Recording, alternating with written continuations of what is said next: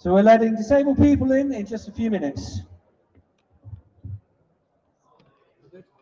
So that is now filming over here. When the lectures talk, go.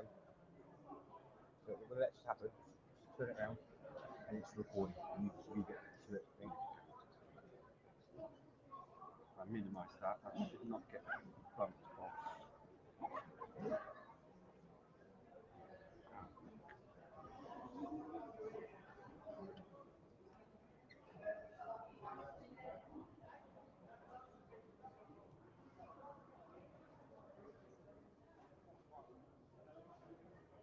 It's the most grumpiest house one.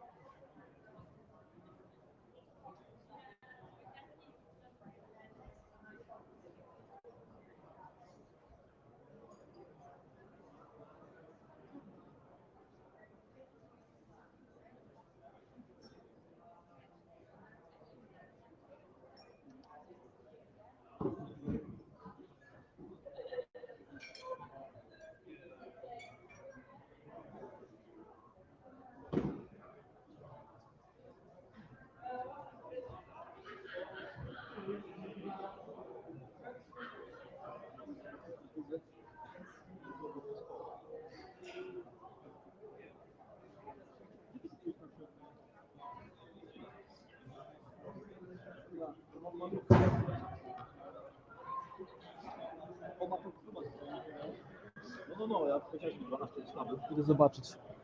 Mają ich od chuja.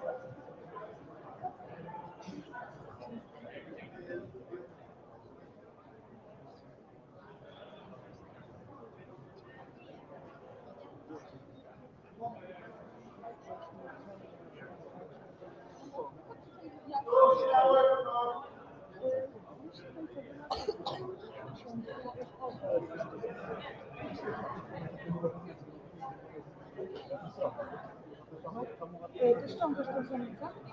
Tak. A właśnie miałem pytać. Może to ty chciałeś zapytać, jak nie miałem. No właśnie. Dawaj. A nie, pan nie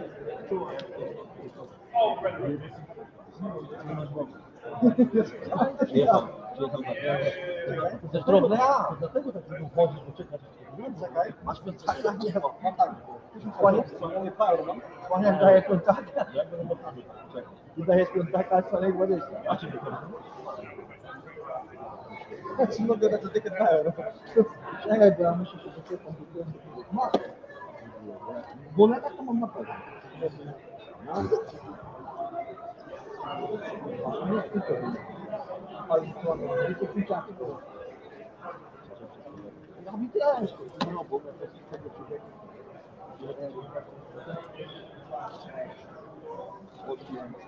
Idziesz.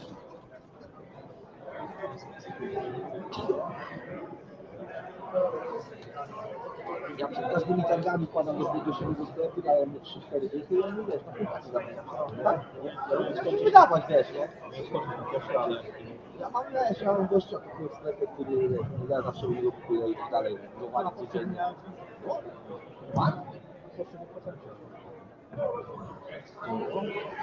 Ja kupiłem kasę kiedyś, 5 euro, to jest 10 euro, tak? Ale fajnie, bo tak to widziałem na programowanie do tego. Nie musiałem dawać takiego czasu, nie bawię się bawię się w to, że chciałem, no to właśnie zrobić wszystkie waluty.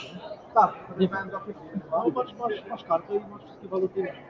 Mam na teraz, jak miałem do aplikacji, tam to będzie lepiej. Ja tak odjebałem człowieku albo wodą. Ja tak odjebałem, jechałem do Polski, wyjechałem wodę i wypłaciłem wszystkie pieniądze z konta, mówię sobie, ale wolę wziąć gotówkę. Ale wziąłem całe futy, rozumiesz? Na człowieku Anglii do Polski, ja nie miałem problemu wymienić człowieku na euro, żeby zapakować chociaż. No, you might find it. 100 km przed Polską. Ja outside for like 10 minutes. Wow.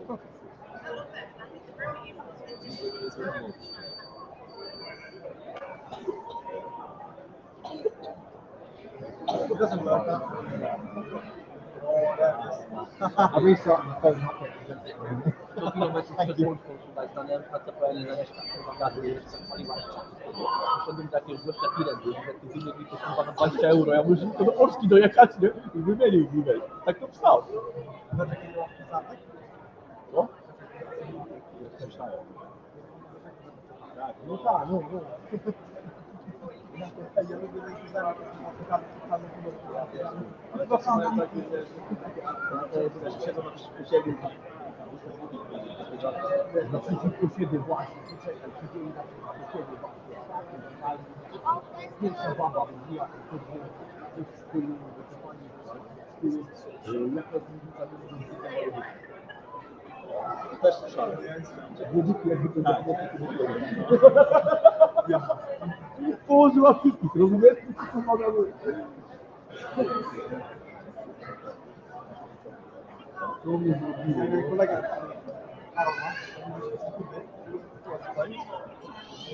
co lubię, potem jebany z lepszy tu, tak raz jest jebany od nie wiem, Bergen, pan jest chyba? To ma kasę. No, jeden, ale to jest tak po prostu.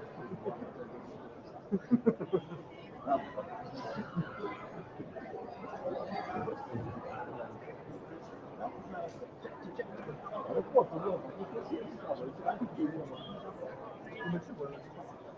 Co? no, 8 osób, już 9. nie, to tak nie.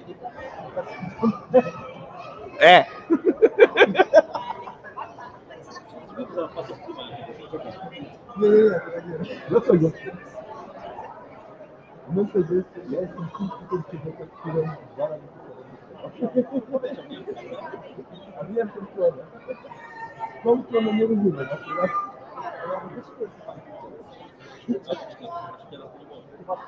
Dlaczego rozumiem?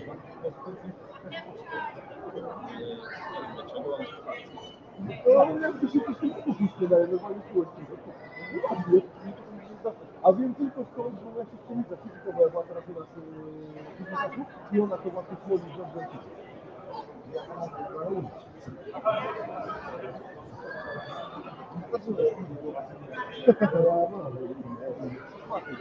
Tak? Tak, no powiedzieć, że ja mam jakieś 4 grupy. Nie, powiedz, to jest gotowe. To jest gotowe.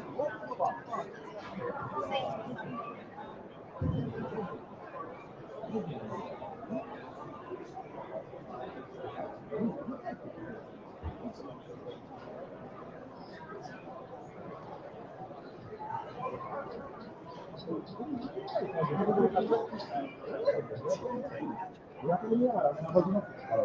Ja właśnie mam się.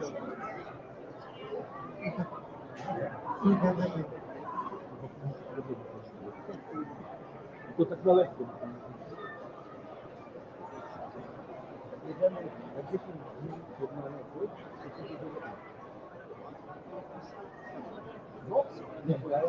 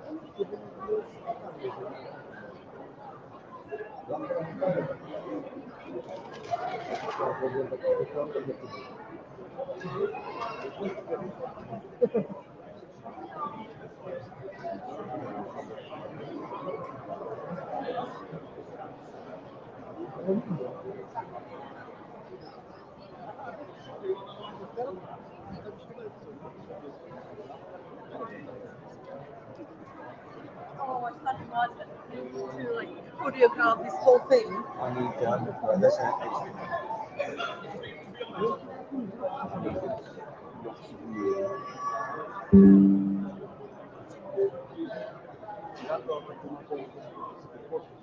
Okay, and that should be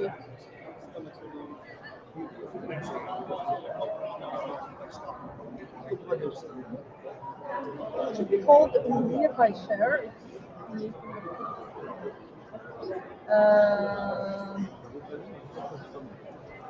Okay, I probably can just move it from here. Move to download. Then download. Yeah, okay, let's go to download. No.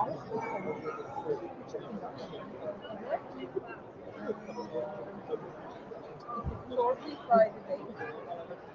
It's going to be easier. Sort.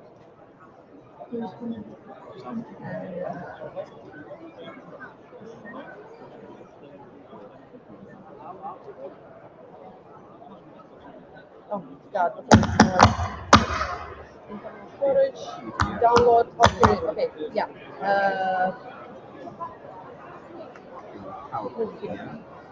It's the next one now.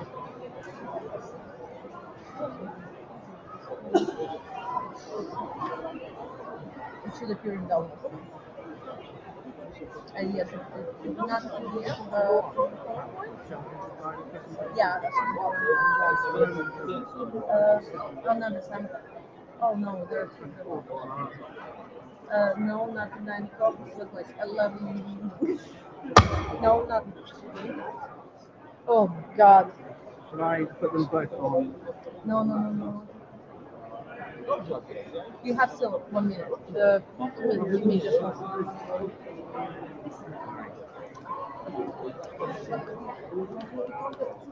Oh, yeah, download.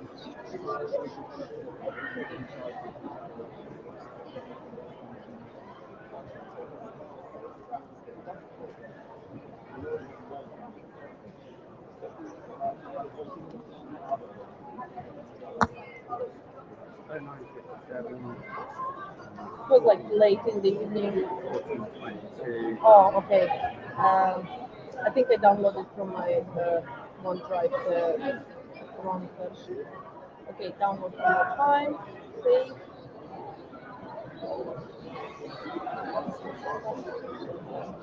Yeah, I downloaded twice. Try again. Yep, it's downloading now. I'm just gonna All right. add it to the folder.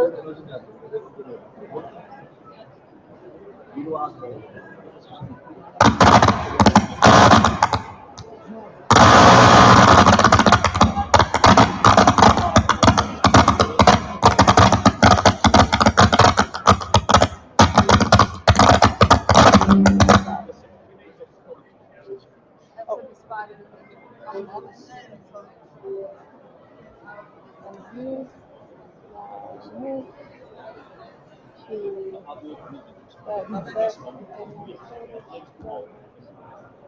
Move to Right, adapter, need a new power adapter. That's annoying. Right. Okay, so it should be there now. It's still going to be one with the same name, but time shuffle. Days. Are you quite happy one of them, probably? I think it's my headset is a bit stuck. I think.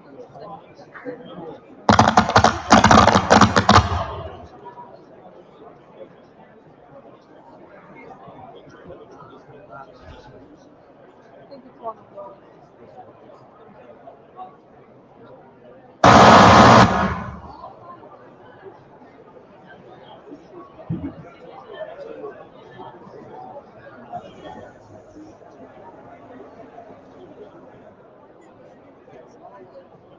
Can I do the thing?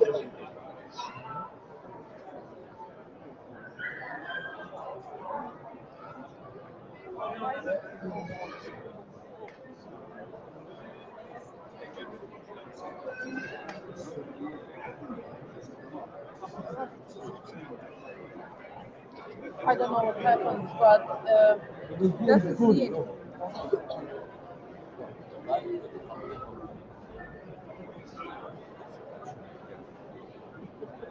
Disconnect. It doesn't see anything. It's always like it's empty.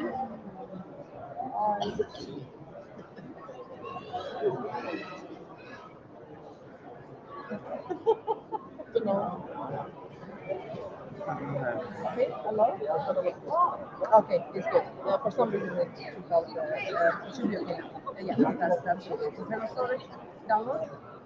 And if you sort by the date, it should be on the top, or you can just jump it further. It should be this one, on level 1. Yeah. Why isn't that on my phone? Can you open You've it? got 1422 and then you've got 1111.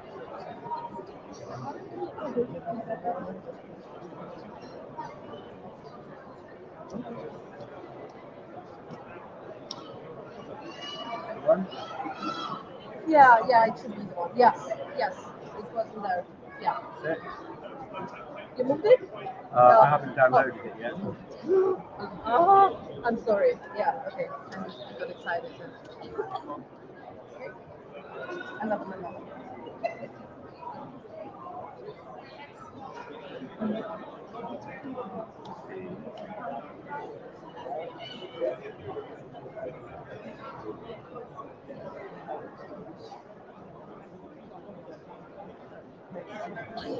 Awesome.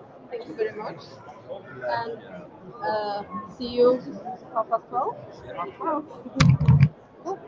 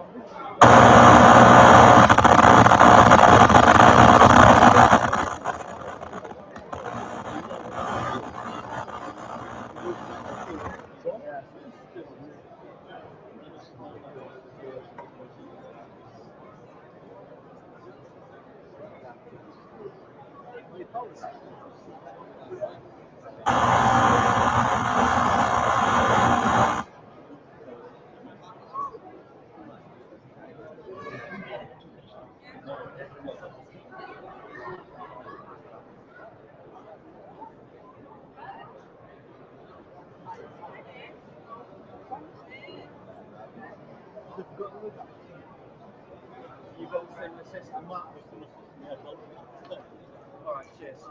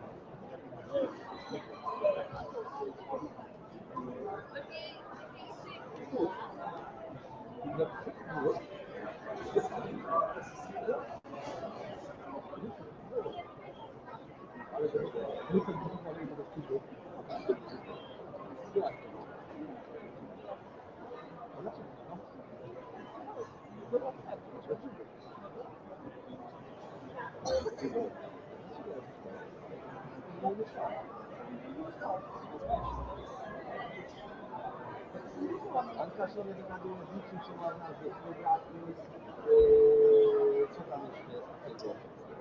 E mi primo quindi io parlo più no?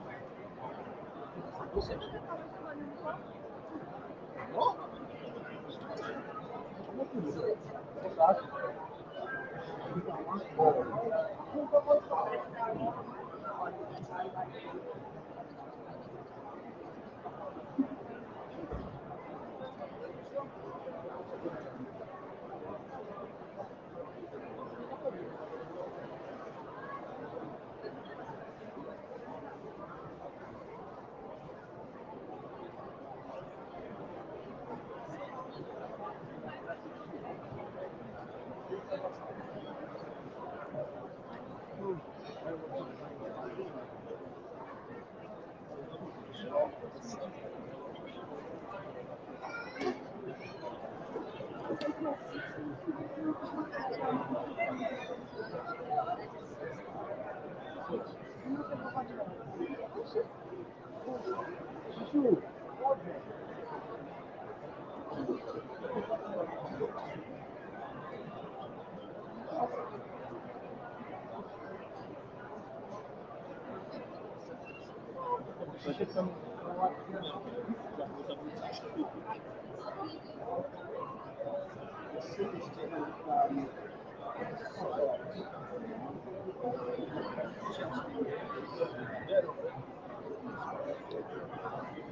you go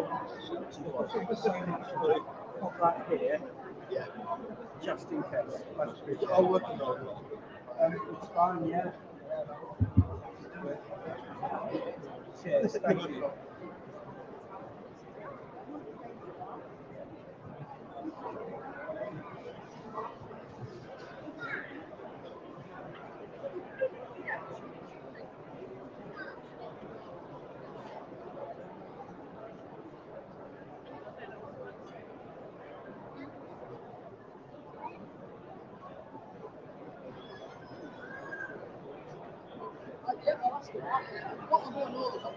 Because like I said, there is room to put water in, so you could have fish in it.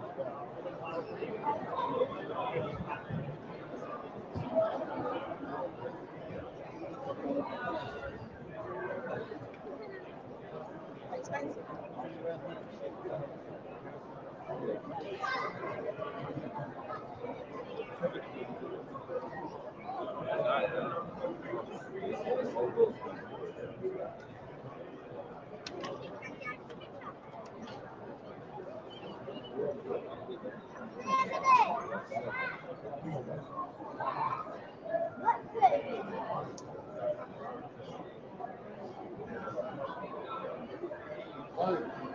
Oi, come here. Come here.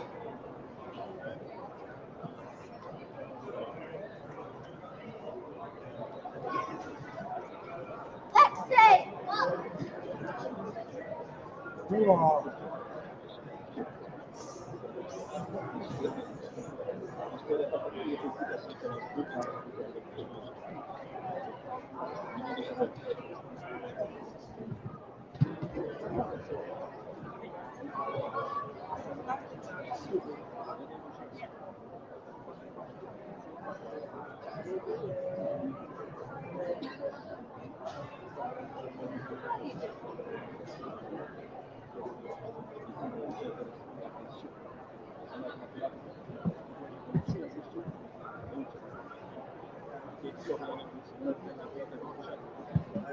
Zaraz zobaczę.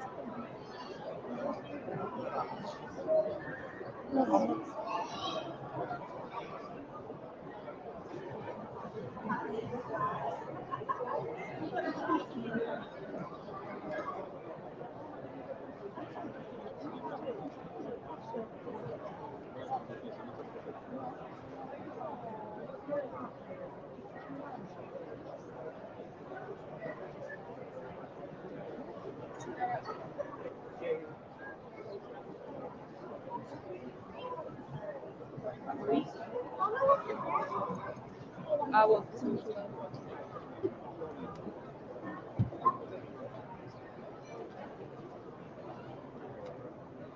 Well, I got this off Eastern European. Yeah, the guy, yeah, I'm selling the trumpet, Eastern European. They're all fucking fine.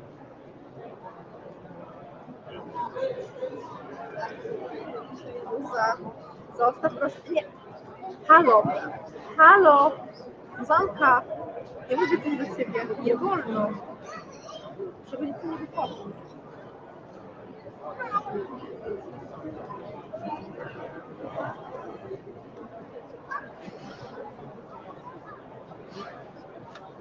Sorry.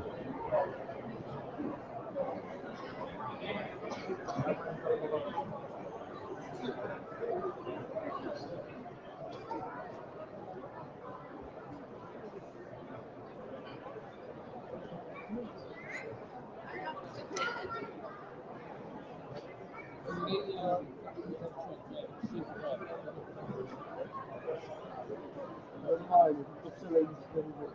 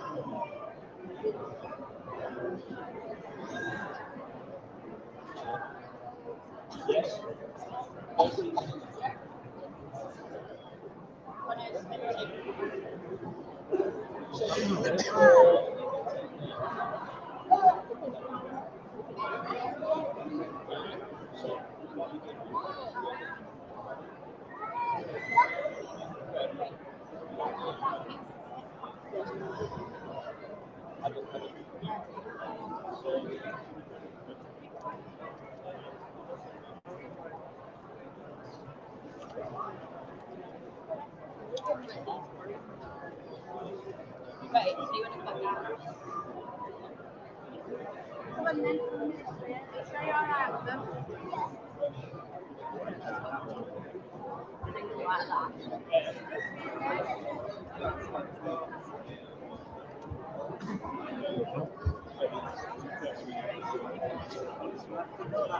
Good morning, everyone. Welcome to the Invert Show. It's good to see you. Today we have some amazing talks lined up for you at 12 o'clock. Stuart Priest from GS Travels is coming to do a talk about all of the inverts and mini beasts and animals of Morocco and Arizona. That's at 12. Half 12, we have the lovely Maria Krachina from Spooder's Nest, Jumping Spider Cat and Husbandry at half 12. 1 o'clock, Wild and Deadly, and 2 o'clock, Enclosure Building Q&A, and at 3 o'clock, the charity raffle. Make sure you buy some raffle tickets as well for the raffle at 3 o'clock. There's some amazing prizes that have been donated by our lovely traders. Otherwise, 12 o'clock, Mini Beasts of Morocco and Arizona, a wonderful illustrated talk of all of the animals that Stuart has seen and photographed on his exploits, globe-trotting around the world, cataloguing wildlife. Jumping Spider Cat at 12:30 with Maria from Spooder's Nest and me. Wild and Deadly at 1. 2 o'clock, Enclosure Building with Tarantula-tastic enclosures. 3 o'clock, charity raffle for the oil beetle.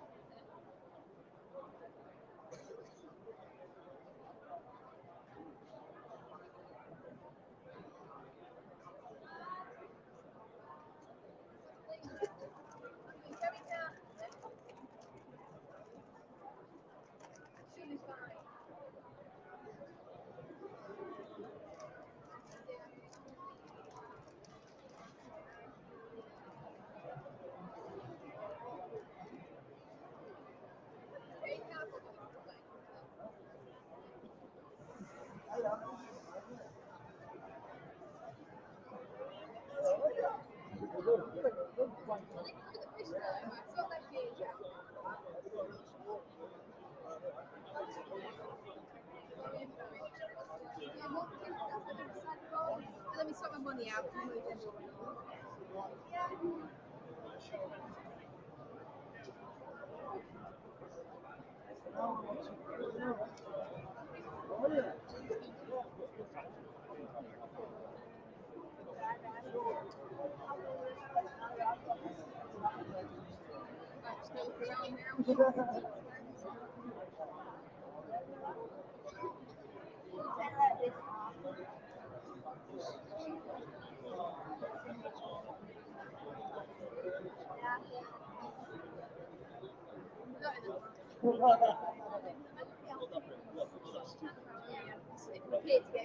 I'm having a look.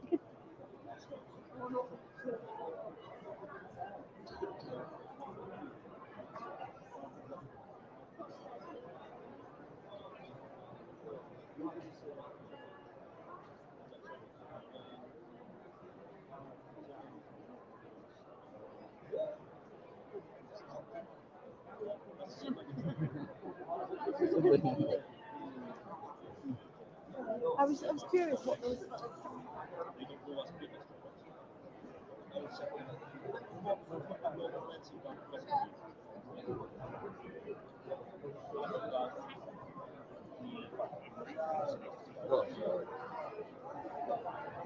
Nie to samego.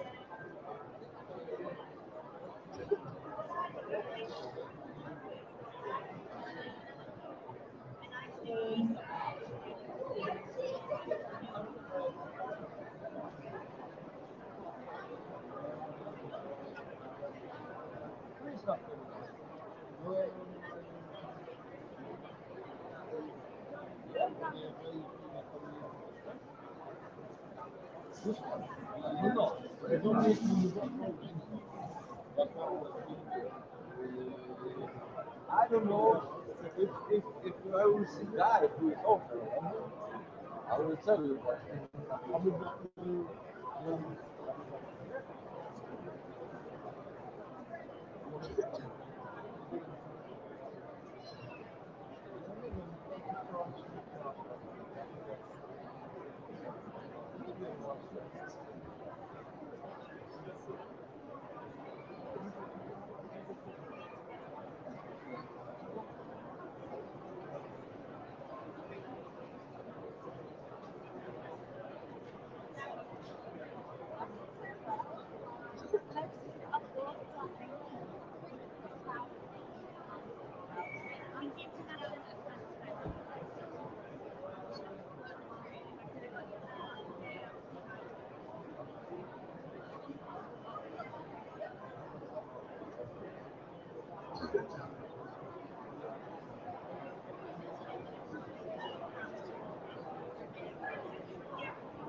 Well,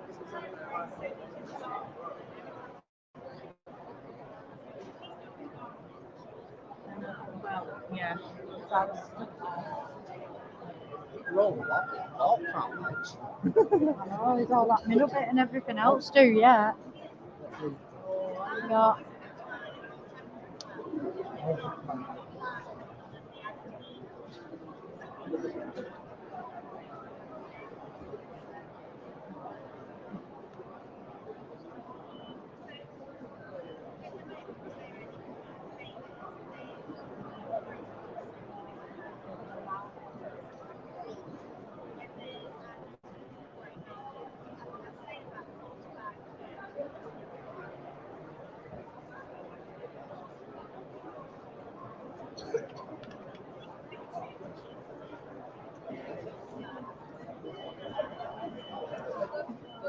You know when you talk to people, there's a lot of talk right now, and I never see them all of it.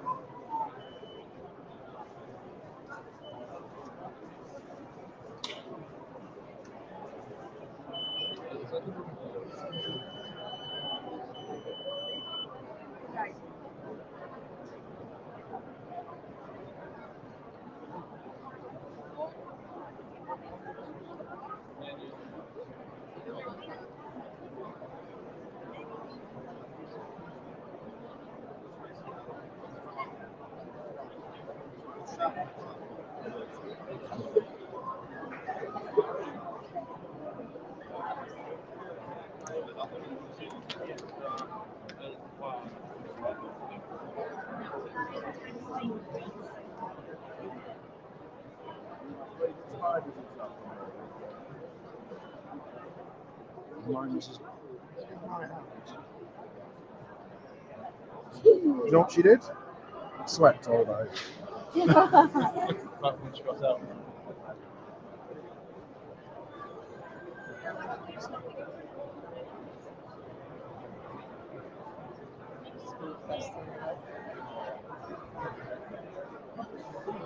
Oh, they've got some.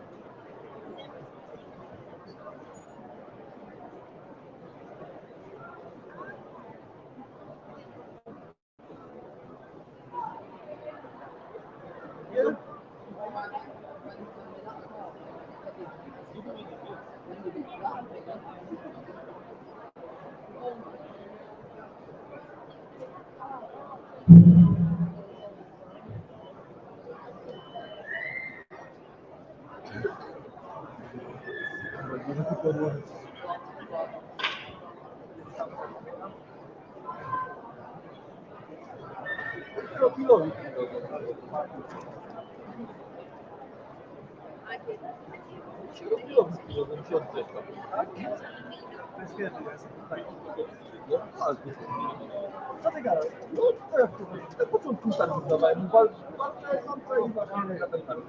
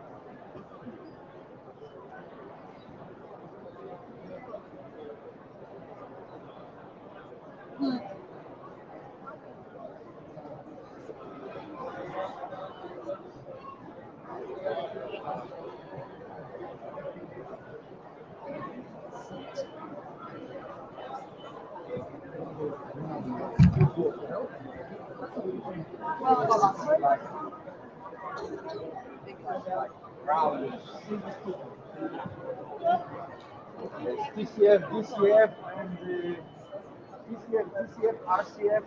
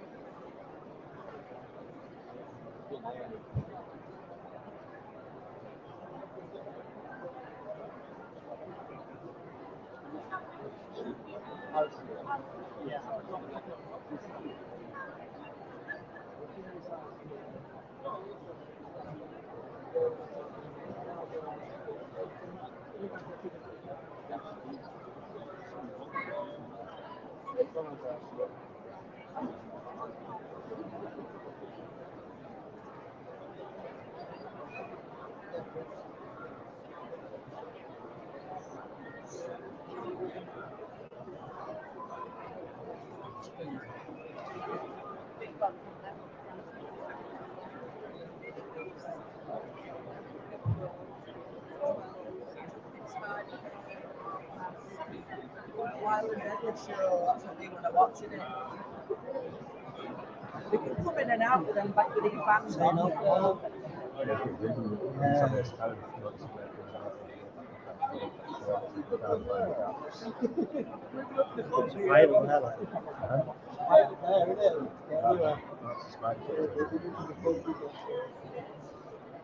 Oh, yeah, all that back wall.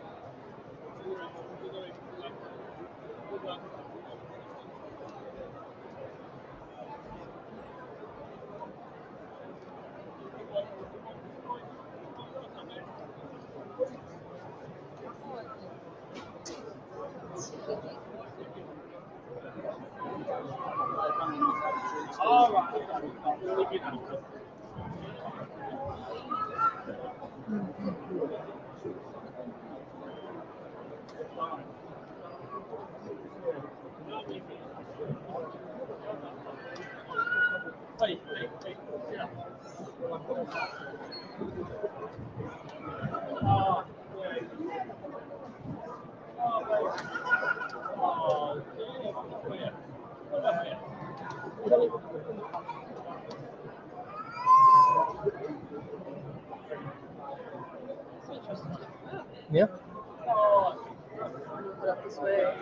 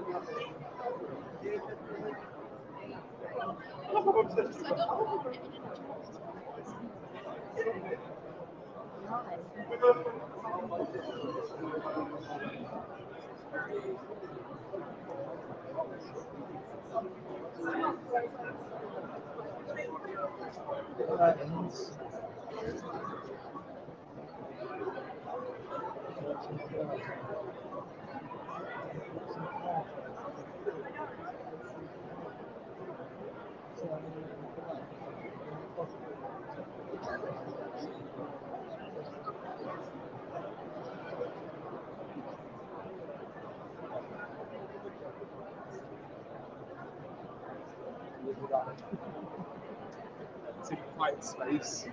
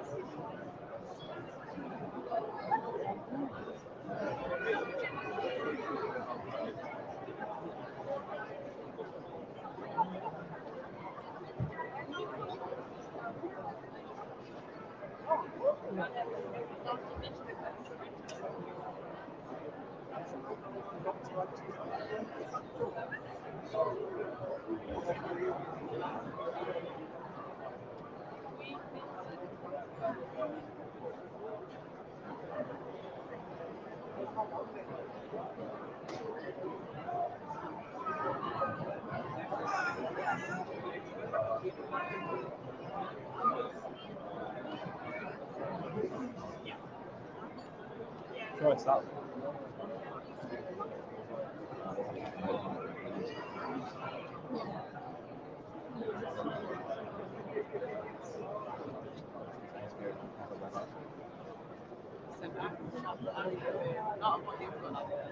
Dad's new friend.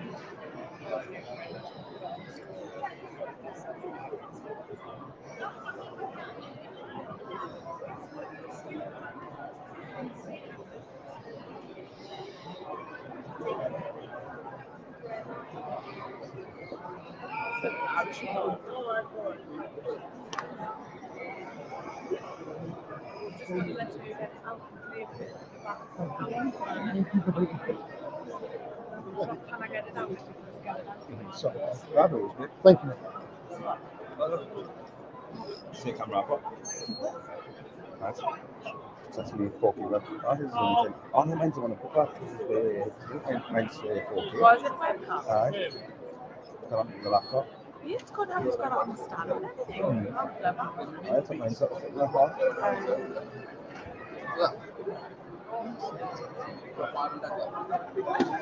A bit later.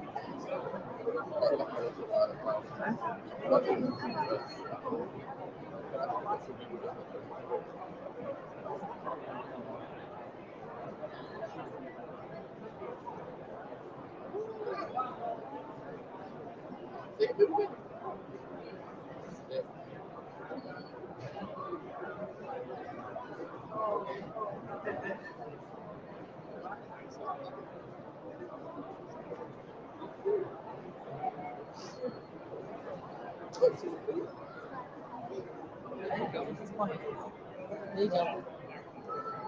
Did you need another pot?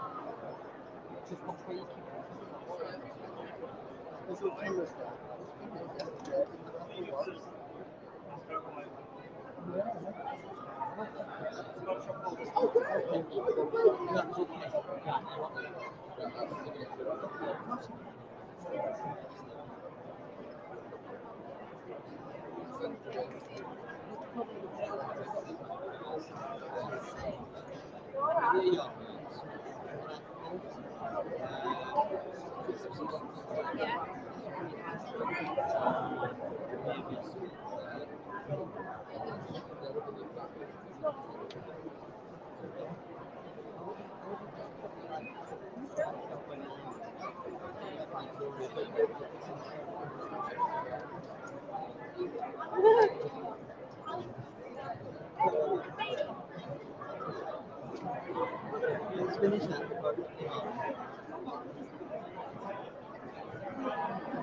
Do you want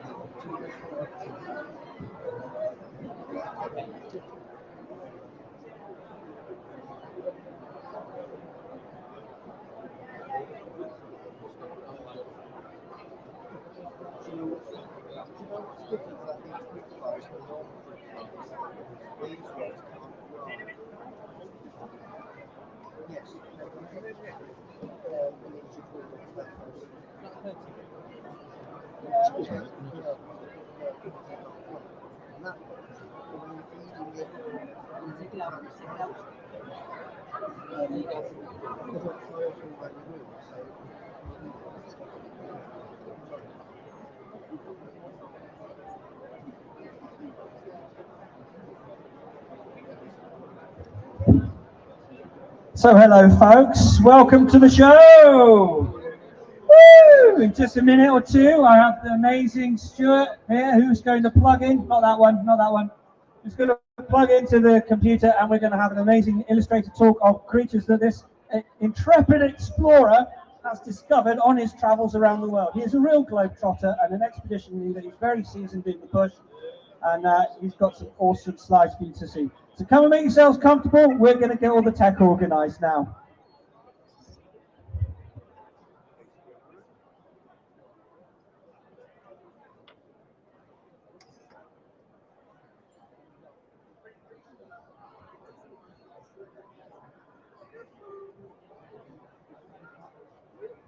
I love the title, Fat Man Travels with Stuart. Just give us a sec, I'm going to get him mic'd up.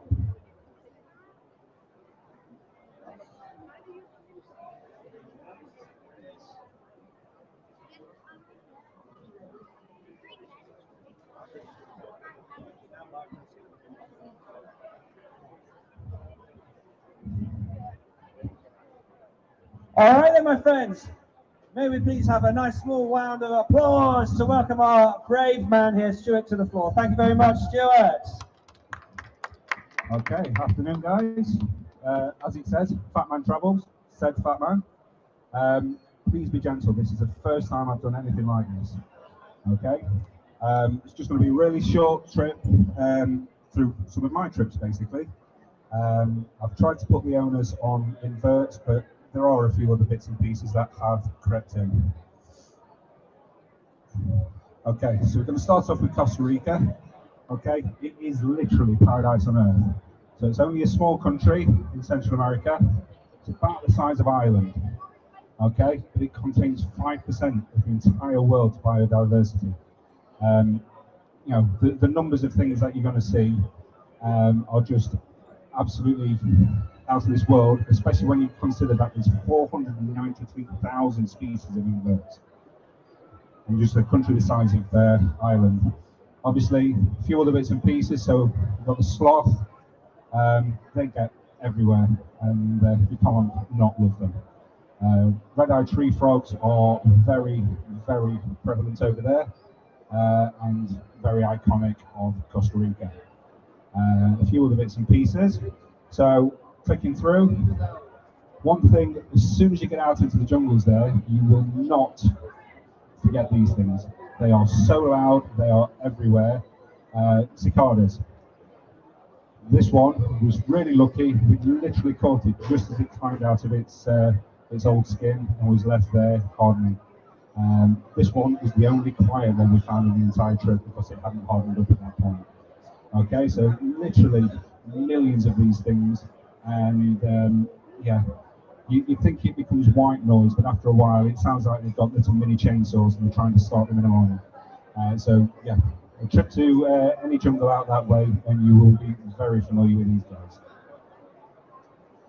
But out on the jungle floor, loads of other bits and pieces. So millipedes, absolutely thousands of these because the leaf litter in some places are 2 and 3 feet thick. So we had the red millipedes and also the little flats. I wasn't able to get the exact species of these, but they're probably about 7 inches long, the flat millipedes, and yeah, really interesting. Another very typical Central American invert is the leafcutter ant. Now, as I was heading out there, I thought I'd be lucky if I was able to find one of these. The first one we found in the airport. Okay, so we didn't even have to leave the airport before we found the first leafcutter colony. Okay, some of these that we was finding out in the jungle was absolutely immense. You'd look at the garbage pile, and you've probably got a garbage pile in the region of about 40 square meters, and that's just the garbage pile from some of these colonies, probably classed as super colonies. So more than one species over there, but these ones was Atta cephalates. A few other bits and pieces that we saw. Absolutely gigantic and colourful locusts. I wasn't able to find out what the species were, so I can't help you with that, but they were incredible.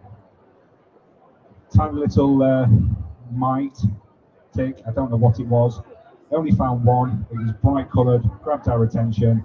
Really hard to photograph because it was tiny, but I just thought I'd put that in to share with you. And then Katie did. We was finding many different species, different sizes. You literally can't go a step in these jungles without finding something else interesting to have a look at. Then we're on to the spiders. Obviously over there, massive selection. We didn't actually manage to photograph any of the tarantulas of Costa Rica, but the wandering spiders and things like that, we saw plenty of. It becomes a case of you really have to look very carefully before placing your hands anywhere over there.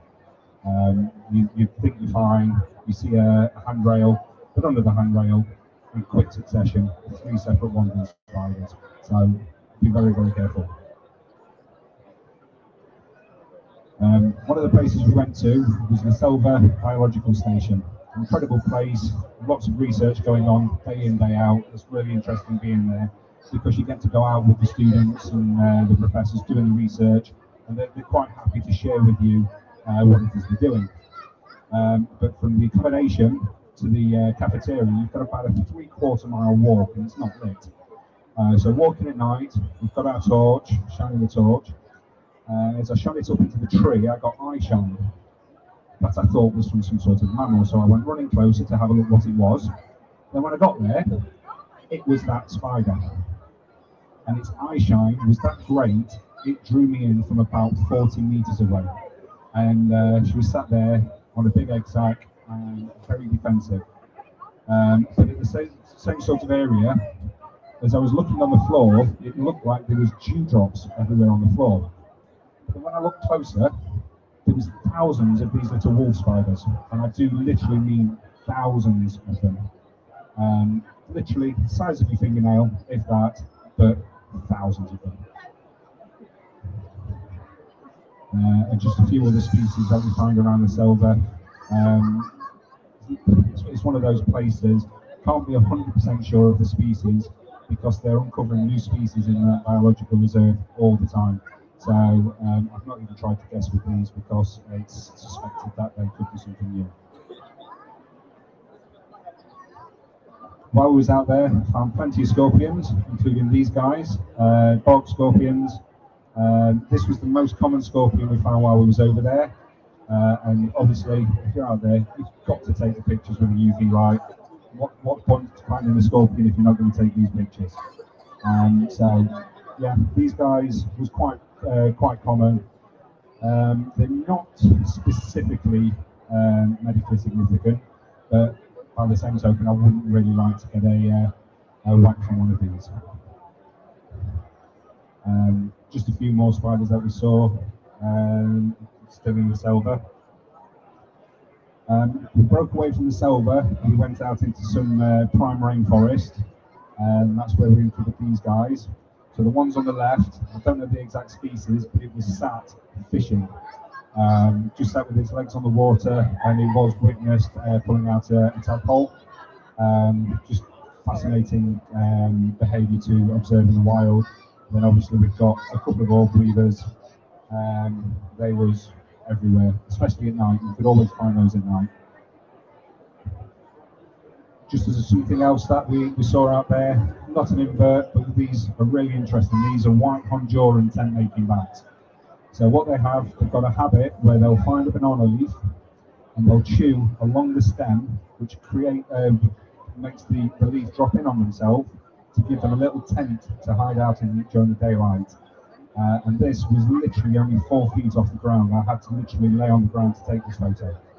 But it was really interesting to see these guys. We did see 2 different types of tent-making bats, but just thought I'd share that as a little bit of something else. One of the last places we went to was called Tapirus, and while we stood there waiting for our luggage, this little guy caught our attention. If Ben was around, he'd probably be able to tell me what species it is, but it's just a tiny little mantis that was almost impossible to differentiate from the moss. Is it? Okay, it's not a mantis. So, and then just a little bit of gratification on the other species that we saw out there. So we've got the golden eyelash viper, obviously the blue jeans poison dart frog, iguanas, and little spectacled caiman. Always worthwhile keeping your eyes open. Even if you're there looking for the inverts, you will turn up other species. So that's the end of Costa Rica. We're just going to shoot across to Arizona now. So Arizona, state in southwest of America. You imagine it to be all desert, all dry, but it would amaze you at just how many of the species that you consider to be moist lovers you find out in the desert. Especially around the sort of monsoon season, there'll be a little bit of rain and it just draws everything out. It's incredible. So just out having a look, turned up the Scolopendra heros, the centipede in the top left. Found loads of these guys, the solifugids.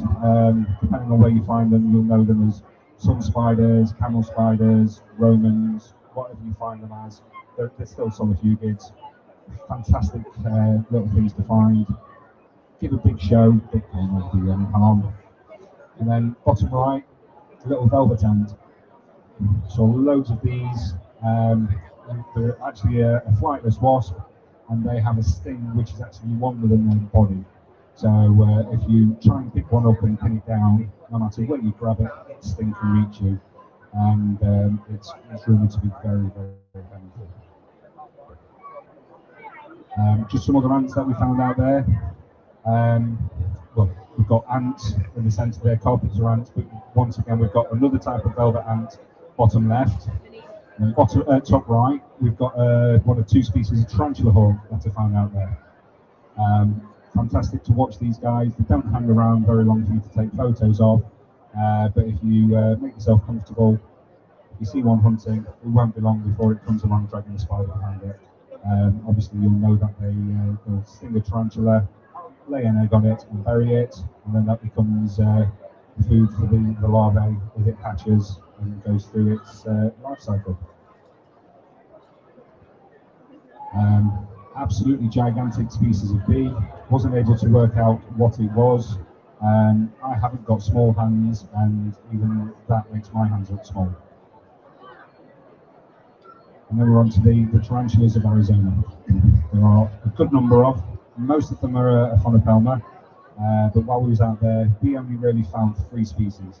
So here, sometimes known as the Texas brown, you've got the Aphonopelma hensi. This one, a bit smaller. I'm not sure of its common name, but it's Aphonopelma borghesi.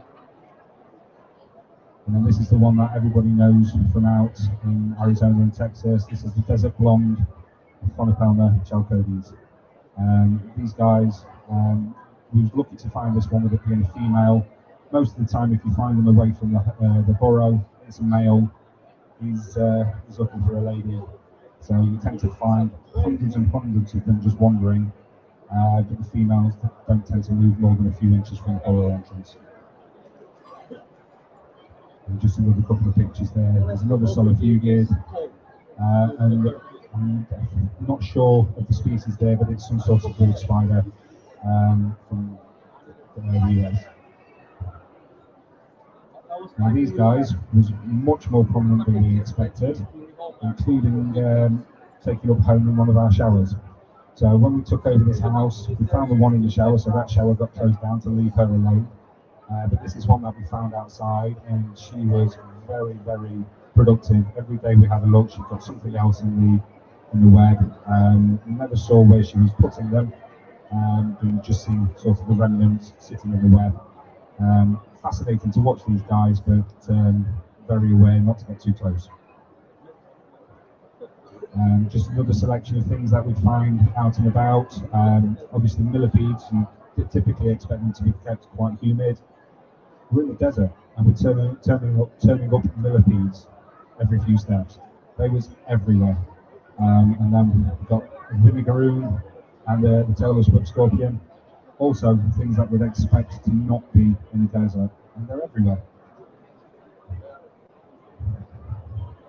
Now these guys, these was quite interesting. When we moved into one of the houses, we found one, and we thought it was dead impressive. So we hadn't taken some photos, and then we spotted another one just on the tree bark, and that drew our attention up into the tree. And when we looked in the tree, there was literally hung in groups like grapes. These are mesquite bugs, and they're feeding on the mesquite pods. And we just fell lucky that we got there as they ripened. So there was literally tens of thousands of these in one tree. They literally blitzed every last pod. No pods fell out of the tree. These guys just ate them. But yeah, from finding one to looking up and finding tens of thousands, it was pretty cool. Arizona bark scorpion. I'm going to tell you 100%, don't get stung by it. Okay, that's my hand after over a week of being stung. Okay, was out there, saw a coach whip, so I chased it into a tree. And as I put my hand on a branch, felt a sharp pain, really sharp pain, but it only lasted a second or so. So I didn't think anything more of it. I caught the coach whip, we took the photos, and then over the course of the next hour, my hand started to tingle, my arm started to tingle, my arm went numb, glands in my armpit swelled up, and I spent over a week hardly able to use my left hand. So Arizona bark scorpion is the only medically significant scorpion in the USA, and not a pleasant experience. Lots and lots of stingy things in Arizona. These are some kind of wasp. Haven't been able to narrow the species down. Always after the rains, they just appear in puddles. Very rarely would we see them unless it was raining. So, you know, even though it's the desert, it seems everything's very reliant on the water out there. Top left, we've got another species of tarantula hawk, even harder to photograph than the previous one. And then we've got some other form of wasp in the centre, some sort of paper wasp. We only saw those in one location, but they was quite big and gnarly looking. So, the red one, top left, it's a tiny little mite we found just crossing the road. The only one we saw there, and this is the best of 200 photos I took trying to get a clear one of it. It was incredibly fast moving, incredibly tiny, so almost impossible to photograph. So that's the closest I got to a clear one, and I'm not sure what it was.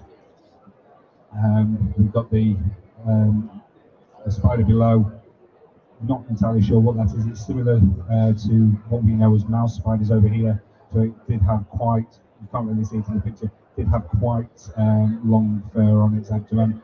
But just it was interesting looking into its web, seeing what it had been preying on for the last short while.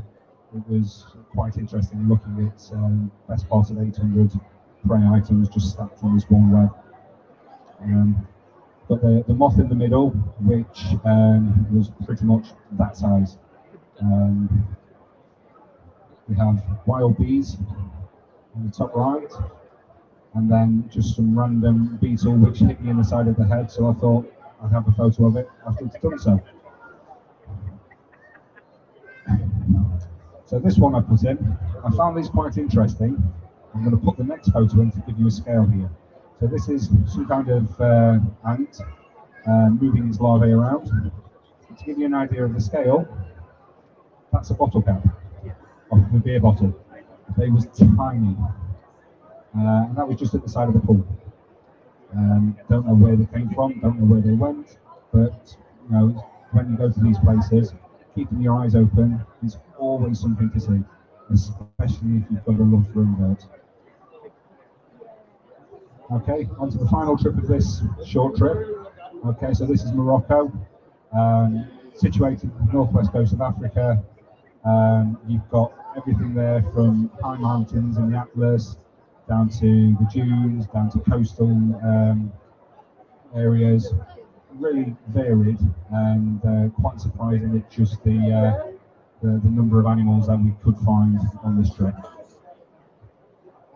So this was one of the first things we found, and literally first morning, straight out of the bat, big black flat-tailed scorpion, and this was one of the biggest ones I'd ever seen.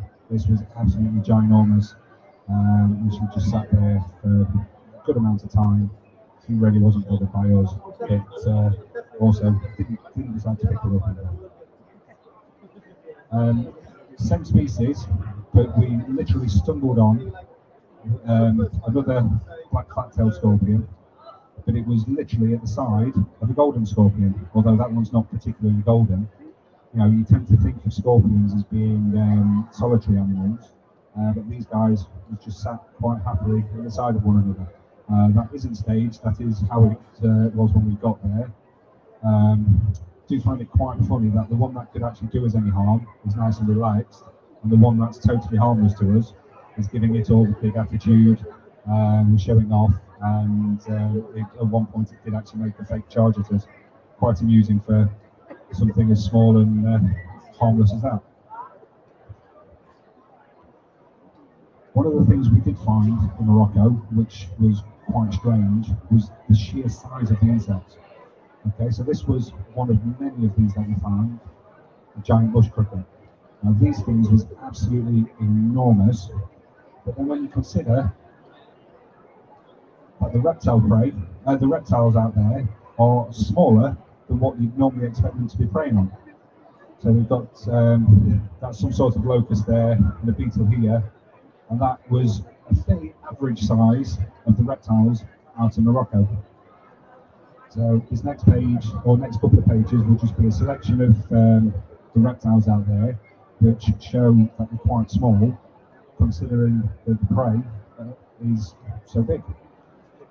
With no idea what these guys are actually feeding on out there. We didn't find any small inverts out there. We tend to find that they was all quite large. So here we've got a skink, that's a dune gecko, tiny little toad. That's not a very clear picture there. Another type of dune gecko, and then we've got the Rossetti's gecko there. So these are all no bigger than my thumb. And when you consider that that is pretty much the same size, if not smaller, than some of the insects out there, it just makes you wonder what they're actually eating.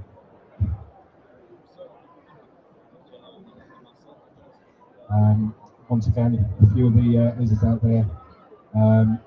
Obviously the snakes wouldn't be interested, but everything else in that picture is not physically big enough to eat the insects we were finding over there, which I just found fascinating while I was there. And we've just got the last few slides are just interesting things we found out there. So we've got the deathstalker scorpion, just a few random beetles. Every morning we'd find the headstanding beetles out there, which was quite interesting, watching them channel the tube down into the mouths, because there was no rain while I was there. Every morning there was dew. So watching the headstanding beetles do their thing was interesting. The orb weavers out there is a couple of different species, and they are ginormous, and literally sort of this size with the leg spread. So that was interesting. We've got a couple of mantids that we found out there. Not the best pictures, unfortunately. And then just more bits and pieces we found. Not sure of the spider species. It didn't hang around. You'll notice there it's got a regenerated leg on the top. And yeah, thanks for watching. If anybody's got any questions. Another round of applause for our friend Stu.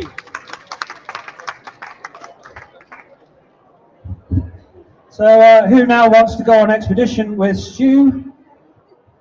Yeah, it's amazing. So do we have any questions you want to ask? Anyone want to ask any questions while you've got him here? No? That was nice. No, they just want to stand here and watch you. Yeah, look at you. Well, autographs over here from my friend Stu. So let's have one more round of applause for Stu for doing an amazing thing. Thank you very much, Stu. And coming up next, we have the wonderful, beautiful Maria Kracina from Spooners Nest, who's going to talk to you about jumping spider husbandry.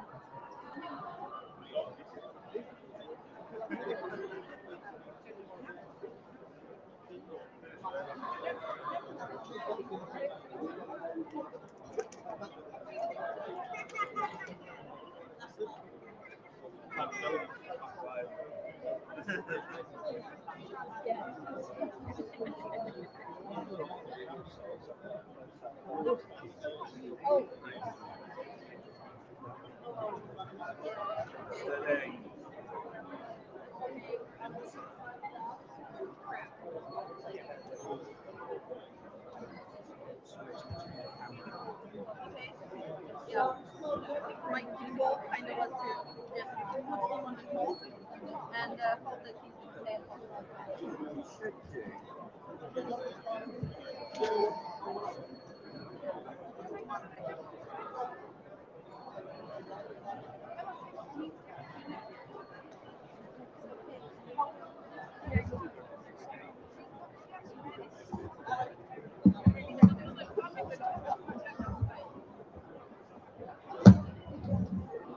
Check.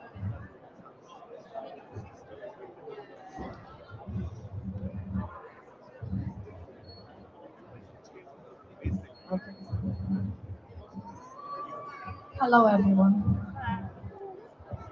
That's very long. So I'm here today to talk about jumping spiders here. And I wanted to introduce myself first. My name is Maria, and I'm not any type of specialist for the jumping spiders. I just been breeding them for 8 years. Like 8 years ago, I left my job for sabbatical because I was overwhelmed and I didn't enjoy working near a computer all day.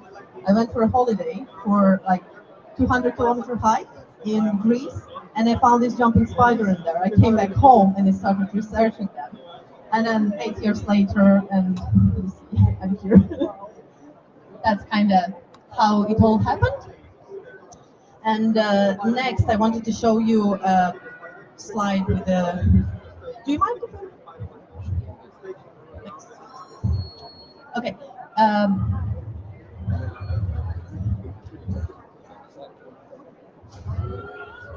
I think there's two presentations.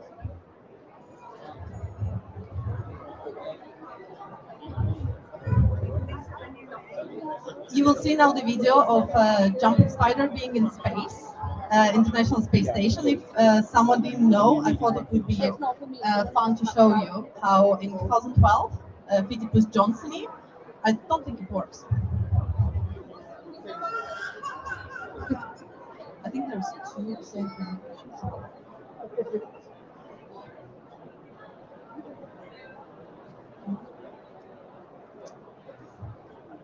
Yeah. So this is Phidippus johnsoni in 2012 in International Space Station, learning how to catch flies in microgravity, which shows us how versatile the spiders are, how they can literally learn doing something in zero gravity when the whole, like, their thing is just to hunt for the jumping spider. And when for flies, and when they came back, they sent the spider back to the Earth. It actually relearned to catch the flies, but you will see now a couple of fails, hopefully. It's gonna work. Oh yeah. See how it tried to jump, but then with the gravity is already very different. But within the few weeks, the spider learned to catch flies again in our gravity.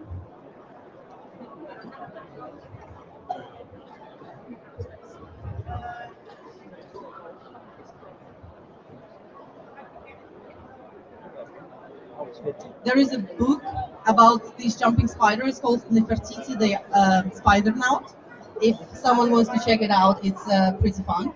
And also, it goes to show how even NASA in 2012 didn't know how to care for jumping spiders. See, the size of the jumping spider and size of the fruit flies they're offering, this is not a good care requirement. And the box that they've been keeping this spider is like the size of the palm of the hand. Yeah. So we're gonna talk a little bit about like the fun facts about the spiders. They have very good eyesight. They say that they can see the moon, which helps them to assess what is happening around and see and react on the things. And of course, their jumping abilities are still not completely perfect. I cannot see like the bottom of the screen. I'm sorry.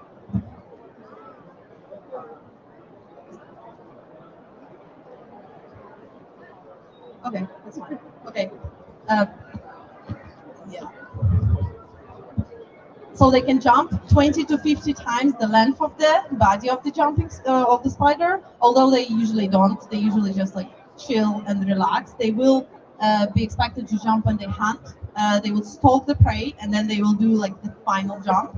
And when they're trying to run away from something, but usually they prefer just walking.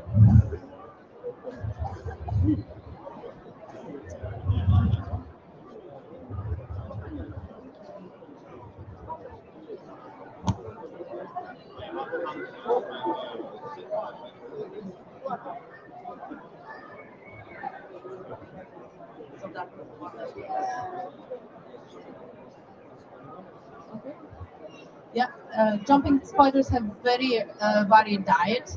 In the hobby, we can feed them fruit, flies, and any other feeder insects. But in the nature, they will literally hunt anything they can take down, and they can take down the prey up to like 3 times the size easily. And they will go for beetles. They will go. You will see later. I have some pictures of what they can hunt, and it's incredible. And, They are one of the largest jumping spiders in the world, the Phidippus regius, specifically the one I'm talking about. And they can grow up to 22 millimeters in size, although it does vary between the locales and between the sexes a little bit. And they are sexually dimorphic, as you can see on the bottom there is a male. Males of Phidippus regius always going to be black and white with green fangs, and the females can have all the cool colorations. They can be orange, pale, peach, green, brown, and sometimes even black. It really depends on the locale and type of spider. Let me tell you something. Let me tell you something. So this is the courtship rituals that they participate in. Wait, no, wait. It's TikTok. Oh. You don't know this? Yeah. So that's the example of how they do their courtship, and probably just skip that one for now. So that was kind of like introduction on the jumping spiders, and I'm gonna go a little bit more into the care. They do need arboreal enclosures because they usually live on the top of the enclosure. You don't want anything opening from the top. You want something opening from the side, and ideally you want to have a little bit of like a lip on the top of the enclosure where a spider can go and make a bed, so when you open the door, it's not gonna break it every single time. I recommend for the beginner keepers to use fake plants instead of the real plants, because these spiders, while they can live in bioactive enclosure with the plants, you really need to dial in the humidity and the care for that. And usually, if the plant can survive, it's too humid for the jumping spider. You can do like a larger exoterra enclosures with a lot of plants because it allows a lot of ventilation from the top. It will still be good enough humidity on the top and okay for the plants at the bottom. But I do recommend fake plants as a base, especially for the beginners. For drinking water, they do get most of their water from the prey, but it's recommended to do the mist on the side of the enclosure every like 2-4 days. Just do a couple mists, they're gonna come and drink from the droplets. And you feeding them, we're gonna go into feeding a bit later, and it's very important to give them enough light. They visual hunters, they need a lot of light to actually function. I've heard a lot of stories of people keeping them like tarantulas, and the spider will just go food, not go outside, and like not explore at all. So light is very important for their care. And of course the good ventilation, because if there is no ventilation, there's going to be mold in the enclosure or stagnant air, and when it's stagnant air, the spider can often go into hiding and not just come outside at all. So, I did put main points. It's kind of light, water, and temperature. Light-wise, the main answer is a lot of light. Is the more light you can give them, the better. It doesn't have to be UV, just normal LED light, normal table lamp is fine. Water is the spray on the side. Never offer water in like dishes, like tarantulas would do, because of the surface tension. It can be dangerous for the small spider to just start drinking from the water. And the temperature-wise, if you ask spider, they're gonna say 30 degrees. I always have like one spider in my reptile room walking around, and every time they end up somewhere 30 degrees in very like light and warm spot. But in the care, I do recommend 22, 26 temperature because it's just easier to maintain, especially like for new beginning jumping spider keepers. Heating wise, if you do need to increase the heating if it's too cold in your house, you can go it like a few different ways. You can just add light on top of the enclosure. It's going to give like a couple degrees on top of the enclosure where spider always lives. And with that, you can bump it up a little bit where it needs to be. Or if it's kind of winter or colder, you can always use heat mat or heat cable. Never put it on the side underneath the enclosure, always put it on the back at a little bit of a distance. Because neither heat cable or heat mat, they have like inconsistent temperature. And if you place it just by the enclosure, it can bring a little bit. Oh yeah, thank you. A little bit of inconsistency in the temperature in there, and it's just safer. Plus, most of the enclosures are acrylic, and acrylic and heat don't really go together very well. And always use the thermostat. It's very important for any type of heating for your animals. Okay, and we got to like the most fun part, feeding jumping spider, because it's always interesting to see how they hunt. And you want to aim to feed them the prey size to be the same size as the spider. It sounds a lot so if you're coming from like tarantula hobby, but these spiders can eat very, very large prey. And if you offering them too small of a prey, they can go off food. They will be hiding. They can starve themselves, just not thinking that the prey is like valuable for them. Also, I wanted to stress that prey needs to be fed as well. People often forget to feed their feeders, and if you're not providing good nutrition to your feeders, then the spider is not getting good nutrition. And we're gonna go through different types of food, but firstly, I got it from the internet, from our Facebook groups. This is the best way how to tell when to feed the spider. If you're coming from tarantula hobby, you probably already know that the size and shape of abdomen is kind of your indication whether the spider is expected to be eating or not. And if you kind of like have a look at all the abdomen sizes, you can just look at the spider and straight away tell whether a spider needs to eat or not. But I do recommend to still offer the food for a spider every 2-4 days and see how they react.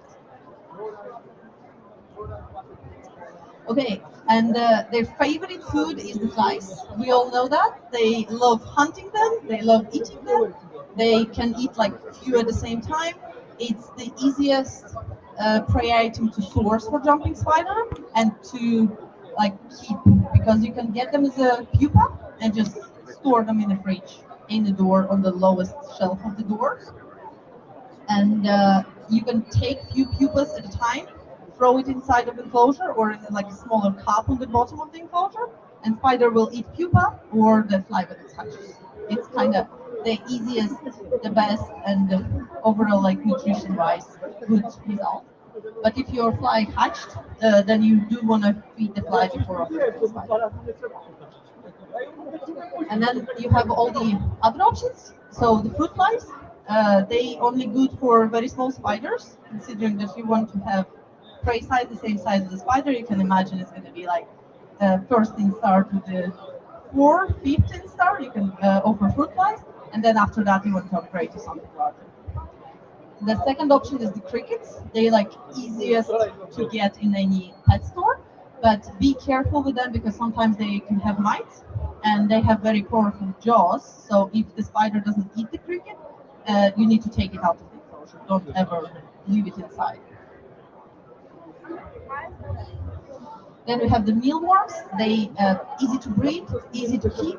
They're a little bit too fatty, the same as the boxworms and mealworms. They both are a little bit too fatty to have them as a staple diet, but you can add them to the spider to give this extra kick after mold or just like a treat situation.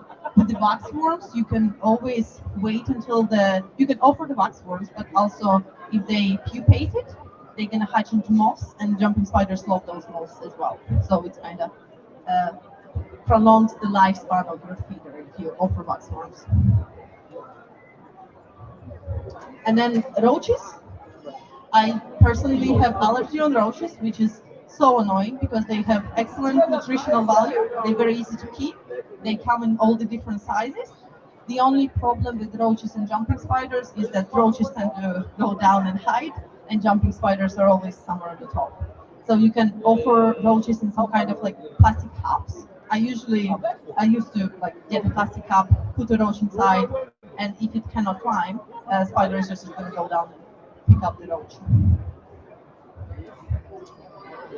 And in the nature, as you can see, they will go for like anything. They will go for spiders, they will go for huge locusts, and even frog.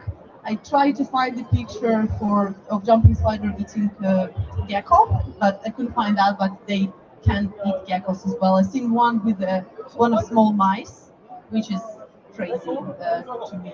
That's how vicious they are. It's a good thing they are not tarantula size. Okay, now handling jumping spider is very easy if you do it in like correct steps. You don't ever want to. I have a spider here, by the way. If you didn't see, he was sitting here all this time. If you want to handle your spider, never poke it into the face bits. Always from the side or from the back. They like to be somewhere on top of the thing. So by offering him this enclosure now, I knew that he's not going to go anywhere because he can see everything around. He knows what is happening and he's not stressed. Can I use the camera? Or? Yeah.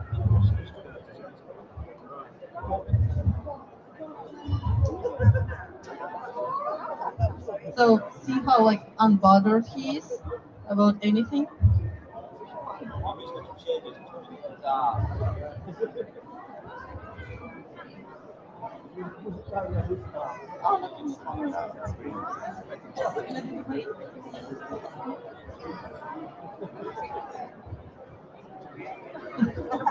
But basically, as long as you don't make them scared of you, they're gonna be absolutely fine being handled. Sometimes they are not in the mood and they will tell you. They will either try to run or jump away. In order to like get them used to you handling them, you just take the spider in your hand. I'm going to try to show it, and you close it off like that in your hands, and you hold it for 20-30 seconds, and then after you open it up, spider already got used to all your smells. It realized nothing is happening to me, and it's absolutely fine. And usually after that, you can just handle it for hours if need be.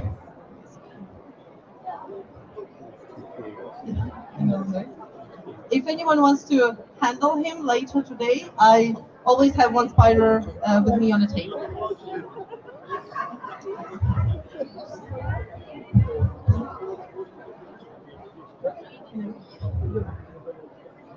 Okay, nice to just sit there. Oh, all the pictures I was using of the jumping spiders in this presentation is by Stuart Wood. I just wanted to give his shout out. He's making just amazing pictures and tutorials for macro photographers how to do jumping spider pictures because they are very good at making macro photography. Okay, and I just wanted to have an opportunity to talk a little bit about the enclosures because I designed these enclosures and I make them myself. I got a CNC machine, like a laser machine, specifically for that because once I started keeping the jumping spiders, we used to use these critter boxes with a top that you cannot see through, and or wrap boxes, really useful boxes. It was horrible. Like those days, no one knew what jumping spiders need, and so I decided to design these ones, and they are perfect size for like draw out the spider or the adult spider. They have good ventilation. They have this lip on top of the enclosure. If spider is gonna sit somewhere on top of the enclosure, you open it, you're not gonna disturb its web, and it's like nice looking on top. So, any questions? Any questions, anyone? Well, can we have a quick round of applause first? Thank you. We have a microphone. Oh, Yes. he's someone else's. Let's make sure the licorice is long enough to reach. Right then. Questions, folks? If you've got substrate, do you need isopods in the bottom or not? Sorry. If you have substrate in the bottom, Yes. Can you have isopods in there or not? Well, that you can, but there is a problem. Isopods like more humidity than jumping spiders do, and usually it comes like one likes more humidity, at the same as with the plants. They like more humidity than jumping spiders, and the second one, the jumping spiders can eat isopods as well, which is like not that big of a problem if you don't have one of those cool ones. You don't have to have them. No. You usually need isopods if you have a lot of waste in your enclosure, but jumping spiders, when they eat something, they just leave dry carcass, and it's usually somewhere on top of the enclosure. You can just pick it. There is not a lot of waste going off of them. Anybody else? Questions? You want to ask something? Maria is like the gospel of jumpers. If you need to know something, she's the girl. Come over to my table. All right then, come on then guys, let's have another round of applause for the lovely Maria. Thank you very, very much, Maria Katrina. Spooder's Nest. Thank you. And coming up in 10 minutes, it's me. Wild and Deadly shows. If you've got any kids that like wildlife and nature, natural history, coming down here, imagine Dick and Dom does Planet Earth 3. That's pretty much what you're going to get. Thank you, Maria. Meanwhile, make sure you are buying raffle tickets to stop the oil beetle from going extinct. If you are here because you like nature and you don't like nature to die, then go and buy a raffle ticket to help bug life stop the violet oil beetle and all the other oil beetles from going extinct. Show your love for natural history. £1 a ticket, £5 a strip. You wouldn't want them to die out, would you? Would you? Of course not! Go and buy some tickets!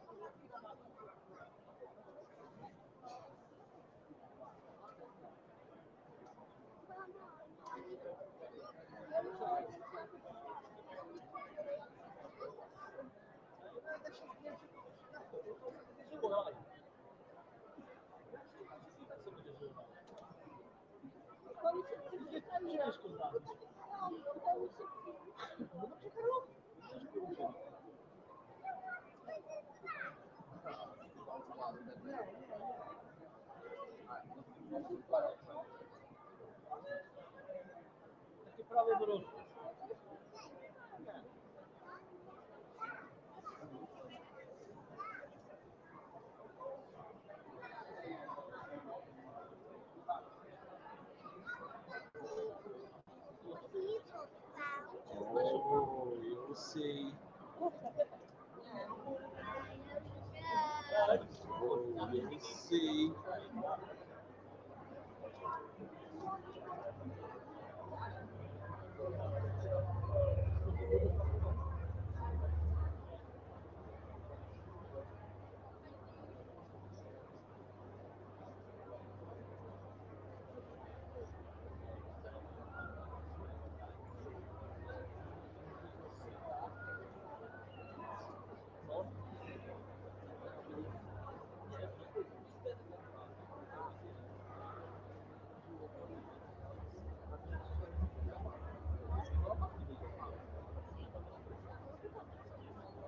So coming up in 8 minutes, Wild and Deadly show. Looks like it's going to be an audience of quality. I'll have that any day.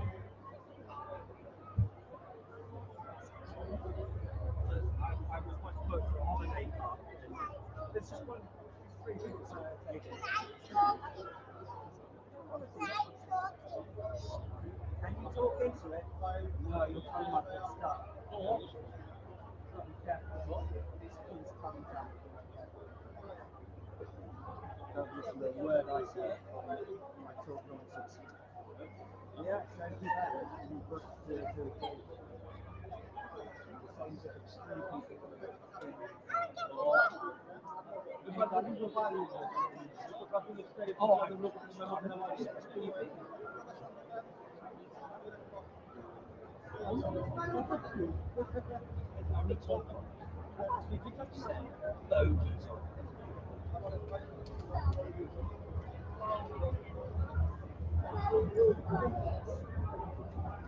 Say it really loud. Monkey! Monkey! There we go.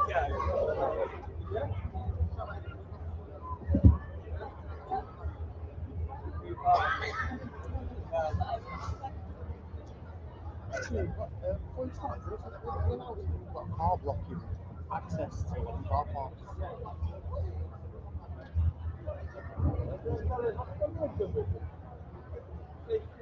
Hello, could we get the owner of a white Seat LS20XFR in the car park, please? It's blocking access. That's a white Seat LS20XFR. Thank you.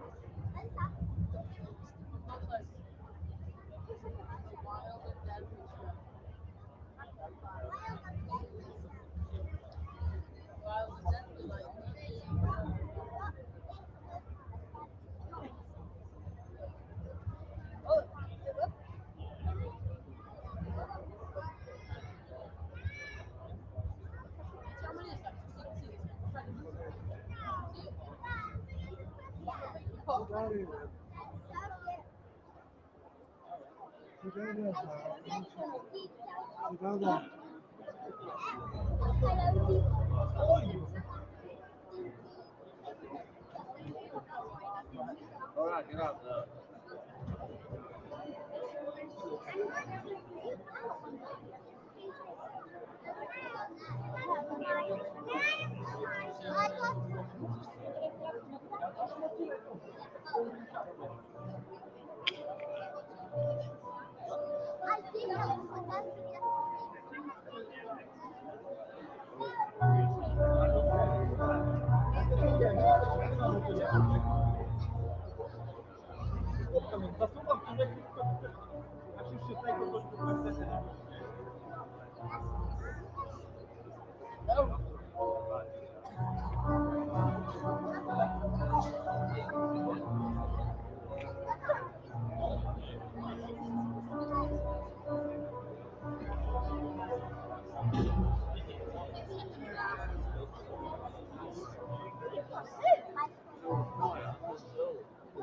Why didn't they show? That's why.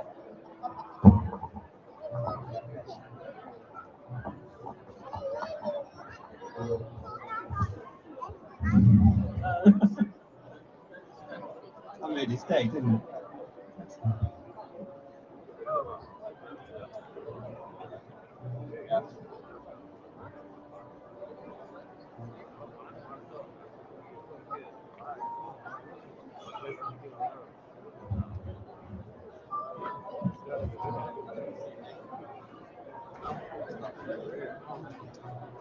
See,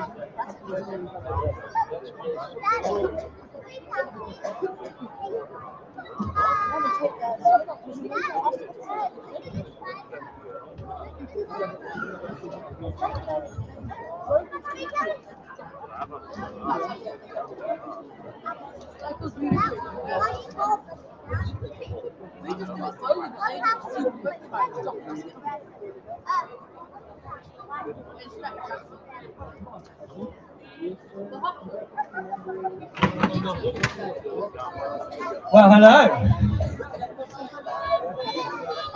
You all ready to have some fun? One of you. Okay, that's good. I said, are you ready to have some fun? Yeah. You're in the right place. Let's get all this organised. So my name is Nick. Not only do I organise this as well as Luke and Lee, I also present the Wild and Deadly Show. Woohoo! It's a show about stuff what's wild and deadly. Now then, let's get ourselves ready. Are you ready, boys and girls? Oh, I don't know. It sounds like you all want to go back to school and do maths. Why not? Maths is cool. Are you ready to have some fun? Are you ready to get wild? Are you ready to get deadly? Ooh, talk the talk. See you walk the walk then. Here on this stable, we have things from all around the world. Some of them are friendly. Some of them not so friendly. Most of them live in smelly, yucky, wet, dark places. A bit like Mum and Dad's bedroom, where they eat plants, leaves, bits of tree, smelly, yucky, rotten, dead stuff, guts, organs, and poo. That's the good guys. Yeah, they love a bit of poo. They keep planet Earth alive. But on this side, we have the ones who like to eat the good guys. You know who I mean? They've got the big, long, hairy legs. Very sharp fangs. Some of them have got claws. And one or two got a very nasty sting in the tail. Leave them alone, they will leave you alone and go about their evil lives, pulling off arms, tearing off legs, ripping off heads, and sucking their guts out of their victims while they're still alive. Yeah.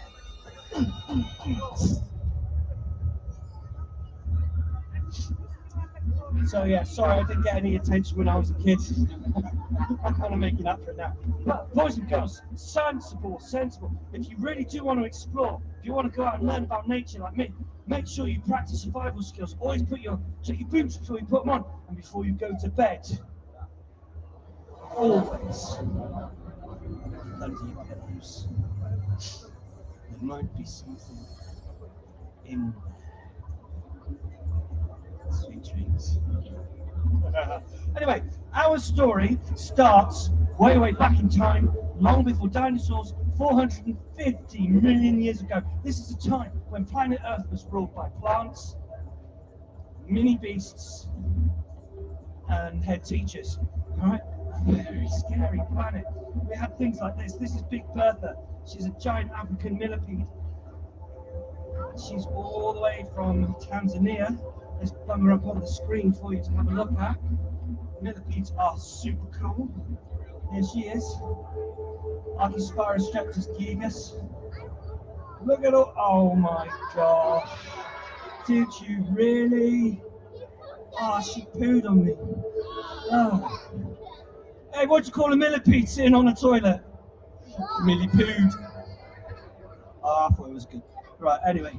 I guess there's no point really asking anyone if they want to hold a millipede now, especially if it poos all over. Would anyone like to have a go at holding a millipede? Oh, some of you are up for holding a millipede. All right then. Okay. Who are we going to choose? Let's have 1, 2, 3, 4, 5, 6. I want you guys 7. Stand in a nice straight line this way, so your folks and family can take a nice photo of you. Straight line, okay? Like that. Turn around facing that way. That's it. Oh my gosh, this is some kind of a blob. This isn't a line, right? You stand there. You'll stand there. You'll stand there. You stand there. You stand there. Get your hands out your pockets. Look lazy. You stand there. That's a few. I'm only joking with you. All right then. Okay. Well, this kind of wibbly wobbly line of your children represents roughly how big millipedes used to get. Once upon a time, you're the scary old head end, and you, love, you're the bottom end. Put your hands out in front. Okay. This is a bit like a hairbrush that's come to life. You're only in danger if you are green and wrinkly. Are you a cabbage? No, then you're okay. All right. You only need to run if you're a plant-based life form, and they don't really run. Why has it got so many legs? You will find out. We're going to work out how many it's got. I mean, these guys have been around for so long. There's even cave paintings of teenage Stone Age cave girls using them as hairbands. Check it out. Those legs are super grippy. So if you've got a bit of a fluffy flyaway fringe, you just get the legs, and you have the ultimate straight back. You don't need your hair straight. There we go. That's it. Just you might poo on your head. You see, you don't want that, do you? You should poo on my hand. Millipedes are what we call detritivores. They live in the forest floors. If you saw my friend Stuart's talk on the invertebrates of Costa Rica and Madagascar that he showed, millipedes are like the most important creatures out there. This planet is full of mini beasts, continuously churning and reducing, reusing, recycling nature's waste and leftovers. Let's give these children a big round of applause. Well done, boys and girls. You sit yourselves right back down. Right, how many legs do you think it's got? Anyone fancy a guess? Have a guess. See your hand up if you think it. Shout really loud. How many legs? None. How many legs do you think? Pick a number. 100? 400 legs. How about you? 100. And you? 50,000. I couldn't even write that one. How about you? 750. Right. Well, the way you do it is you count the rings. You see, there's a cheat. They have 4 legs on each ring. Centipedes have got 2 legs on each ring. Make sure you've got your hand the right way around for that. And millipedes, 4. Okay, 2 on either side. So here we go. 1, 2, 3, 4. Game board. 64 times 4 is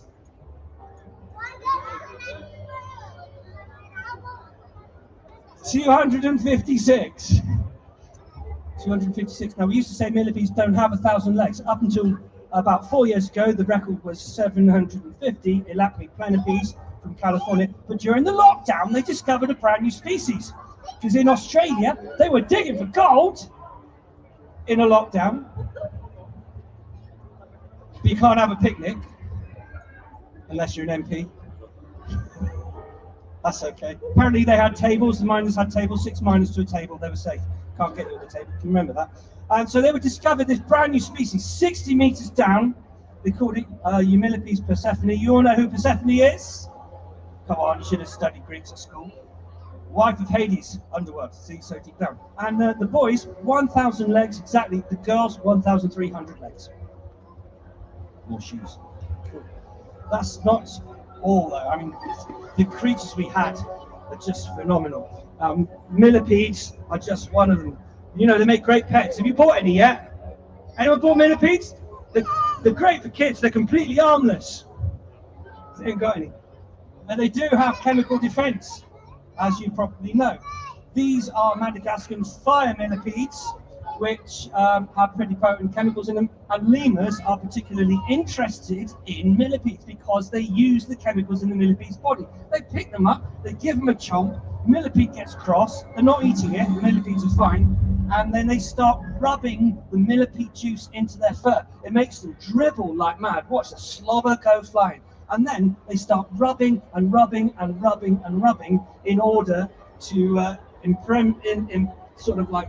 imbibe this stuff into their fur, which repels fleas, ticks, mosquitoes, lice, mites. Might even work on head lice. Anyone want to try?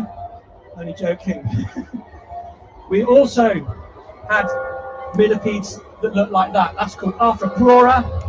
we had dragonflies the size of crows, and we had the ancient ancestors of today's spiders and scorpions. Now, these are what we call Eurypterids. And that one, the small ones, were about 2 foot long, which makes Pinch Face here look rather small. Let's pop him up on the camera for you. This is the Asian forest scorpion, Heterometrus spinifer, called Pinch Face because he likes to pinch my fingers, and he does it on a regular basis. Yeah, pretty cool, right? And once upon a time, the small ones of these were 2 foot long. Some of them were 3 foot, 4 foot, 6 foot on average, which meant they could be bigger, and they were 8, 10 foot long. Can you imagine one of these 10 foot long sat in front of you, waving its claws in your face? Pop your head's like a grape, wouldn't it? Boo. I'm serious. But you'd be quite safe up here on land. Why so? Because they couldn't walk on land. They didn't even live on land. Anyone fancy a guess as to where you would find them? There's a real one. What, you've got 2 ancient scorpions? You're Time Lord. They're cool, aren't they? Where do you think those would have lived? In the desert? Because it looks like sand, doesn't it? Have a close look at that body. Look at the morphological features. That's science word for body features. Go on. Water! Yes! Look at the flippers. They were called sea scorpions. So if you want to see a giant scorpion jump into a TARDIS, go back in time and visit 450 million years ago. Okay? Because the seas were warm, shallow, and tropical, not like what they are today. And this is what the rest of them looked like. I'll put a picture of me there. 10 years ago, maybe. And Eurypterus, Megaloraptus, Pterygotus, and Chicalopterus, 10 foot long. Megaarachne, which became a terrestrial arachnid, which all of the modern arachnids are descended from. Yes, wonderful creatures. Obviously, we don't let children hold scorpions. Well, not until later, when we play an amazing game called Scorpion Death. Let's introduce you to another important detritivore. Giant African land snails. This is Frank and Betty. Anyone want to have a go at holding it? All right, one boy, up you come. And young lady, how about you? Up you come, yeah, young lady. All right, then, here we go. Say hello to Frank. That's it, hold it like an ice cream. Don't lick it, same shape, different flavour. All right, what's your name? Alfie? Harvey, sorry, I've come from Kent. I'm not good at English. Okay, so Harvey meet Frank, Frank meet Harvey. What's your name? Matilda. Matilda meet Harvey, Harvey meet Matilda, Matilda meet Frank and Betty, Frank and Betty meet Matilda. So right, Harvey, we're not done yet. Now, you may have noticed that snail's got a boy name and a girl name. There's a reason. People are always asking, how do you tell the difference between a boy snail and a girl snail? They are both. They are both male and female in the same body. So Harvey and Matilda stand right next to each other. Don't worry, Harvey, you can stand next to a girl. You won't catch nothing. Well, you might be lucky. Emotional intelligence is not very contagious. You're no longer Harvey. You're no longer Matilda. You are now Hartilda, the giant African land snail. Mum, dad, boy, girl, same body, same time. So on this side, you've got lovely long blonde hair, sparkly nail varnish. And on this side, you pick your nose, knead it, and fart along. But she's not denying it. Okay, fair enough. So, yeah, snails cannot self-reproduce, contrary to popular beliefs. They can lay eggs, but they will not be fertile. You need to find another snail. So snails get married by a process called snail snogging, which Harvey and Matilda are going to demonstrate. I'm only joking. All right. You need 2 snails in order to reproduce. They're called hermaphrodites, earthworms, hermaphrodites, slugs, winkles, whelks, cockles, mates, father-in-law, lugworms, raglan worms, all these things. Hermaphrodites, mum, dad, boy, girl, same body, same time. Let's give Harvey and Matilda a big round of applause. Harvey, special soap, rub that around. Snails crawl around on their own poo and wee a lot. Forgot to mention that. There we go. A bit like my sister on a Friday night. One more round of applause for Harvey and Matilda. Well done, you guys. Snails. Really, really important creatures. Let's get this up close. Yes. Turn this down, I've just drowned myself out. Give me a sec. There. That's better, I can hear myself think now. There. Snails are very, very important creatures. They are part of planet Earth's bio cleanup crew. like with the millipedes, woodlice, worms, beetles, all of the bugs and stuff that crawl around that look really ugly and like, ugh, that's gross. All of this stuff is vitally important. We call them detritivores, and snails are still among the most important out there because they do eat nature's waste and leftovers. Interestingly, the shell is not an exoskeleton. That is made from calcium carbonate, CaCO3, which is basically limestone. The shell grows with the snail as it grows. So don't shed them or swap them like hermit crabs can do. They are physically fixed inside that shell. It supports the body and all the internal organs. It's amazing. Aren't they wonderful? And all of that slime, see all that? That is worth a fortune. You can get snail cream to rub on your face. It's true. Farmers are like, scoop it up and put it in a pot, 100-pound flog it on and Barrett, you scoop it into smaller pots, mix it with moisturiser, stir it up and put 50 quid and pretty labels, and then you rub that in. It's amazing, amazing stuff. It rejuvenates your skin. Do you want what? You want to try some on your face? I'm only yeah, crazy creatures. 20,000 teeth in the mouth. These are phenomenal, absolutely phenomenal. They're in the family of gastropods. Okay, that's stomach foot from two Greek words, gasteros and polder. You turn the Greek into a science word, and you've got gastropod. Gastroenterology is from gasteros. Okay, get it? Got it? Good. Let's move on to something else that's very important. Another detritivore for you. This is marmite. Let me elaborate. Marmite is a cockroach. You've all seen these here today, the hissing cockroaches from Madagascar. Anyone want to have a hold? Thought you would? Cockroaches are cool. All right then, how about you, young lady? Have you come? And how about you? You have a go. All right then. Oh, she's just drying your armpit. Okay, fair enough. How about you? Have you come in? Hand down in front. Don't worry if it runs up your arm, they just like to lick armpit juice. Okay, now then, it's a bit tickly. I did warn you, mental age of 5. Now, cockroaches have a family of about 4,500 to 5,000 different species. Cool, right? And you can find them on every continent, apart from one. What continent do you think you won't find them? Anyone fancy a guess? Where won't you find them? You. Oceania, that's not quite the, land mass. Like Africa. And good boy, Antarctica down here, because it's just too cold.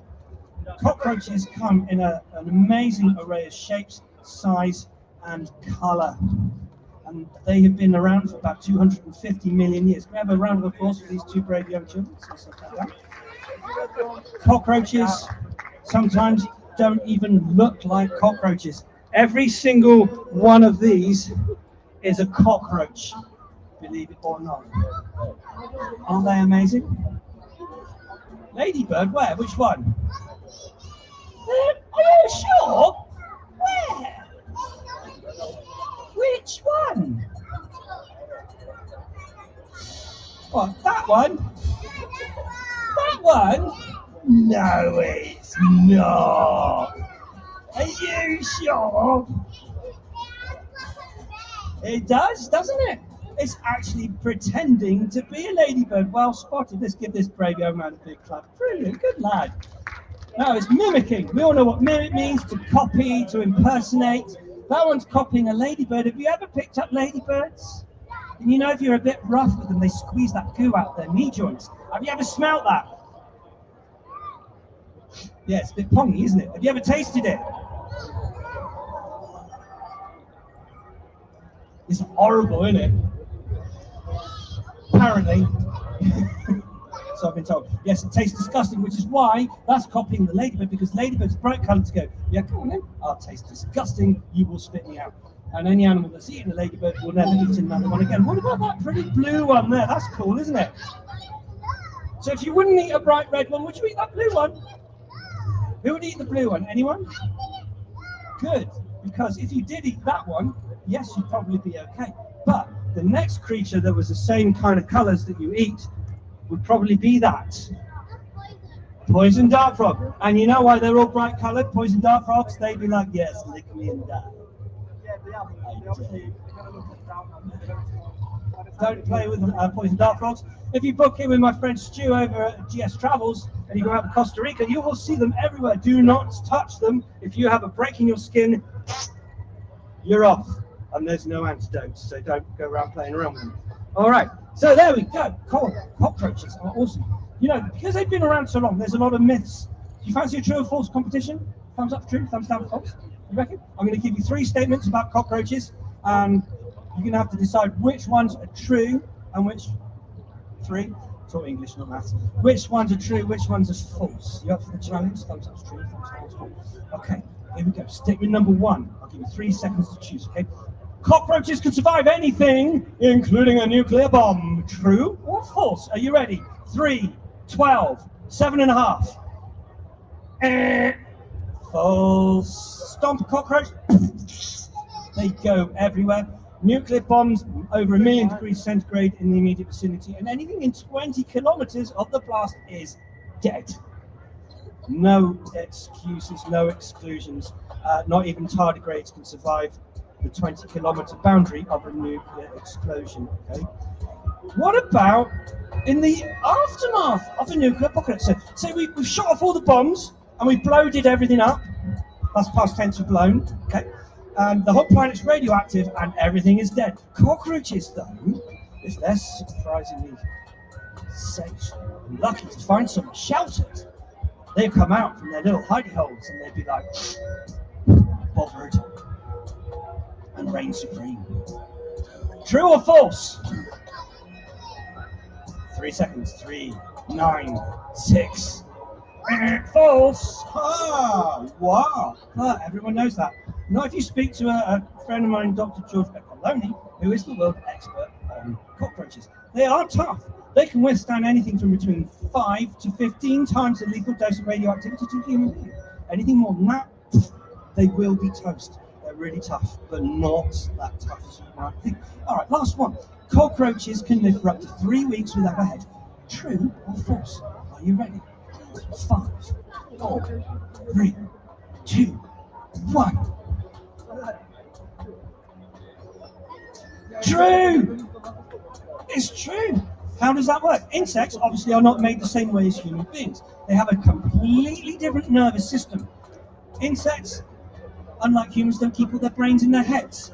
We have head brains, humans, but insects also have head brains, but they're not all the brains they have. They have leg brains, they've got gut brains, they've even got a bum brain. And when the head brain's gone, the rest of the brains have enough brain power to keep the cockroach going, or the other insects. You ever seen male mantis getting the top half eaten off, but the bottom end still keeps pumping away? Well, that is because he's also got a little bum brain telling the rest of his body what to do. It'll jump on you in a minute. There. Isn't that amazing? So when the brain's gone, it still keeps functioning. What will kill the cockroach is dehydration and infection getting in through the neck wound. Are they absolutely amazing creatures? And another amazing creature is the biggest family of insects on planet Earth. These. I don't know if I've seen any of these around here today. These are blue death-failing beetles. Anyone want to hold one? Correct answer.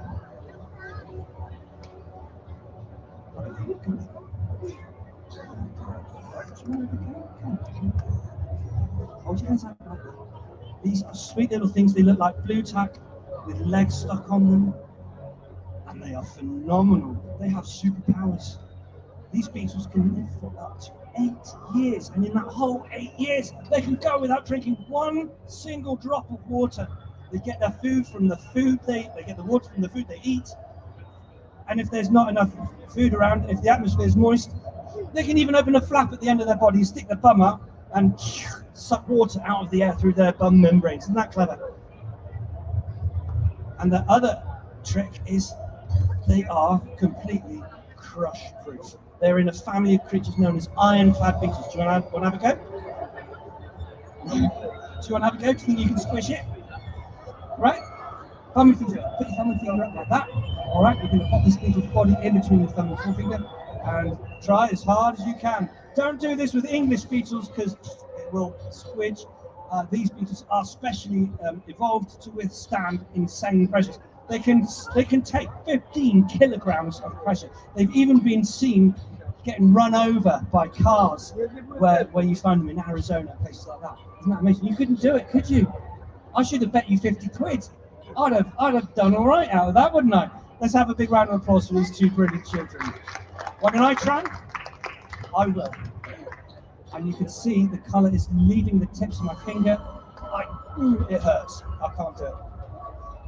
There's a huge family of beetles, somewhere near the 450,000 species. We have approximately 1 million species of insects that we've discovered on planet Earth. 1 million species, imagine that. To give you an idea of how important these creatures are, you know how many stars are in the galaxy? 400 billion. There are more insects on the planet than stars in the galaxy. You know how many galaxies are in the universe? Current data from James Webb Telescope suggests approximately 2 trillion. There are more insects on this planet than galaxies in the universe. Ever walked along a beach and gone, I wonder how many grains of sand there are here? There are more insects on planet Earth collectively than grains of sand on every beach put together. This is a fact, you can Google this. There is an estimated 7.5 quintillion grains of sand versus an estimated 10 quintillion individual insects, not including all of the other invertebrate life. So imagine you're done with being nip busted, you find Thanos' gauntlet and think, I'm going to snap these bugs away. But unfortunately, you weren't exact and use that every single mini beast off the planet. How long do you think we've got? 2 hours? Pretty drastic, isn't it? It's a bad situation. It's estimated 10 years before planet Earth is dead, toxic, and devoid of life. Invertebrates are the foundation of all life. If it wasn't for the co-evolution of insects and plants nearly 500 million years ago, because remember the planet was frozen solid in a 50 million year ice age 500 million years ago, all right, everything died because carbon dioxide went too low in the atmosphere and it froze. Okay, so you don't want to lose too much carbon dioxide because plants start dying at 100 parts per million, okay, because they can't photosynthesize. So yeah, you got this brand new life of insects, and if it wasn't for them, there would not be any life on planet Earth. The reason you are here is because of these. How cool is that? If you wish to live and thrive, let the mini beasts run alive, huh? So, one of my favourite insects are the stick insects. Anyone here got stick insects? You like stick insects? Stick insects are cool, aren't they? They've got some pretty cool claims to fame. For Baeticus Chan's megastick, okay? The body length alone is 35 centimeters long. It's about 54 centimeters tip to tip, all right? The world record is Phrygonistra chinensis, 64 centimeters long. It's gigantic, okay? And sometimes you'll see a close relative here, Phrygonistra yantuensis, which can reach 51 centimeters. I've grown one to 51 centimeters. They also are the rarest insects. That's the Lord Howe Island stick insect. They're fantastic, and that's where you find them on Ball's Pyramid. They were once thought extinct, they're now back being bred in captive culture. There's some in Bristol Zoo, some in New York, some in Melbourne Zoo. And some stick insects are just absolutely impossible to believe that they exist. These are the eggs of Extatosoma tiaratum. This stick insect baits the eggs in a nice juicy sweet membrane, which tricks ants into taking the egg to its caves, they live in caves, into their nests, sorry, wrong head today, and they strip all that yummy stuff off and feed it to their grubs. And the egg is there, safe in the nest, incubating. This is the ant, the red-headed spider ant. All right, Leptomyrmex erythrocephalotes, all right, erythrocephalotes head, all right, from Greek word head, kephali, get it? All right, and these guys have got quite a potent sting. Now, when the eggs are in the nest, like I said, they're incubating, but after about 3 months, out hatches a baby stick insect that looks just like the ant. Whoa. Out comes a stick insect that looks just like the ant. Isn't that cool, right? They run around like the ants. They climb out their nest. They run up the trees, and the ants are like, "Where are you going, mate? Got to dig a tunnel." And this stick insect, because they're from Australia, and this stick insect's like, "Yes, I'm just going to get some. I'm going to throw some food down for the babies." No. And they fell off. You've seen them running around if you kept these. Isn't that amazing? A stick insect and an ant relying on each other. They're wonderful, wonderful creatures. But we've also got a very special ant here for you today. There are only 2 colonies of this ant in the UK. You will have seen this on TV. This is the world famous bullet ant. And no, I'm not getting it out because this isn't a really safe environment to get this thing out for you to look at. So I'm going to show you her walking around. There we go. Also known as a golden foot ant because the feet is covered in sea tide that reflect gold. The 24-hour ant because of how long the pain lasts from the sting, and trust me, it does last a long time. I have taken a hit from one of these, and I can assure you it hurts. Not enough to drop down to your knees and roll around and wet your pants and cry for mummy like certain YouTubers do, but it really does hurt. And when you're boys, when you reach the age of 12 or 14 in the Sataray tribe in Peru, there's an adulthood trial called the bullet ant ceremony, where they weave ants into these mittens that you have to wear for 10 minutes. 100 ants on each hand, stinging you non-stop. If you cry, you show any fear or weakness, you fail. If you pass out and faint, then I think that's classed as a pass because you faced the pain. And it is insane. I've seen, there's this show that Steve Batchel did. We all know how he's awesome. Big fan, yeah? And he took the trial and he did it. He didn't show any signs of pain, although it was insane pain. And he lost consciousness because these things have got paraponerotoxins which affect your nervous system. It can even cause bleeding in your urine and feces from the result of the sting. It is literally like a red hot iron rod jammed into your arm with someone's full punch, which lasts for about 8 hours before it starts to cool down. And by the following morning, it still hurts. What an amazing creature.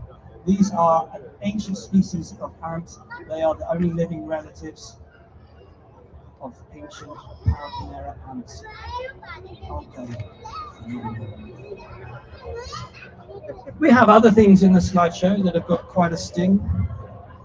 Caterpillars, believe it or not, thank you very much, Leighton, can deliver quite a punch.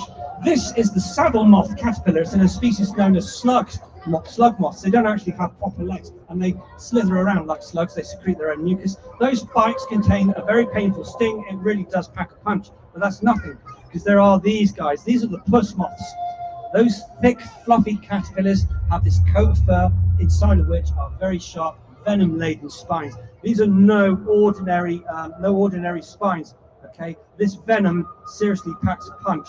They drop you to your knees. People are sick from it, and it feels like your bones are snapping inside your hand from the power of the venom. That is how potent a sting that is. And there's even one that looks quite yellow. In fact, it's been nicknamed the Trumper pillar, because actually these two were separated at birth. So, very topical. So there we go. Under that dense coat of fur, viciously sharp, venom-laden, agony-imposing spines. Under that dense coat of fur, I'll leave that one to you to decide. But he is officially the only president that's not ever started a war. There we are. But the real king of sting is that Lonomia obliqua. This caterpillar you find in South America, and these are deadly. They are literally the only deadly species of caterpillar on the planet. They reach about that big, they're covered in sharp prickles, and inside those spines is a very potent, concentrated prothrombin release inhibitor, stuff that stops your blood from clotting. It doesn't just, you don't just bleed, you bleed internally from the effect of the venom of these caterpillars. One caterpillar sting can kill you in as little as 10 days if you don't get treated. But most of the time you're not treated because you just think, oh, I've just stung myself on a palm. And then a few days later, you start turning purple and then you're dead. Most of the envenomations happen as a result of touching multiple caterpillars. They are gregarious and they hang out in big groups. So when you get brushed by a mass of them, you're going to be dead in less than 24 hours if you do not get treated. They are seriously potent and dangerous. In England, we have itchy, stingy caterpillars, drinker moth caterpillars. They can give you a bit of a tingly rash. Those little tufts of hair, those dark ones along the top, they're the ones that cause the rash. And it's not that not that strong. This one is the most dangerous caterpillar that's native to the UK. That's the brown tail, and that can give you the most insane, painful, bleeding rash. It will give you spots, you scratch them, you'll bleed, you will scab. If dogs breathe the hairs in, it will kill your dog. That is a seriously serious potent caterpillar, and it's native to the UK. Isn't that amazing, huh? Do you like that one? I love that one. Right. I think it's time we played a game. Do you want to play a game? Who wants to play a game? It's time to play Scorpion Death. I only give you 3 scorpions to play with. One will kill you. The other ones won't. You can choose whichever one you want to play with. But to make it fun, I'm not going to tell you which one is which. If you get it right, you live. Who's going first? Crikey. You lot are mad! Yeah, they're real scorpions. I'm gonna choose.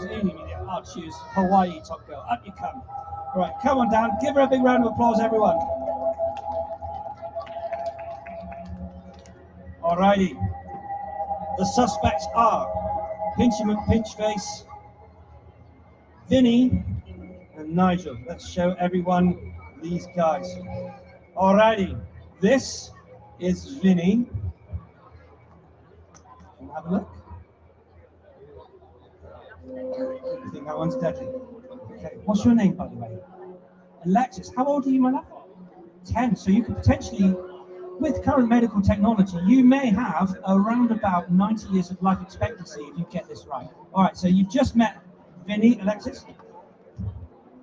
Everyone at home could see as well. This is Pinchy McPinchface. There's Pinchy, who was out at the beginning of the show. Everyone else can see. All right. Okay, Alexis, are you paying close attention?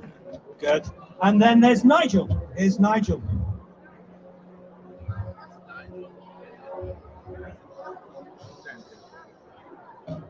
All right. Now, Alexis, I'm going to be nice and give you 3 lifelines. I'm going to give you 50-50, which means I'll take a safe one away and leave you with a deadly and not deadly.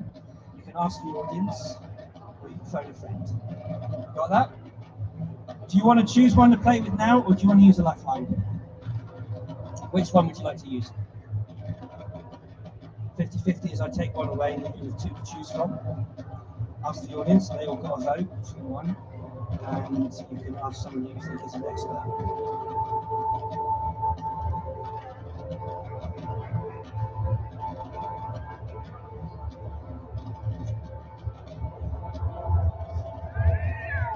You're going to choose one. She's going in for the kill. Okay, no pressure, my love. Obviously, you're not going to hold the deadly one for you. It's just one you do. Right, then which one would you play with if you're out in the wild? So you've got Vinny, Nigel, and Pinchy. Which one do you think you'd go for? You go for Pinchy McPinchface. Are you sure? Is that your final answer? You don't want to use a lifeline? Alexi's going for Pinchy McPinchface. Alexi, if you had chosen Nigel, you would have died. The rule of thumb with scorpions is always, as a general rule, big claws, little sting. If it's big, mean, and scary looking, the venom is not likely to be dangerous. Unless, of course, it's like the spitting fat tails or Androctonus mauritanicus, which is like a great big black, sort of almost 6 inches sometimes long, scary looking scorpion. They have great big fat tails, and they always have long, thin claws. Any scorpion that has long, thin claws is likely to be life-threatening. The world's most dangerous scorpion is the death-stalker scorpion, which is almost impossible to tell from other not deadly scorpions, because you've got the desert hairy, which also looks very much like a death-stalker scorpion. Only difference is the death-stalker doesn't have hairy claws or legs. The desert hairy does. This is what they look like. Oh, this is a desert hairy, by the way. So actually, all of these would have been safe. So let's bring out Vinny. Do you want to have a go? Vinny is a species of arachnid known as a vinegaroon. It's quite safe. There is no venom. It cannot bite, sting, or hurt you. Can you be brave? She's going to go for it. Right on the left side. The only dangerous part on this is its bum. That bit right there. It can poke its backside any direction it wants, and it sprays vinegar as a form of defense, which is why it's called a vinegaroon. Right, give Alexi a big round of applause. Well done, young girl. So yes, long, thin claws means it's most likely deadly, or it might not be. I've just thought, you kids have been having all the fun, haven't you? We should let the grown-ups have a go. What do you reckon? Yeah? Should we let the mums and dads try? Put your hands up if you've got a mum or a dad best described as SpongeBob wet pants when it comes to spiders. We don't let children hold tarantulas, I'm afraid. Yeah. Hello. Hi. Come into my parlour, said the spider to the fly. Right. You're going to sit yourself down there and watch Mummy. She's going to be famous for a minute. Don't worry, they won't bite hard, I promise. Come this way. So now all the dads is just like, oh, thank God he didn't choose I. That's how in Bristol they say, thank God he didn't choose me. But we are all about gender equality, aren't we? Hello, mate. So you made the biggest mistake. You looked away and down to the left. Come and join me. Let's have a go at holding spiders. Right. Now then, if you stand on that side, it's easy for me because I'm ambidextrous. All right. Okay. Anyone get that? No? Never mind. All right. So, hi. I just want to reassure you, none of my spiders are poisonous, okay? So you're quite safe because they're not poisonous, are they? No spiders are poisonous! Yay, isn't that great? They're venomous. See, poison, you eat it, you absorb it, like through dart frogs and stuff. Venom is injected through stings, like scorpions and fangs and... Sorry, yeah. You get the point. Yeah? Point? Oh, never mind. I'm just too sublime, aren't I? Too cerebral. All right, now the first one I'm going to show you is a beautiful creature. She's from Mexico. She's called Twilight Sparkle, and she's a sweet little name. Mexican red-knee tarantula, Brachypelma homori. Here she is. You going to do it? You going to go for it? There we are. Isn't that gorgeous? Look at those beautiful colours. Imagine velvet cotton buds. She won't bite, I promise. She's been all over the country for years, and she's even mates with Pudsey, and she's mates with Rory the tiger, and all that. Okay, so she's very well travelled and very, very much liked. All right. So imagine velvet cotton buds. All right. Now I understand there's a lot of fear around spiders is learned. You weren't actually born scared of spiders. It's not as bad as you think it's going to be. So what it is if you were unlucky to be my sister in the 70s and 80s, I'm not showing my age, my idea of fun was pulling all the tomato stalks off the tomatoes and going to my sister like, all right, Jen! And she'd go, what? I said, come and look at this! I'm watching rainbow! No, come and watch! This rainbow! Yeah, forget about Dumble's twangers, come over here! Have you seen that one? Is it funny, isn't it? Don't worry. And she comes into the kitchen, way, love all these spiders! And bless her, she's never forgiven me. Films get into your head, like Eight-Legged Freaks or Arachnophobia. Yeah, give her a round of applause, isn't she brilliant? Well done. They're all full of rubbish and nonsense. The newspapers, you've seen the fair on Sunday, deadly false figures! It's never killed anyone. ever. All right. So yeah. And one film gets it right. Have you seen Crocodile Dundee? Yeah. There's this tiny little cutscene, and he's in the bar. And he's like, "Yeah, mate, that's basically a black widow. Funnel web's the one that'll kill you," and it's absolutely true. Funnel webs are the deadliest spider on the planet, not the wandering spider. 14 medically recorded deaths to funnel webs versus 10 to the wandering spider. Okay, so can't argue with. Do you know what my favourite thing? You know, like when he goes for a walk with his girlfriend, and the bloke comes out, doesn't he? He's like, "You got a light?" And he's like, "Yeah." Out the knife, and he goes, "And your wallet?" And he's like, she's there going, "She's like, give him your wallet. He's got a knife." And he's there going, "It's not enough." You call that enough? I love that bit. It's brilliant. Yeah, great big thing. That's not a spider. Call that a spider. Here we go. You're not very good at foreshadowing, are you? No. This is a spider. This one is a baby. This is Sally. She's a young Bahia scarlet bird eater, and even now she comes in at a fairly decent 6 inches. Keep it PG, there's kids there. You ready? You can have a go? Both hands. Attaboy. Giant velvet cotton buds, that's all it is. These are very closely related to the Lasiodora parahibana. Lasiodora klugi reaches around about a 9-inch leg span. They're really cool, beautiful, and actually quite a calm, tame species. She's lovely, isn't she? You can go out and buy yourself one now. Incidentally, no one's allowed home until they bought all of the creatures. The traders, the doors are locked. Big round of applause for this super dad here. Well done. Do you want to see something really, really nasty? Right, I've got a photo of my ex-wife somewhere. Let me introduce you to Mr. Kill. Mr. Kill is, oh, the TV's died, never mind, is the giant bat-eating centipede that you will have seen on TV. These are vicious, merciless, go anywhere they want predators. They are famous for climbing up the sides of caves, whoa, where they hang from the ceilings and dangle and catch bats as they fly past. This one's only a small one. This is the Scolopendra dahani, but this one measures in at a good 8 inches in length. It's quite a nice size. Are you going to go along the stick, or are you just going to hang there? Right, no, it's going to be the lollipop of death.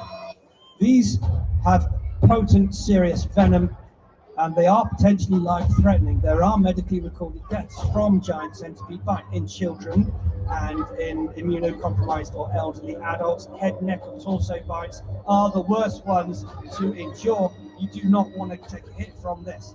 It doesn't hurt straight away, but when that venom kicks in, it feels like every bone exploding inside your arm. It spreads up to your armpit and it will make you incredibly ill. One of my guys got bitten by one because it just, I don't know, he was feeding it or something, and it just nabbed him and tagged him in a full feeding response. The only thing that took the pain away was potassium blockers to knock out the nerves in his arms. They are not to be trifled with because the legs are crunchy. Runes trifle. Who wants to hold it?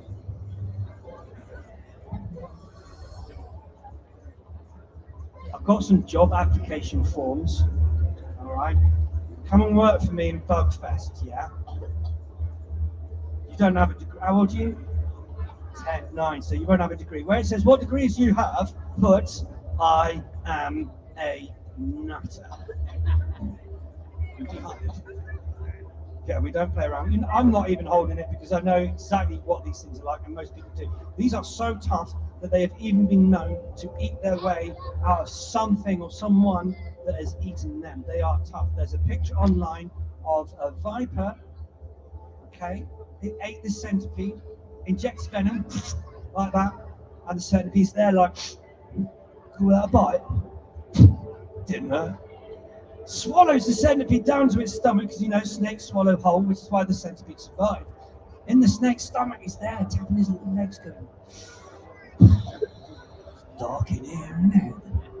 And a bit hungry actually. So he starts eating his way out of the snake's stomach, down through the body, exploring the organs, gobbling up the gallbladder as he goes. And he eviscerates the snake from within, gets to the end, eats its way out through the ribs of the snake, gets its head and front legs out, like, yeah, freedom! But the venom of the snake takes effect, and suffocation as well, being inside the snake so long. Sadly, the centipede died as well. They both died. He killed the snake from inside, and the centipede died from the venom and suffocation. So you could say he disagreed with something that ate him.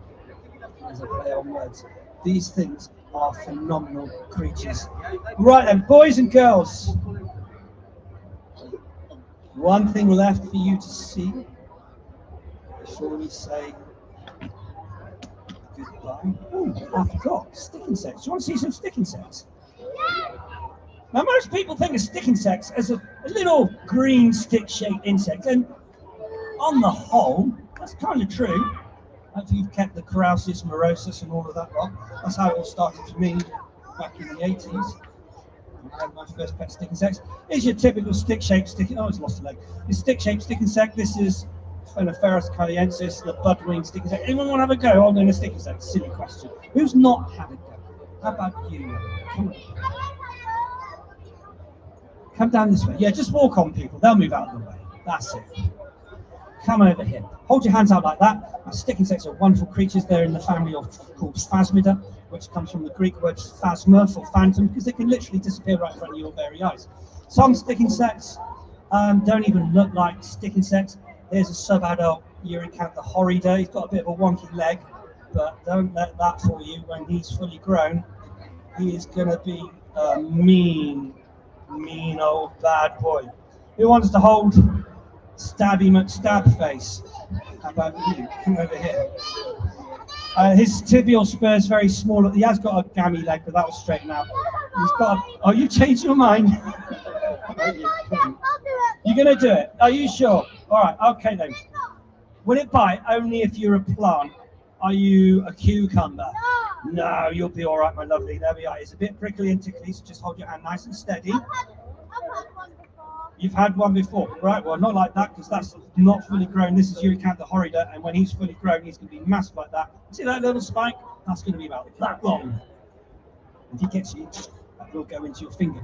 Now, some stick insects take their camouflage to an amazing level, like the jungle nymphs here.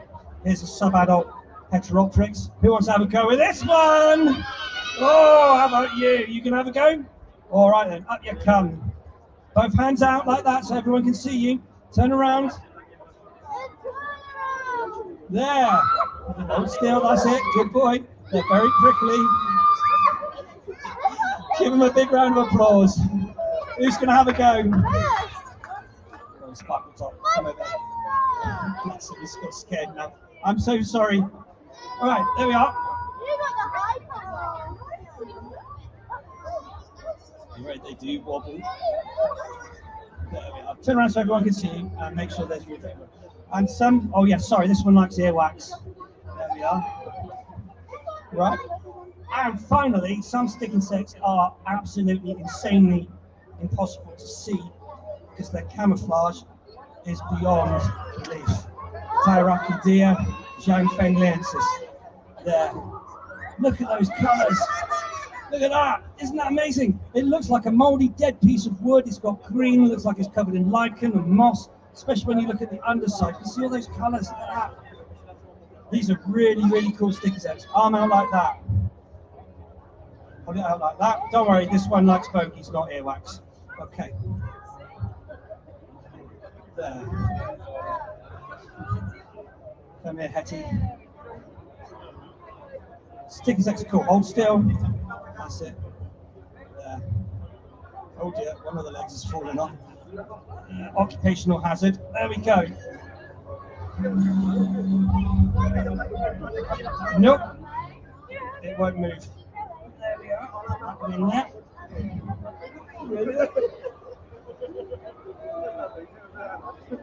Stick insects are the best starter species for kids. Give them a big round of applause. Well done.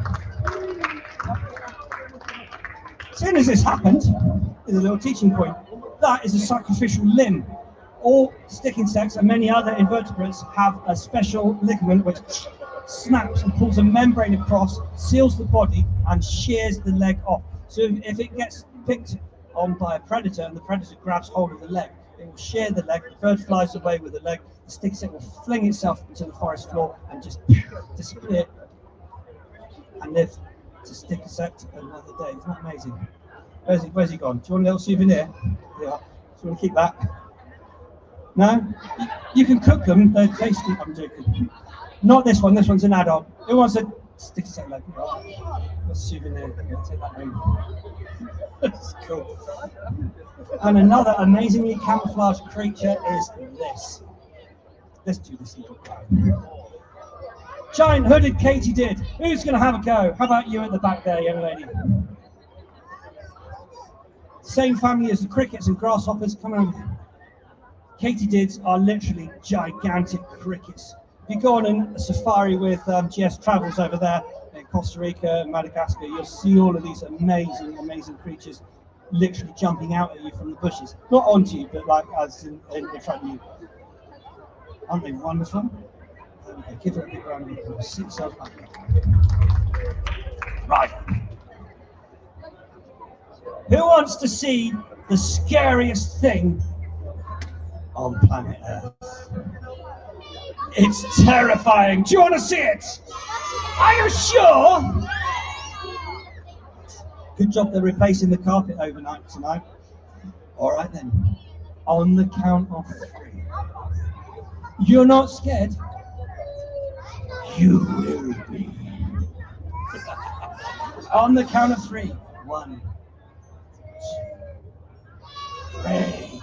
Turn around. Look at your mums and dads. That's you in 20 years. If you're very lucky, because, you know, when we were your age, we didn't have stuff like this to come and see. We didn't learn about nature. We didn't get hands-on with wildlife. We didn't get to meet an amazing group of like-minded people and start this new passion. Maybe some of you will end up being conservationists or an entomologist like me, or something cool, or whatever you want to do. But if you do, it's because you have got the most amazing parents who brought you here today to support Invertebrate UK, who are all going to buy raffle tickets, aren't you, to the oil people, and do a bit of conservation. If it wasn't for mums and dads like you, there would be hope for the future generations that we have in your children here today. Thank you for bringing your beautiful families and supporting all the work that we do at Invertebrate. It's a pleasure to meet you. Thanks ever so much. Have a lovely rest of your day. Thank you very much. Cheers. Thank you.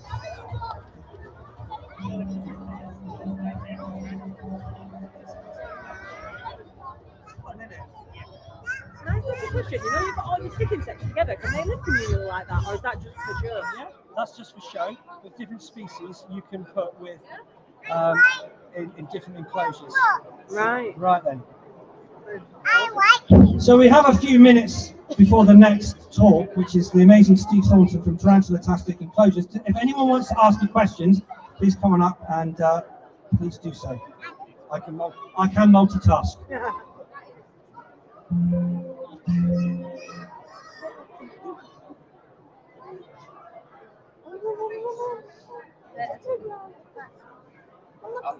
Just say hello, Nick. I'm Philip. Hello, trusting the amateur entomologist. Yes, hi, Philip. How are you? Okay, fine. Thank you. That was superb. So Very much. very good. Just not interested in. That's what we're trying to do. You're doing it all right. Try our best. Hopefully, with the Carfest thing, AES will come along. Are you going to come along too? I forget this time, but I think it's very good that you're there. Yeah, I know. There was a lot of greenwashing. There was not greenwashing. Chris is passionate about this.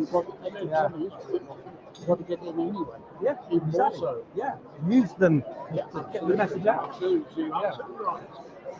Thank you very much. Thanks. Hi. We just came up a bit late because she was buying a spider. Just wondered if there was anything she could have a quick look. Yeah, feel free to have a look, but don't open anything, especially not the bullet ant, and definitely don't open Mr. Kill because he's really dangerous. Okay. What is that? That's a giant centipede. Ah. They are nasty. Hi. this is definitely Parsley, yours. The leg got caught on the little boy's hand and he did it quite well. Do you want it?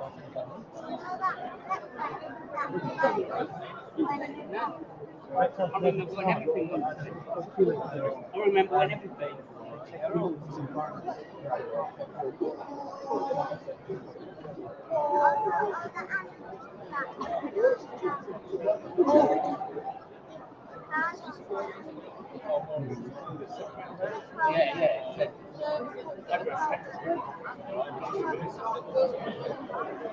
Yeah, the carbon dioxide. Very, very. Right.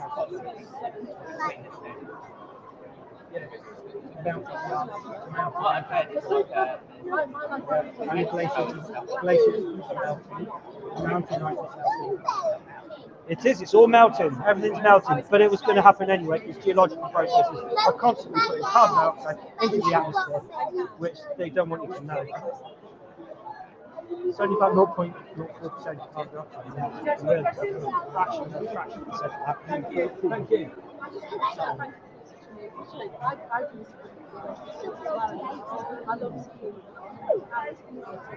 Yeah, I've been doing it for so long. I do like a whole school assembly like this. Amazing. I used to do it. I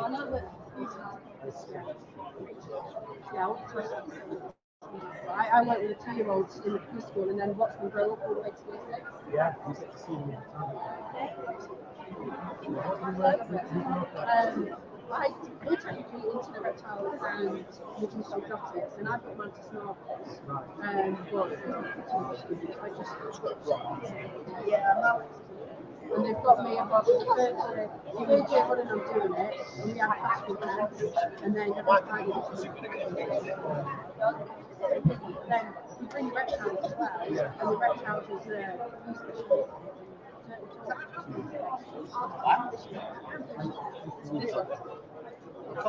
Oh, there. Yeah. That's the long one. Brilliant.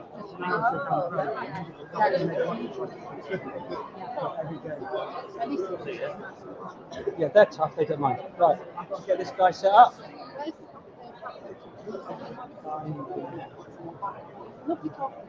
I think we're friends on Facebook. If you see a random person I'm friends on YouTube. Shout hello. I'll message you later.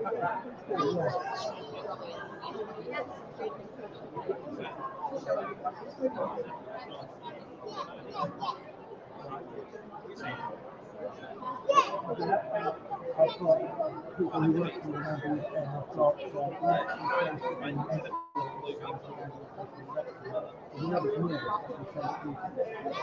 yeah, it's just quite fantastic.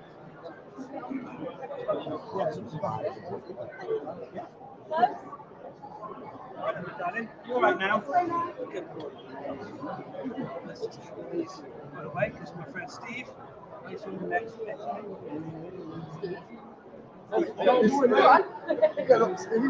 Did you not know this?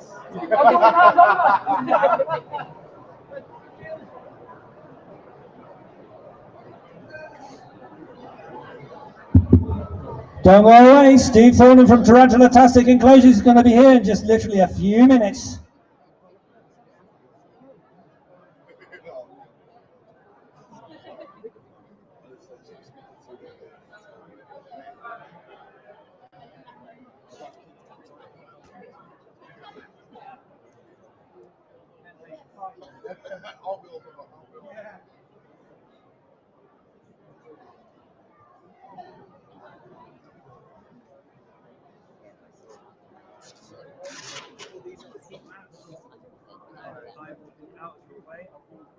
Do you want to use the camera and the TV screen and all that?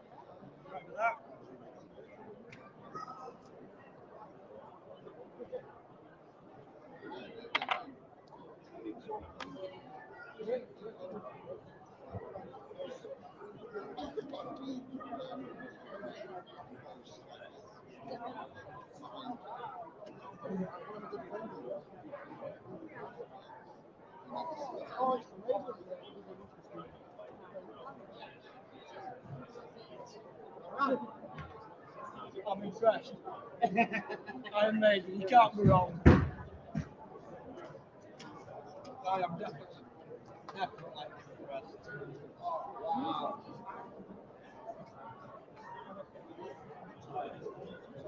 I'm going to have to have a photo of that. It's okay.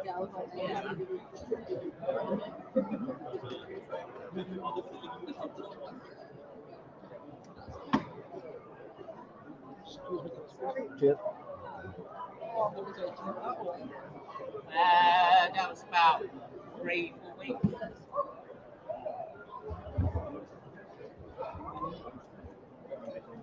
Okay, guys, Steve is just about ready.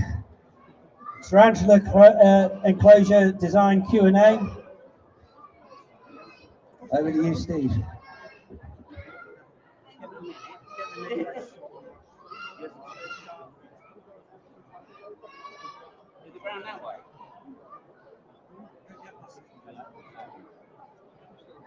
Hello, hello.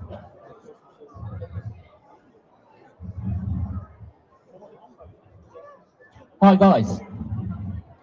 So, this is my third workshop I've done at these shows. This show has been absolutely awesome. I've done my first workshop exactly a year ago here. Went down all right, I think, but yeah. Right, today, what we're going to do is talk about enclosures. Now, why do it? Why build all this stuff? This stuff takes weeks to do or whatever. You don't see your spiders very much. I've got a spider in here. Can you see it? No. It gives you something else to look at. It's another part of the hobby, but I think as over the last 3 or 4 years has really sort of grown. I know a lot of my stuff is horror or maiden or whatever sort of based, but it's the fundamentals of building it are there in the tutorials I do. So whether you choose to do horror or you want a natural setup, it's all there to do. This one here, probably a nice easy one to start if you're going to do any sort of background or enclosure. This has been made by expanding foam. So we sprayed on the expanding foam, we let the expanding foam cure 24 hours, and then you will see when you do it, it'll have a slight sheen over it.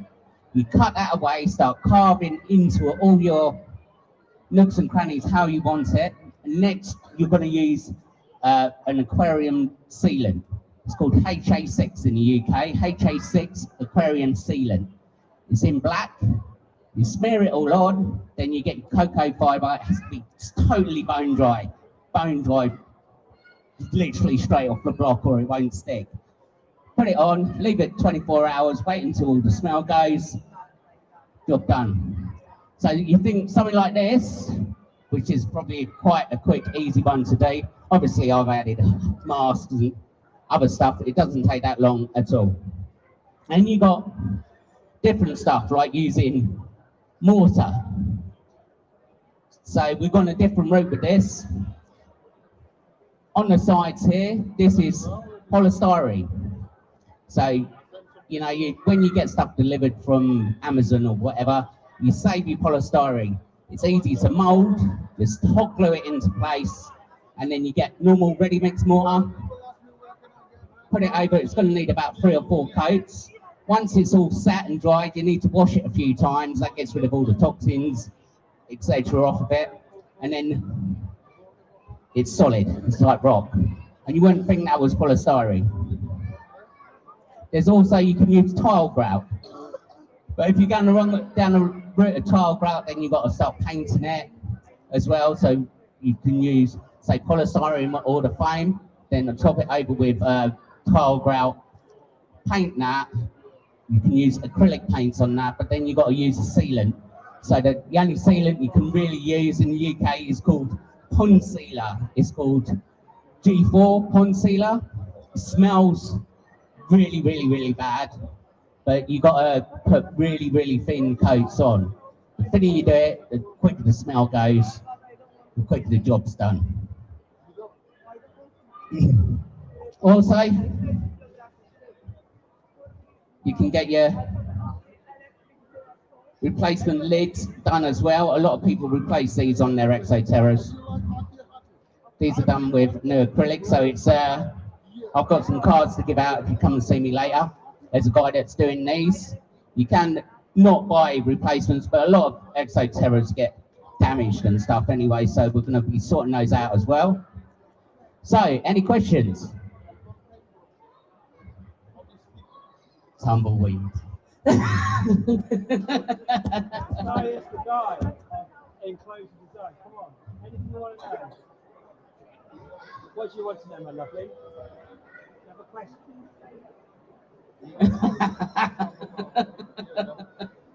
I should have done it like last time and just built safe. Oh, that's all right.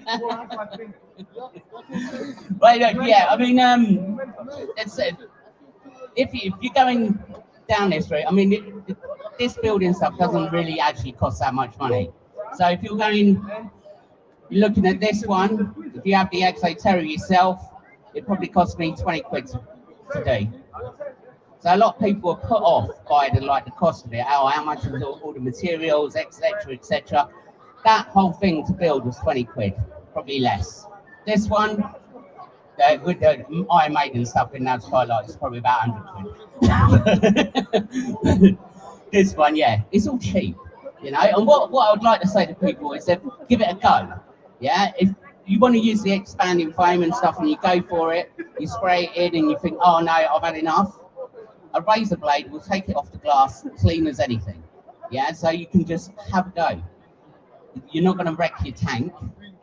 And to be honest, if you're doing these cocoa fibre backgrounds, whether you do it three-sided or just a background, you can't go wrong. You can't. It's impossible. You'll think, when you've carved out all your expanding foam, oh, well, that looks a bit rubbish, actually. As soon as you put on the sealant and you've covered it with cocoa fibre, it's amazing how it turns out. I've got a question for you from this lady. I'll have a word with you after. But yeah, a lot of people are getting these replacement lids because the whole mesh issue and spiders getting caught and everything. So yeah, I think these are really good ideas to be doing at the minute.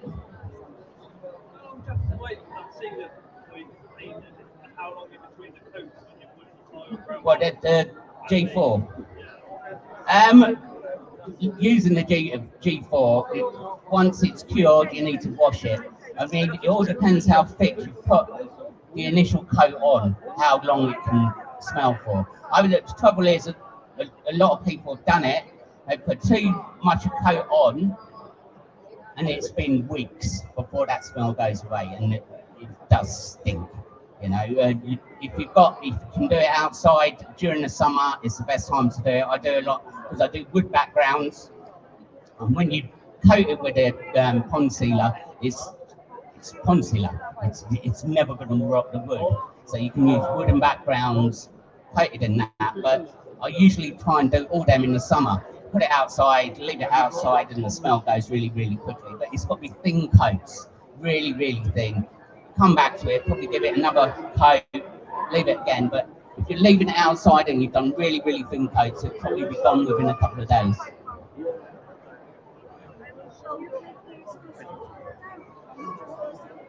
I've sold a few, but yeah, a lot of it is just for tutorials. Scott's got one. Yeah, a lot. Yeah, I've sold a few, but yeah, a lot of it's just for fun. Yeah, and I'd rather come here and do this and like give people a few ideas on YouTube or whatever to make them rather than make myself money out of it. Do you know what I mean? It's sort of how the hobby should be. That's my mate Shane. Well, you've been in my house. Everything's all sorted. Yeah. That's it. You've got like you can't. I couldn't be enclosure builder without having a good setup to show off. Any more questions? All right. How do you find the molds for it? Because if you keep it too damp, I find that sometimes you get this little yellowy mold What, in a fungus substrate? that comes out of the cocoa fibre, like the fungus, the mushrooms. To be honest, I've never had it on the backgrounds itself. Yeah, obviously you get cocoa fibre mould in cocoa fibre, but I usually use a mix of cocoa fibre with topsoil and maybe some leaf litter or something in my general substrate. But on the backgrounds, I don't know if the sealant is initially doing something to it, but I've never had the mould or anything on the backgrounds themselves. And this one's probably 3 years old. So if it's going to mould, you'd see it by now. Yeah.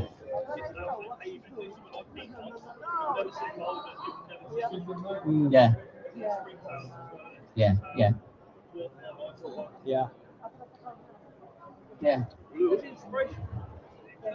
I've just got a nice twisted mind. I don't know. I think I have an idea in my head. I've got to say, right, I'll do this, and then I try and think my way around it. And when you try and build an enclosure like the maiden one, we've got all the fundamentals there. We've got a hide down the back where there's a little burst of colour just down there, right at the back. There's the hide. Plants.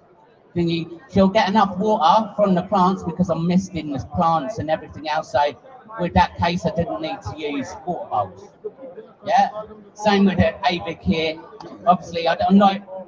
Both are quite prone to heavy humidity. Yeah. So I don't want to over humidity it. So when I'm spraying, I'm misting their web a bit. That's about it. You know. Most of my avics and stuff, they do well because I keep them nice and dry. So I've got to find a happy medium with these ones because they're real plants.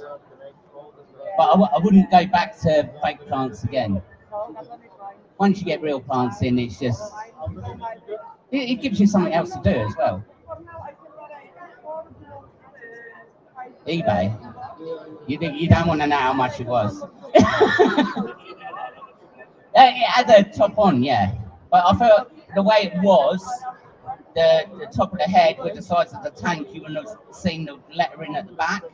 So the top off, and then just looks good. Yeah. Yeah. Good. Anyone? Well, can we have a round of appreciation for Steve Thornton, please? Thank you. So yeah, guys, have you all stuck to your budgets today? Hands up who stuck to their budget. No. I have. I have. I've not spent a penny. I haven't either. I've been a very good boy. You can get over like thingy these I've days. spent thousands before over the years. Yeah. Back in the day. Long time ago. What in there? Is a Versi in there?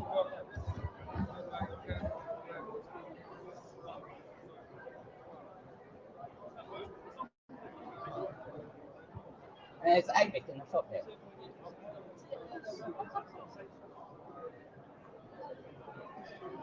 Okay.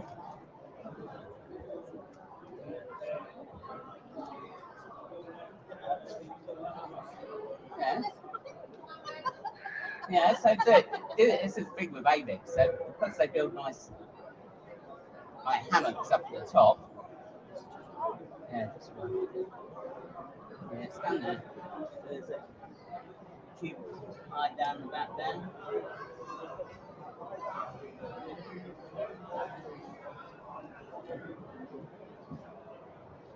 Run straight up. Yeah. hold it. Really cool. It doesn't give you that extra. Yeah. Because when you start looking, you never see them. It's nice to have a nice background. Yeah, it is. I mean, that's what I feel. Because I light everything up, and then you're tending your plants. You know, I'm not living Alan Titchmarsh by any means. What I've sort of done is I've sort of picked sort of plants that like shady areas. Yeah, yeah. It's all plants, all real plants. Yeah, all real. 3 o'clock is the raffle. But these ones are really cool. These are called asparagus ferns. That's the only one I know. And they work really well for your arboreal. I'll have to bring more money next time. Yeah, asparagus. I've got soft few. But I'm a bit lazy at the minute. I've got quite about three to start and finish, and then I'll sort of get way late by doing other stuff.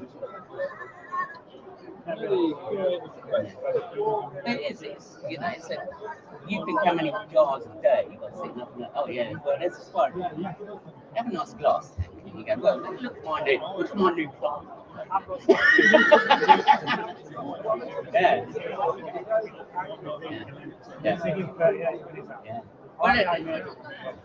Yeah, it's like my missus. She gave me, oh, I've got, you know, the kitchen windows full of your plants now. I'm like, you say, I never do gardens. Cut the lawn, that's about it. That's been done. And now it's like, oh, well, yeah, go to garden centre.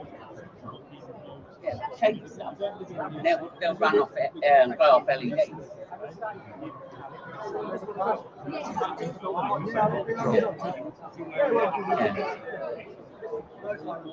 Yeah. Thank you, man. Thank you.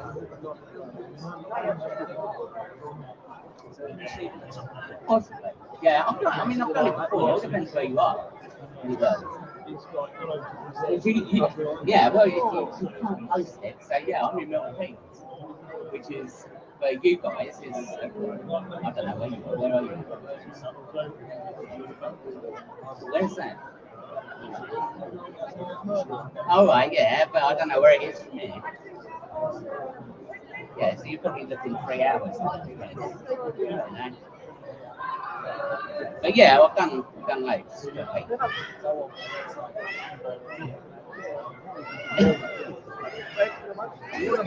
It's easier than you think.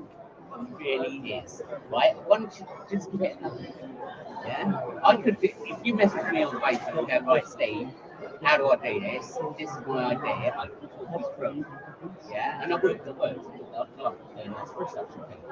But yeah, if you like message me and say, right, Steve, I'm going to work through this. What are you thinking? Arboreal? Probably work the best. Something like this. Yeah.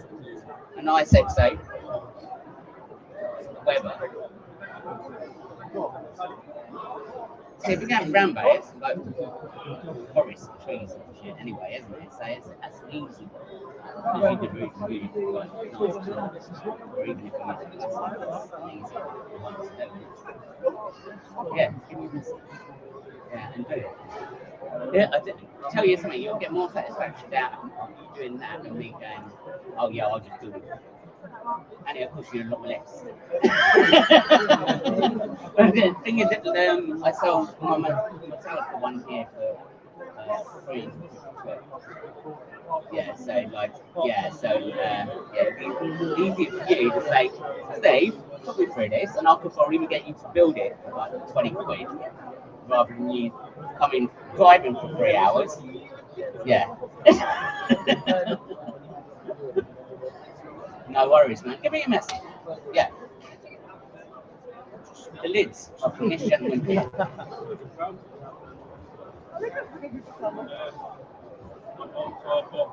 Yeah, if you want to talk. No worries, man. Yeah. Yeah, it fits really well though, doesn't it? Yeah. It goes nice with the red vinyl as well. Yeah.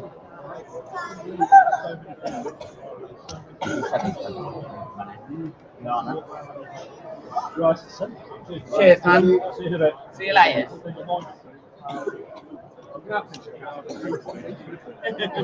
With these? Yeah. Does he make them with these in as well? I think. Will you find that effective? Yeah, yeah. Come over to the Scottish. I'll come over. Yeah. Thank you. Do you want to handle that? Yeah. Yeah. Oh, crikey, yeah. What did you use to block your eyes? Yeah, it would be good. It would be good to have someone new. I can do it to block my eyes. No idea. I done really fine mesh and then I glued it from the inside at the mask. So that, you know, you ain't going to see anything. But at least I want a copy of this one. No,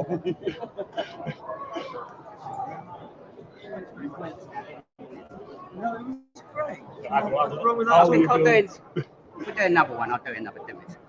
Build something. Do a build. Do a build. I What's thought the I'd get next? away with that, but then we're going to fun else.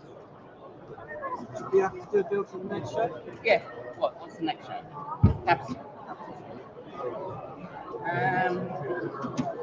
Yeah. Yeah, it should be able to do that.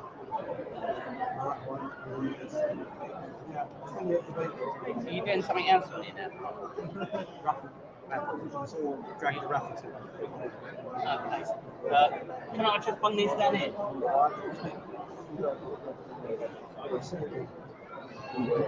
Yeah.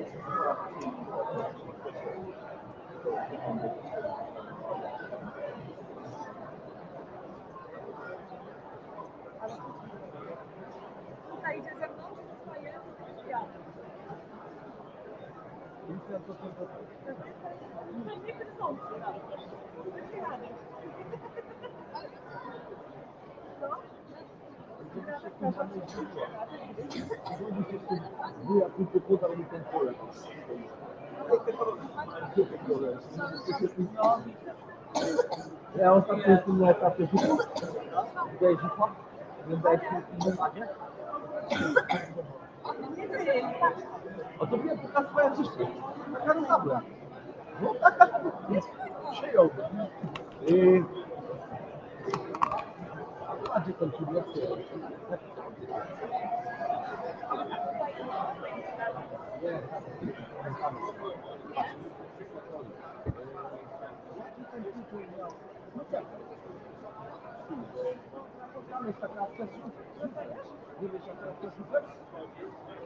Ja ci wyślę teraz. Co to jest słuch?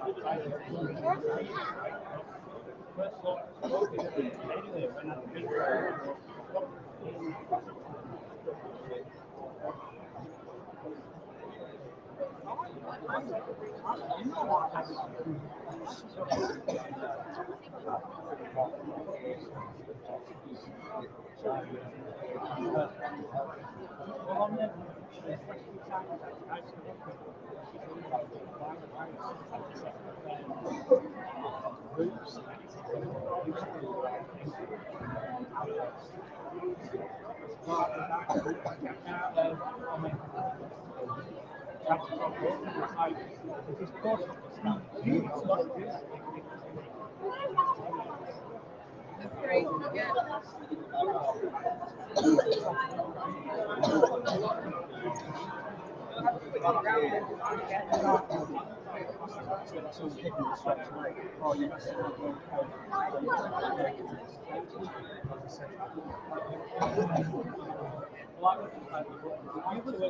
They have to get right into it. And my instincts said no. You're not on that, yeah. It's the first thing.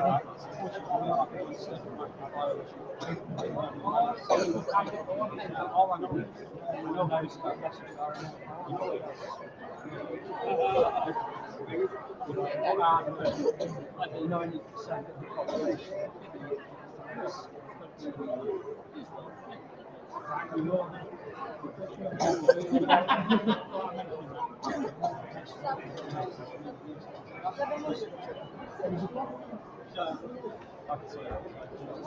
Why not?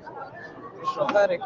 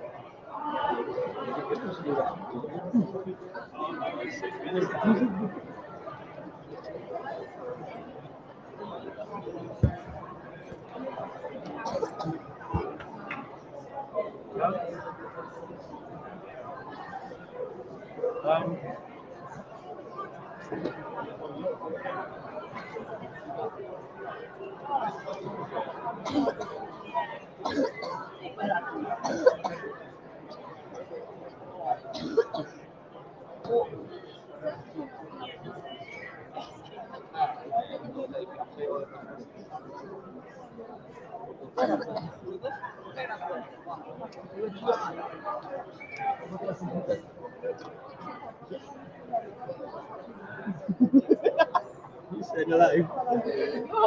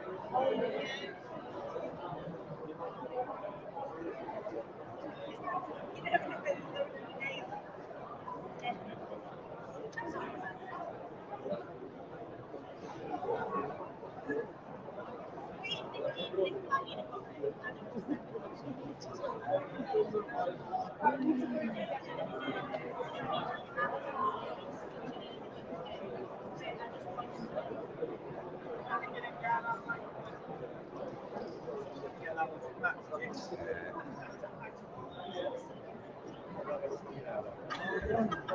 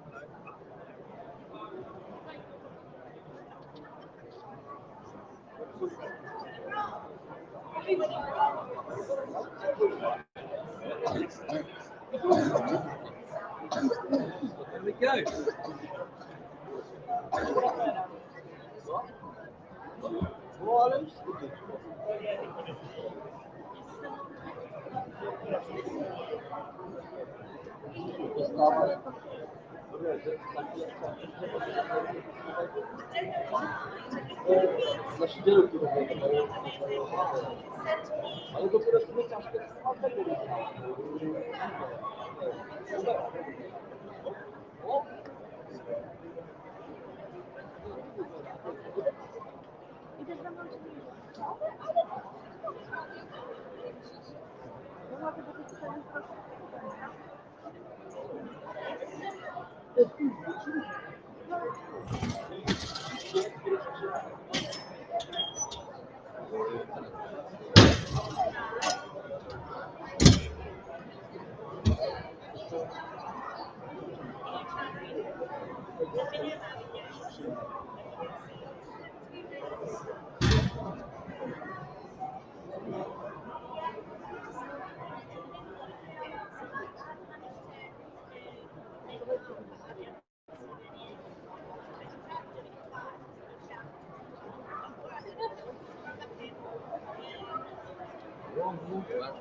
Huh? I was thinking raffle over here. I was going to go there, you know. Yeah? Yeah, look, okay.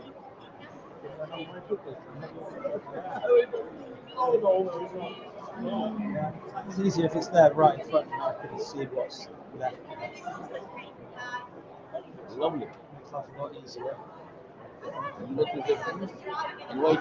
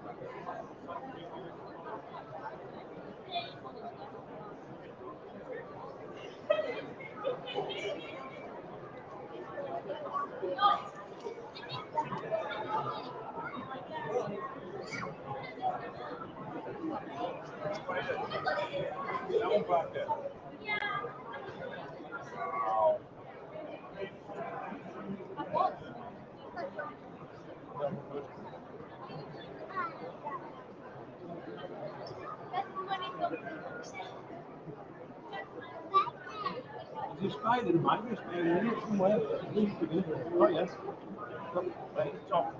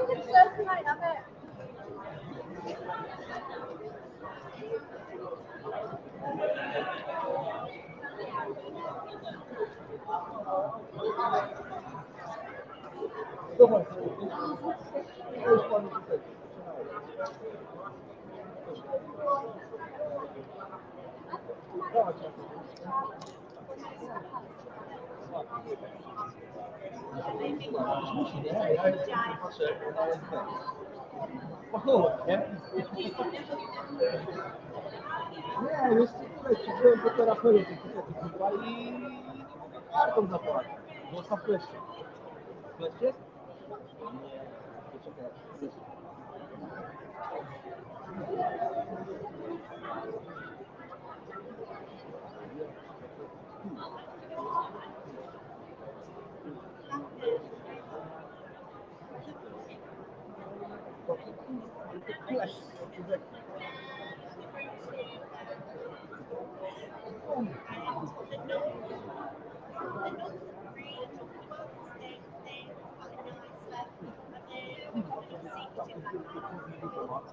Ale to mało nie pęknie, typowo.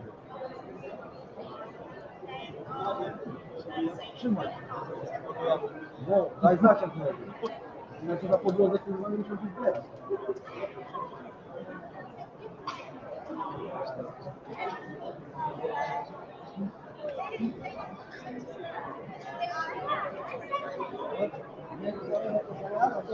Ja trzymam tak, że ale w ogóle nie wiem, ja w ogóle nie palę chyba. Wstajesz? Wstajesz? Wstajesz? Tak, masz fajnie. No dobra, na razie. Bo trzymaj się, to spróbuję na BTS-ie będą, nie? To mówiłem Krzyszkowie, bo żeby kogoś tutaj znać. Dobra. Spoko. No, na razie. Trzymaj się.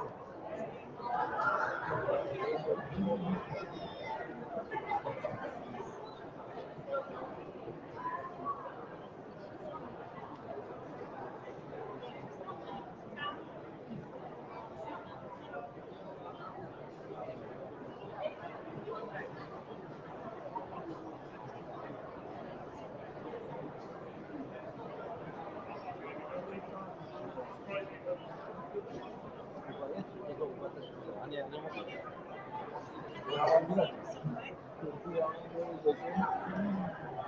Ale tu będzie. Dobra, to już się daleko ładnie. Tak, teraz usiadam na krzesełeczku.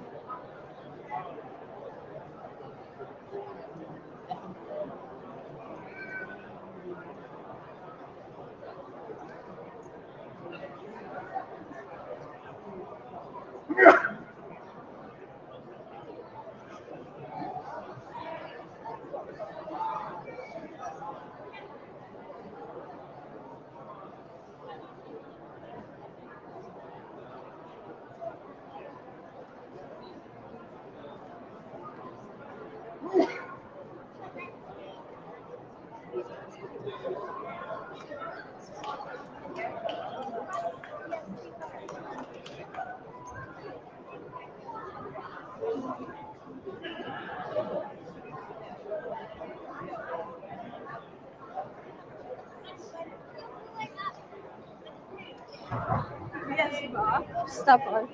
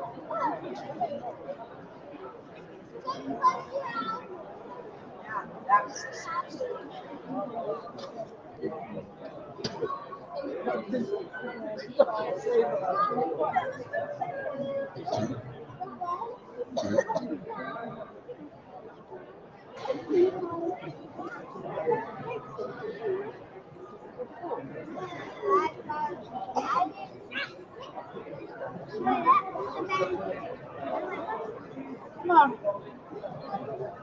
Watch that tank. Last out.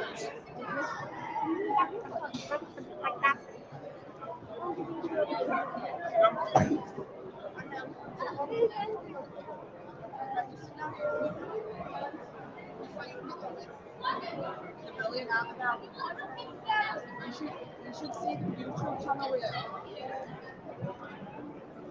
not too close constance.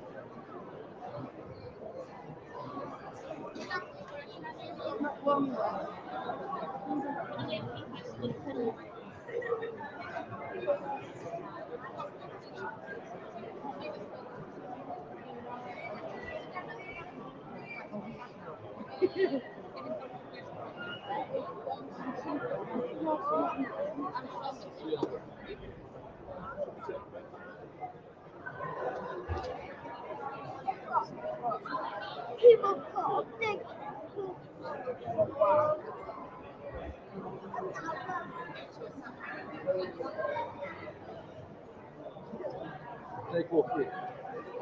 Oh, nothing in it.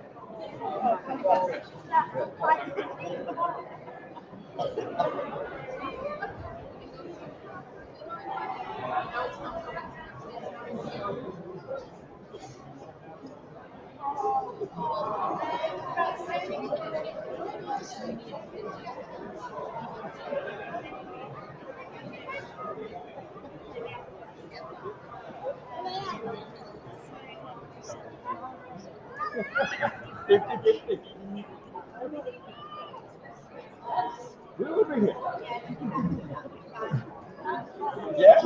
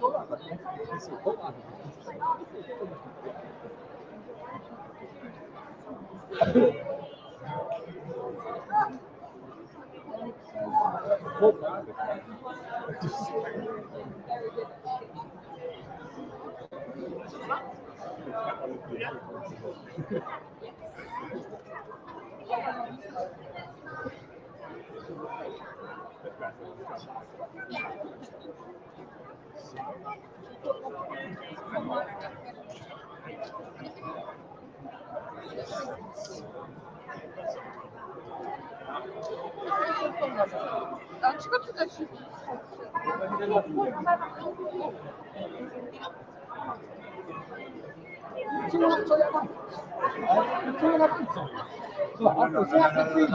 That's not it. No. I couldn't see it anywhere. Someone was looking for it. All right. And Susan's it's a full rather. Susan's actually away at the moment. I might let you look and I'll set your bunch.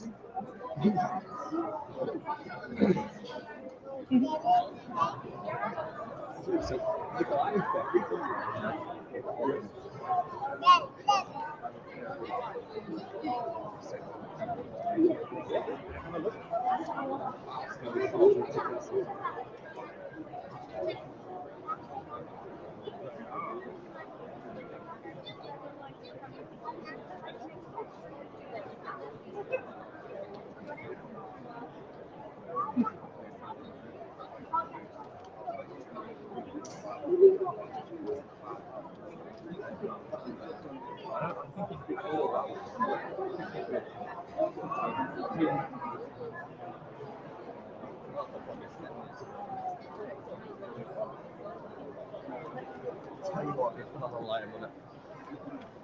It's really. You're sitting at this point away now. It's a few.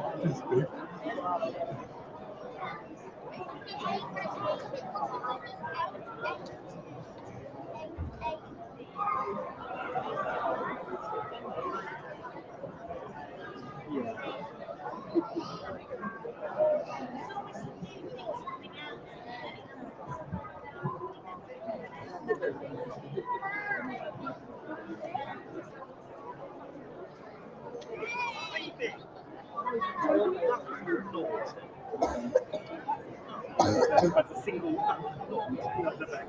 The guy came from Spanish was like,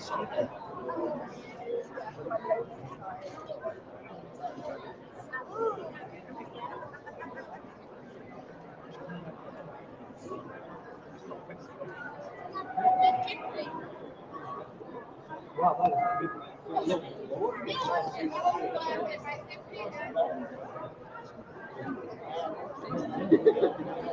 we're off. So, should we yeah. I mean,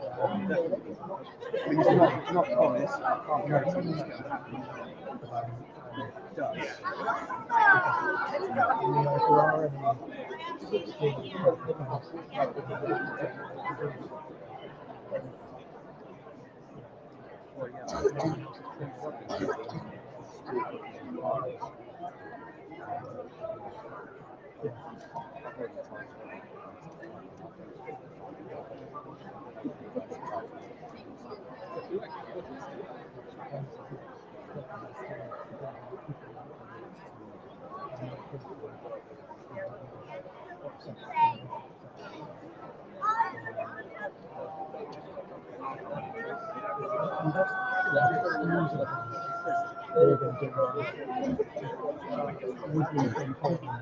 This one is Thailand because you want to start from you put in a forest and put a second go and market You're still selling tickets? Yeah. Can you take card from them? I've gone and left my bloody wallet. Anyway, yeah, so but yeah, we will obviously do the next show, which is London.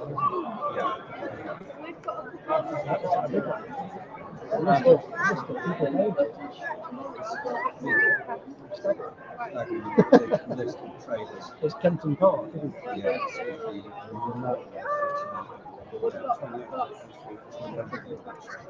I mean, it's a much better location than last time. It's just filth, isn't it? It's so nice, isn't it, driving out of London, going home. The microphone, just the venue was dreadful. And I said quite pointedly, we will not be coming. I know, yeah, that's right. Because when you were promised parking, weren't you? Yeah, free parking. And then, yeah, exactly.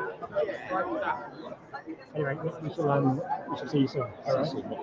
Safe drive home. Indeed, take it easy. Cheers, man.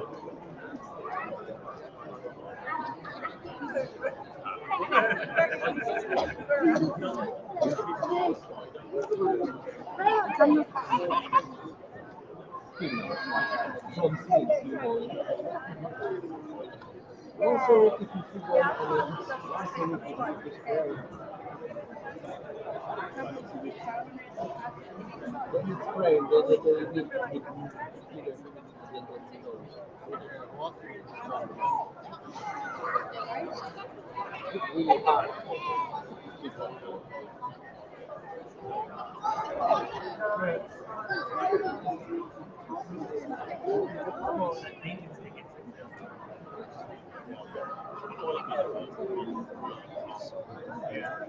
The Indian ones just ripped off by themselves. And get rid of them white ones.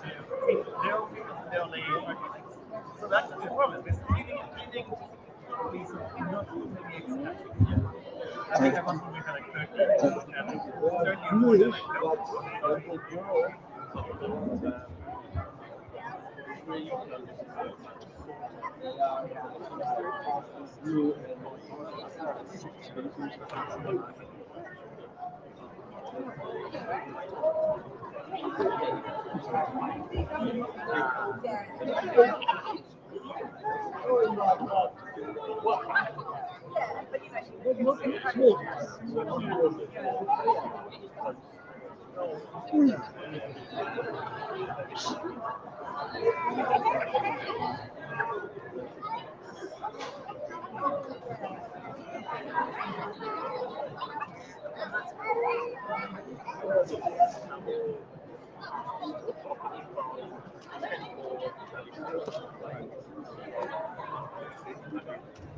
So 3 minutes to go. Look at your little faces. You're all so excited. Who's going to win? Everyone.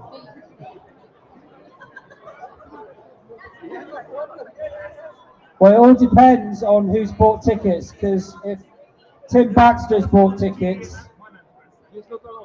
or Phil, if Phil or Tim have bought tickets, they might as well go home, eh, Phil? Because they're jinxed. If you want to win anything, go over to see Creatures from the North and see Tim. Get him to buy your tickets for you, because whenever he buys tickets, he just wins everything. Don't know how. Yeah. Have we banned him, have we? We banned him. Oh, apparently we banned him. I did not read that email. I didn't get that one. So you had a nice time? One of you has. Good. Don't know why we bother putting this on, you know. Have you all had a nice time? Woo! That's more like it. Yes. Me too. Getting a bit bored now then. That's why I started talking. I'm only joking. It's been fantastic. Thank you so much, everyone, for coming out today. We have sold so many tickets. I don't even know how much you have raised for the oil beetle. Lovely beetle. Once we used to have about 8 species of oil beetle in the UK, and sadly over the last sort of 6 or 7 decades with modern intensive farming and pesticide and habitat destruction, human population growth, yeah, we've seen declines in lots and lots of things. In particular in the UK, the oil beetle, which is a shame. There it is. Their survival is linked to wild bees, solitary bees. If you know anything about them, if you look into the oil beetle, you'll find out about their life cycle. It's amazing. They have a thing called hypermetamorphosis. So the eggs hatch into a triangulin, which is like a legged little creature about 1.5 millimeters, 2 millimeters long, and they cluster on flowers, and they hitch nets off of the bees back to the bee's nest, which is really crafty. And these triangulins then molt and go through a massive physiological change. They turn from an arthropod first instar back to a grub before even becoming a. They don't even hatch as a grub. They come out as these jointed little creatures. They're really clever, and they've like 3 claws on each foot, which is why they're called triangulins. And that's how they cling to the hairs, the seed type on the bees. And when they are in the nest, they start eating the bees' pollen and eggs or grubs. So without the bees, you can't have oil beetles. And it's not all doom and gloom because the bees make several nests. The triangulin season is very short, so they don't actually have a deleterious effect on the bees, masonry bees, the leaf roller bees, all of these solitary bees. They then emerge the following spring as a great big shiny blue oil beetle. Amazing, isn't it? But with the bee population declining, so do the oil beetles, which is a shame. And obviously, if you do spot them, make sure you go onto the Bug Life website because they'll direct you to surveys where you can say where the beetles are being found. So everyone can keep an eye on it, you see. No more rapid tickets. No more rapid tickets, all gone. And that's what this money's going for, to help support the Bug Life bee concert.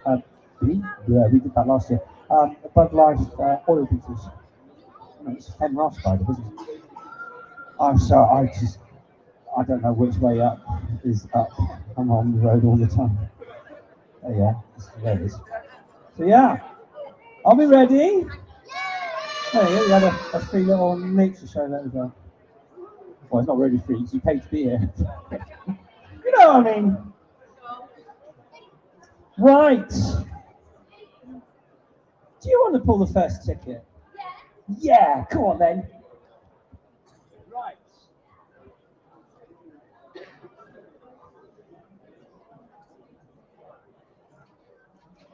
Blue, 678. Congratulations. You are familiar with how the raffle works. Because there's always someone that goes, can I have anything I want? Yeah. 6, 7, 8, there we go. All yours. Take which one you want.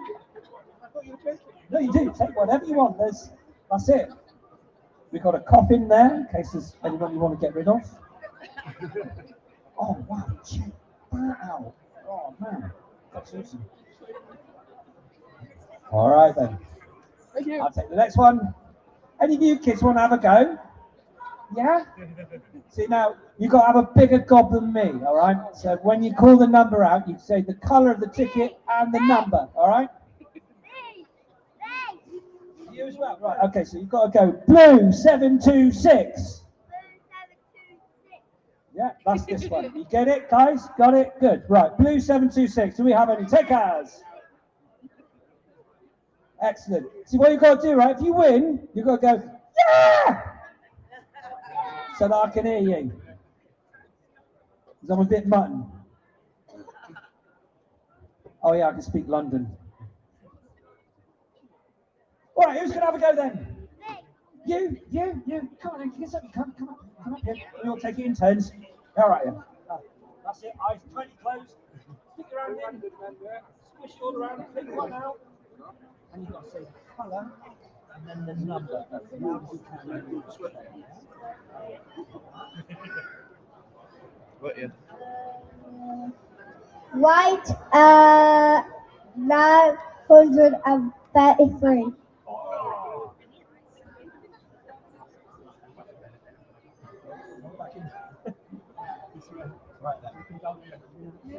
Anyone white 933? Going. Go on.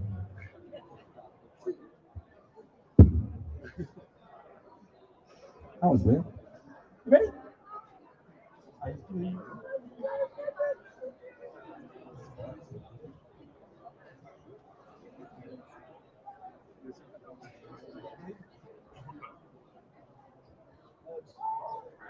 White 926.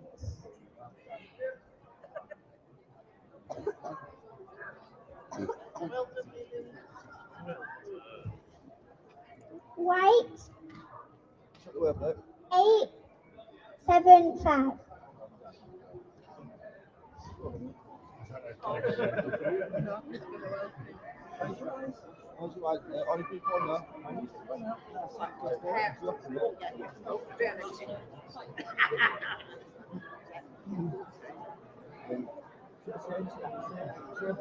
This and that and 10.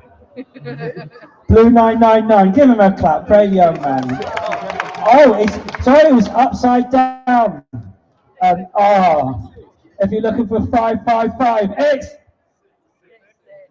Oh, come on. Surely more of you know that. I know I don't look like I know my slip knot, but I do. Come on over. Come on through. Just proving the point. It's not easy to see you.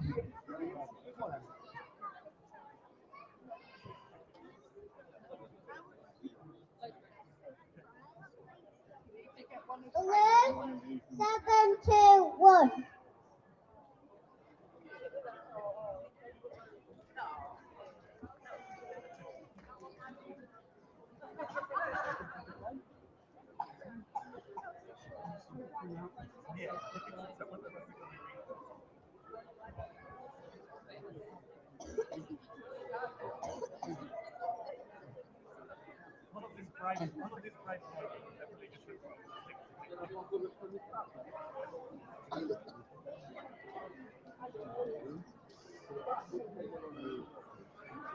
Blue 608. Well done. Blue 608. See, now that's how you do it. Yeah?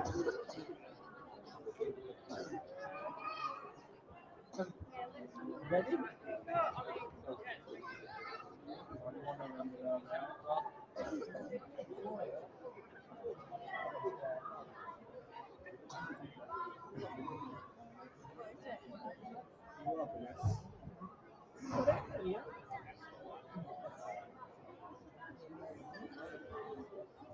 Seven, two, eight.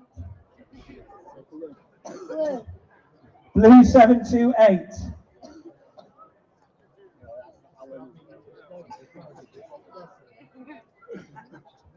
Anyone blue 728? No.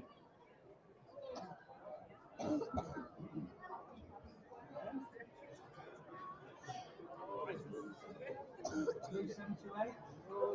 Is that you? You meant to go there. I mean, there. That's it. Sorry, that was an echo. There. Right, ready. 606. Blue 606.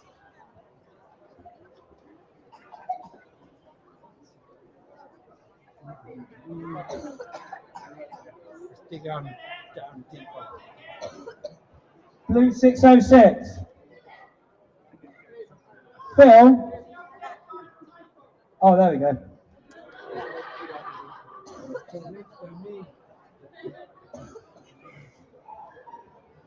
Okay, blue 523.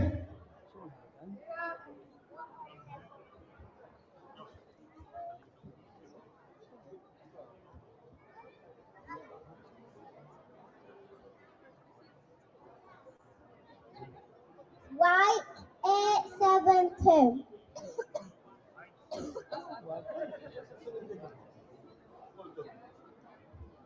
Anyone? White 872.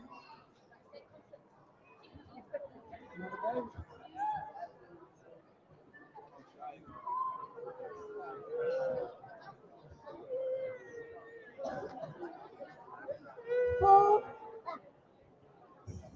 6, 5. Yeah. Blue 465.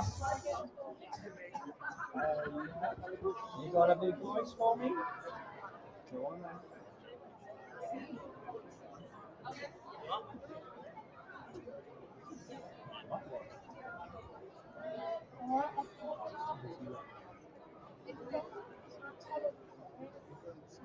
I know, that's a kind of a pinky, lilac-y outline. Pinky 71. Pink 71. Well done, good effort. Did we get a yes? Aha. You go next.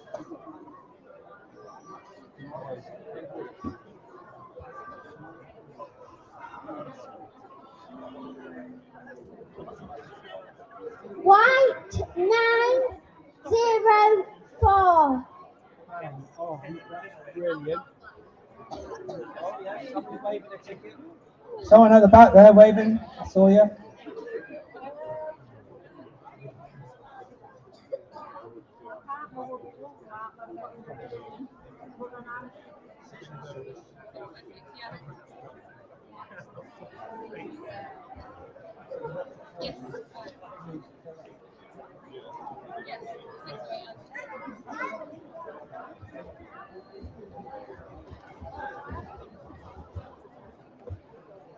Oh, that was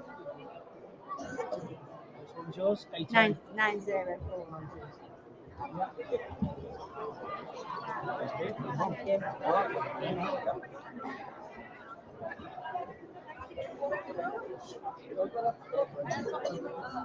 Blue 717.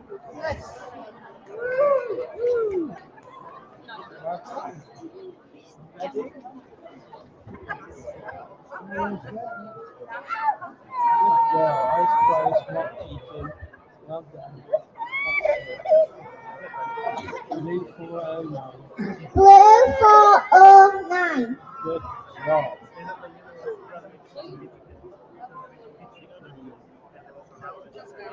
Anyone? Blue 409?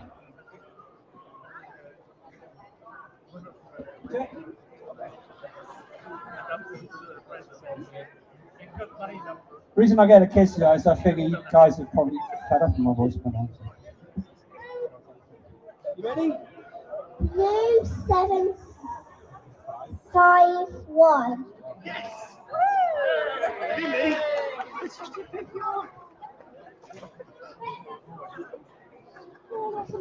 There's hundreds of them in there. Pick yours.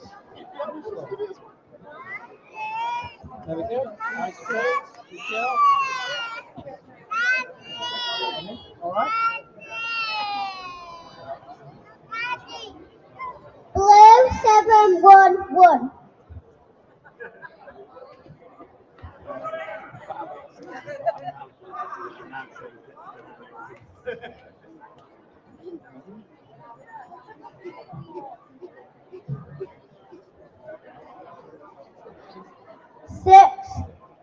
Six, 1.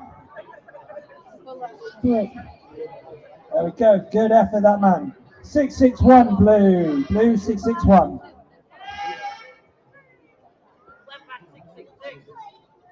That was great, wasn't it? Like, every time I pray for that one, because I just like doing that line. So That was the way you got it, is the devil. Yeah,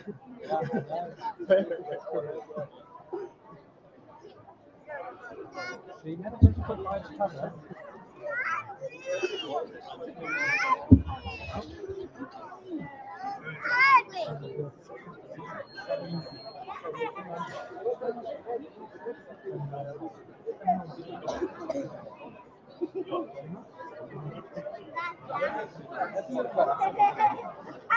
Go on then.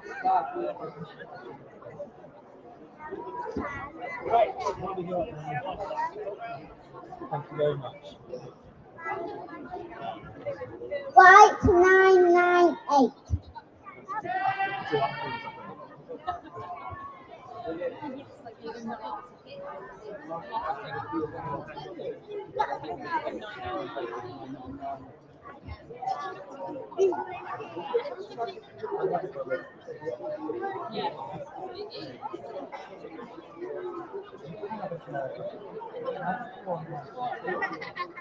Yeah, that's it, just the one.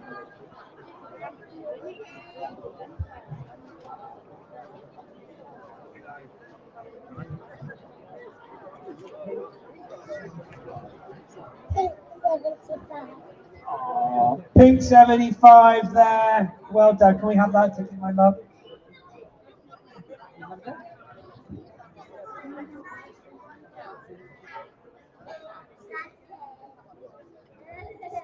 44. Blue.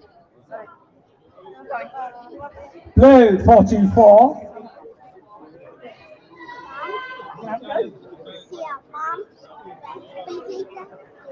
It's 5. Huh? It's 5. Oh, can you have a go? Go on.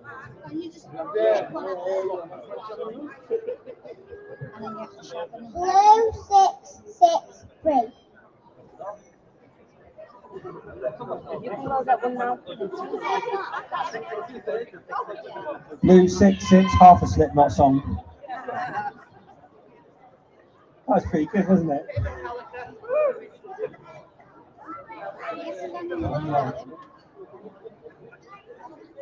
I was in a Metallica when Cliff Burton was alive.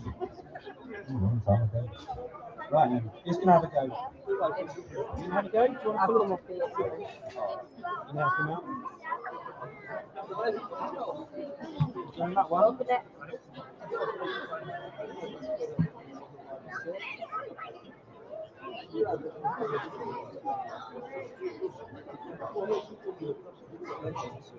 Well done.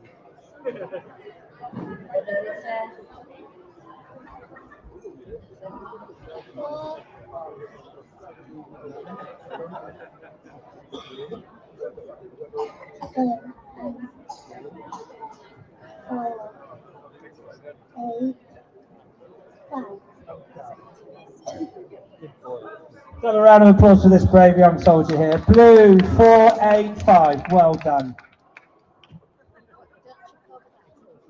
You guys want to have a go?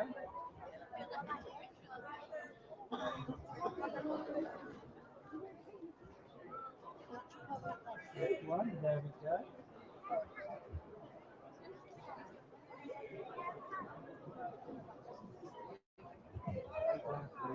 Eight, 5, 6. Good try. Well done. White 859.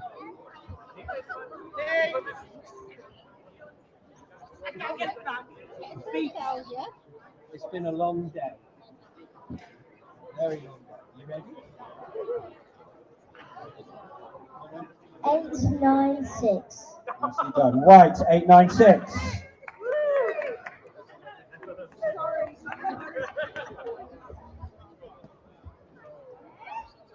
Hello. Why did you do that? That's fine. There's only one on this side, so here we go. Ready?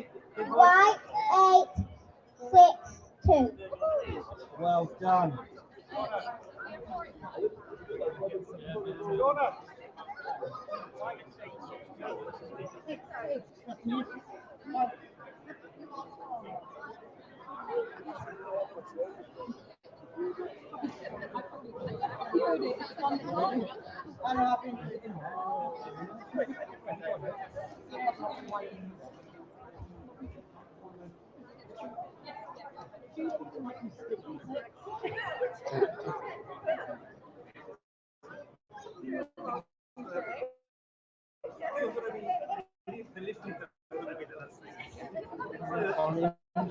Orange 476. Well done. Any takers for orange 476?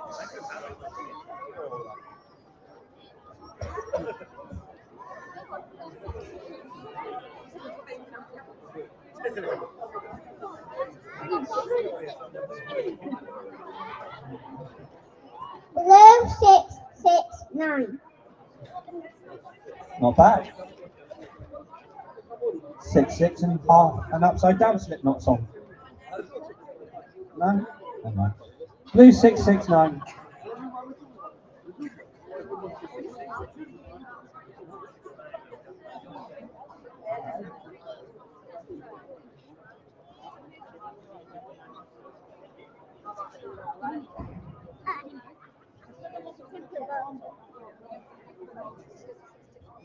I picked it out immediately.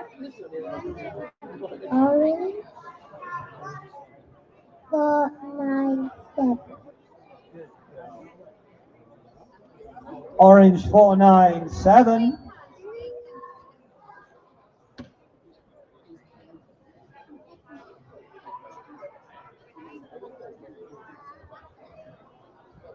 Blue 575. We have a winner. Well done. Go on then. I'm picking foreign and she reads it out.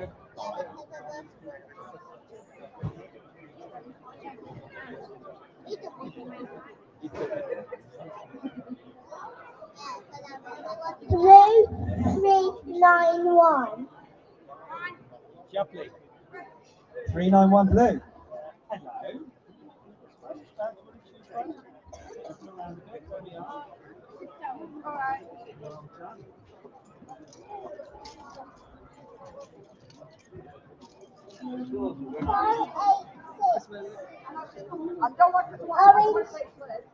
Orange 486. Orange 486. Big points.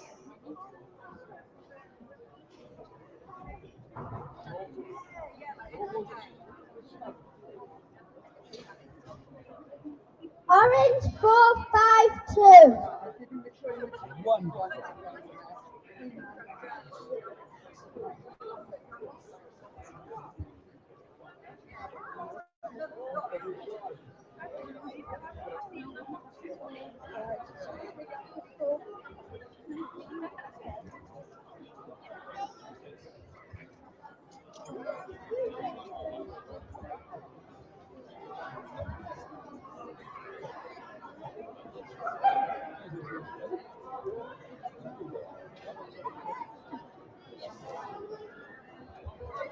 Blue 654.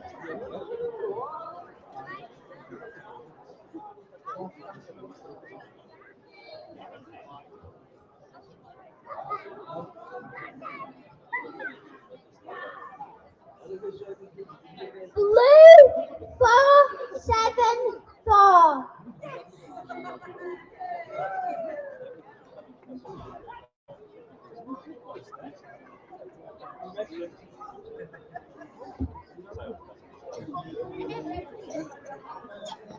Get the animal.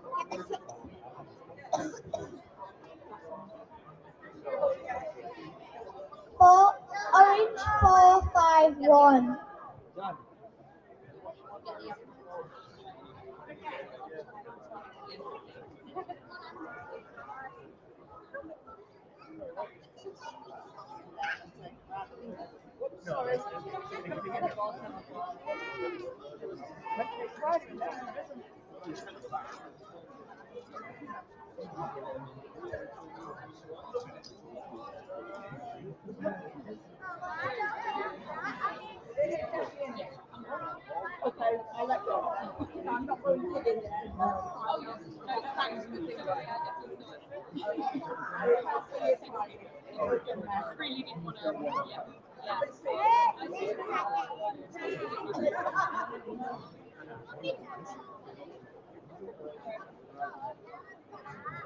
Okay, you ready?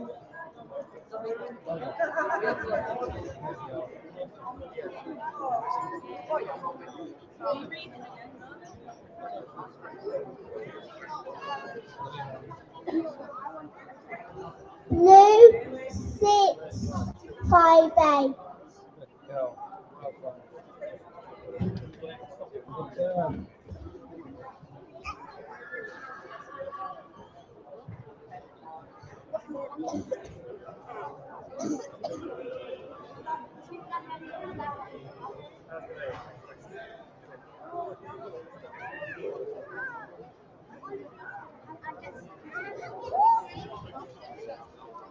Five, 6, 9. Blue.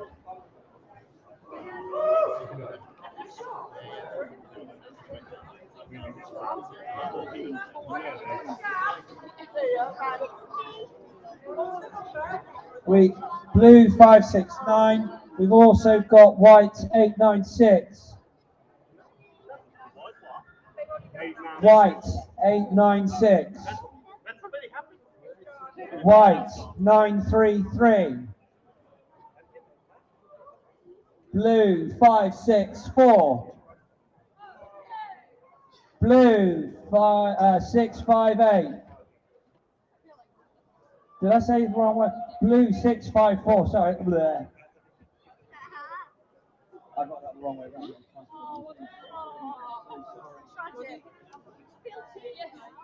Right, blue 933. Where have you been? Alright, so blue 658, blue 654. 654, there we go. White 896. Still unclaimed.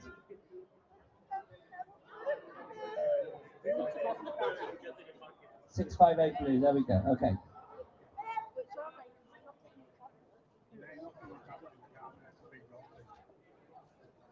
Do we have anyone for white 896?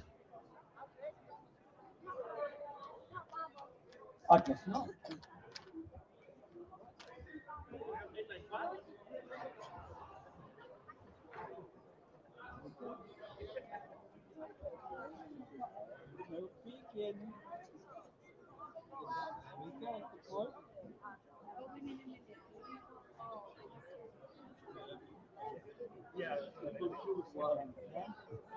Blue 516.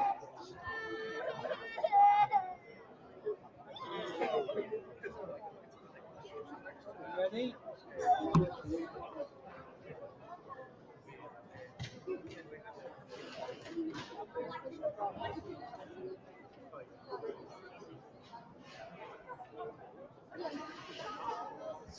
Six for what?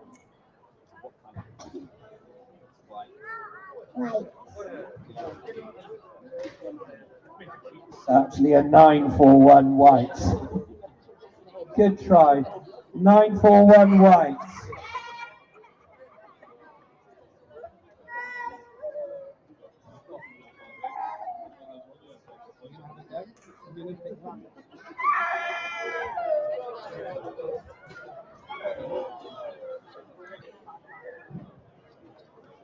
Blue 558.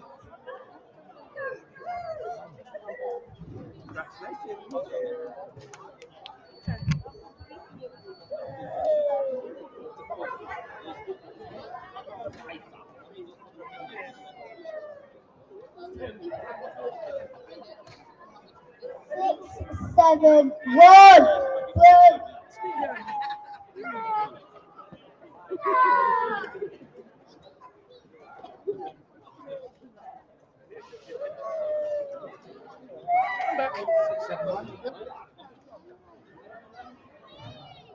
Blue 589.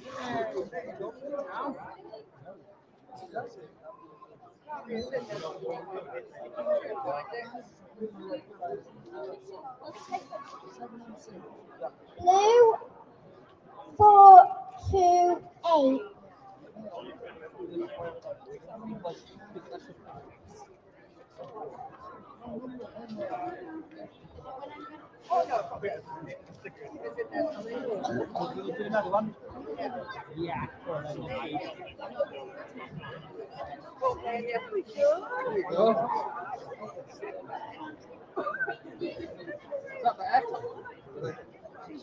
Blue 745.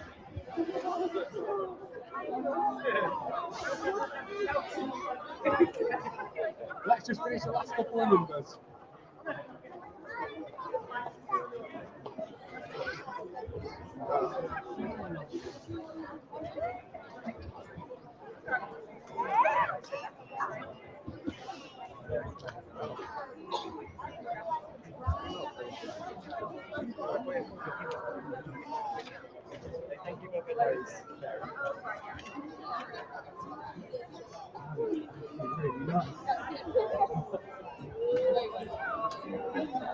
Blue 622.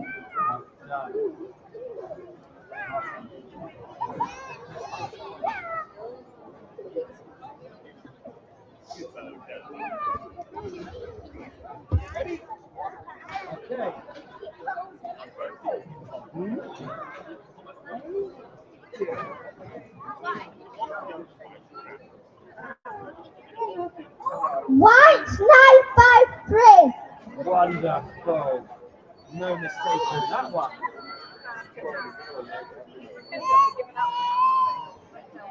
I like how they're all closing their eyes this time. I know. Yeah.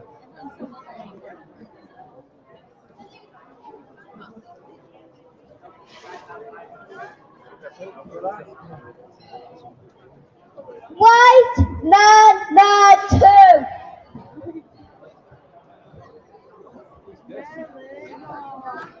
Can you be as loud as him? Yeah. You're going to be louder? All right, then, go for it. Top of your voice.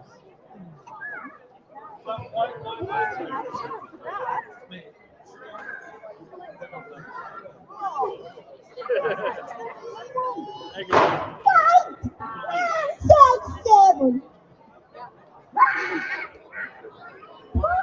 You'll get up. Bless her. White 967.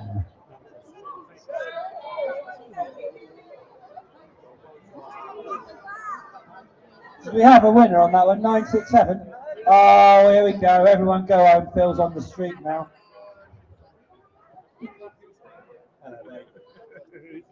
Tell me how you doing that.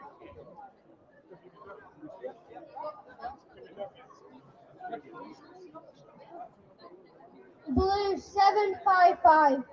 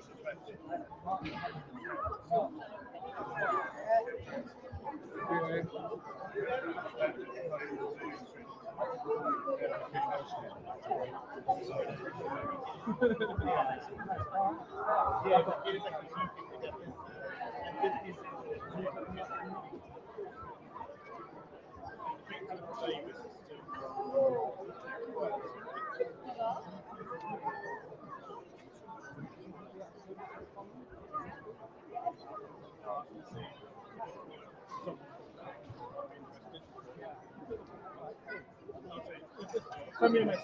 I will. Hey, you're back again. Come on now.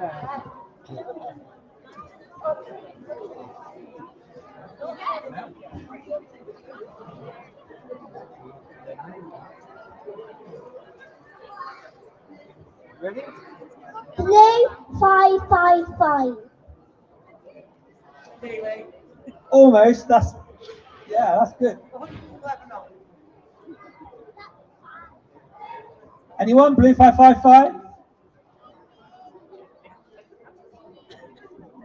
I mean, we could come up with a new song, couldn't we? If it's not 555, or if it's not 666, it's 555, isn't it? Anyway. Hang on, got you on the microphone. Go on then. 445 blue. Good man. Belt that out there. I reckon he's a future frontman, that one.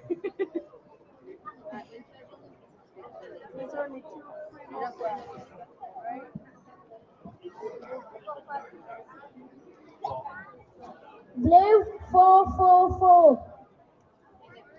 556, 655, 444. What's the chances of that? Yeah. Well done, then, my friend.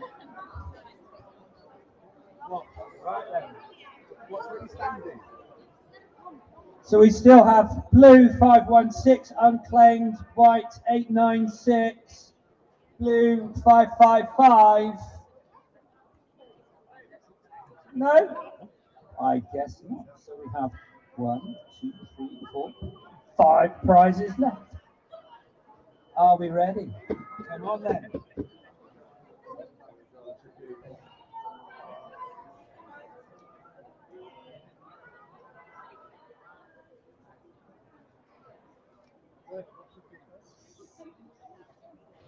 White man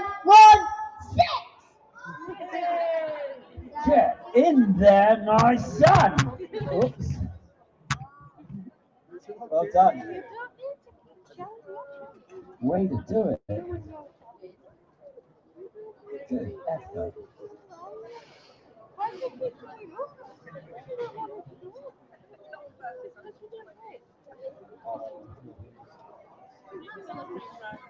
it up its college? Laughing at Go on then. Okay, all right.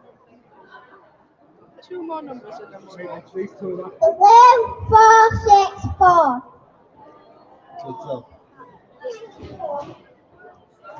Just going to say, Marina and I have both noticed that at this show, the kids are not going, I'm going to pick my colour one. They'll all be closing their eyes. They weren't doing that in the Taunton show, were they? Little rascals. Come on then, lads. Do a good old scrunch round. Pick one at random. Just right the first one. That's it. No peeking. Good lad.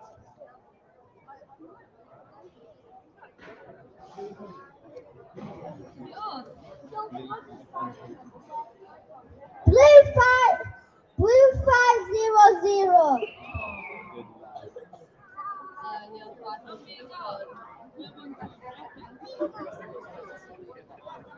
Yeah, yeah.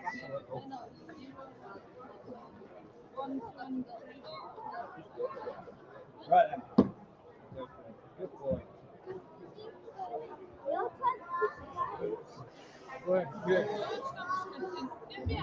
Blue 687.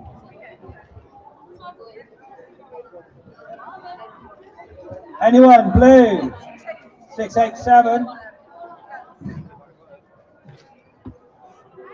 Go on then. Work it out nice and well.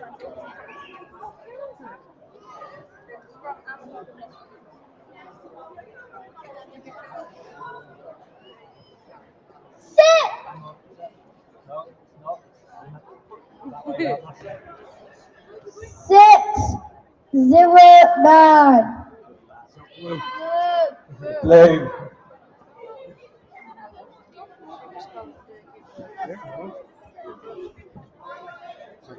Anyone? 609 blue. Our friend here.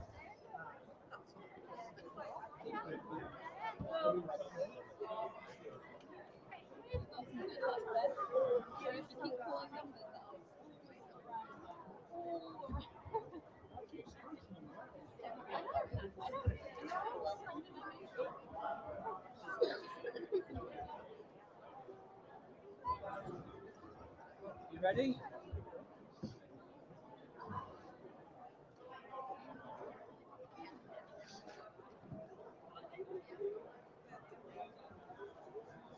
Pink 51.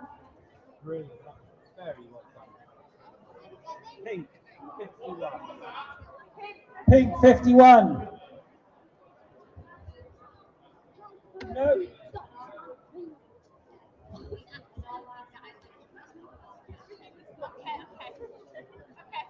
You pick 51? No. Oh, purposeful. No. Right then, you ready? You don't like to do nothing today. You did not win nothing.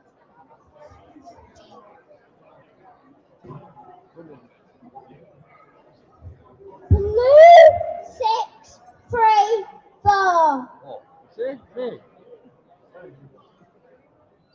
Now me. Is that what you? Did you win?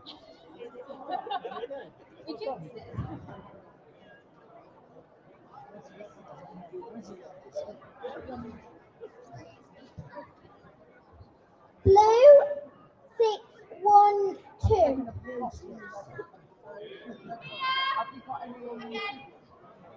Oh.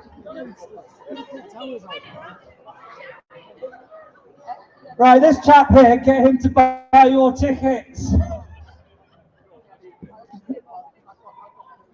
Right, see, there's a book or a book. Thank you very much, everyone. Let's have a big round of applause for these amazing children. Woo! Well done, and a raising of the roof. A round of applause for all of you guys. Thank you so much, everyone. We will see you in London next month, 28th of April.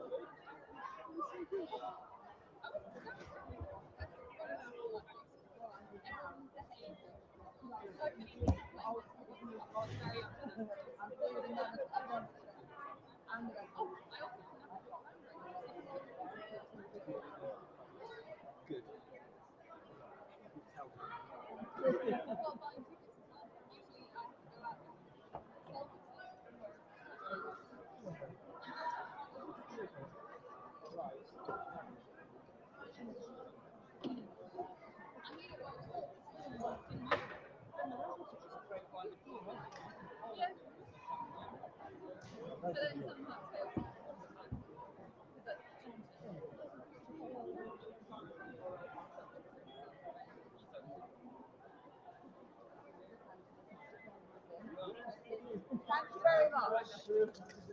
You as well. Right, I'm leaving them there because I'm not going to one on the floor. There you go. You like a good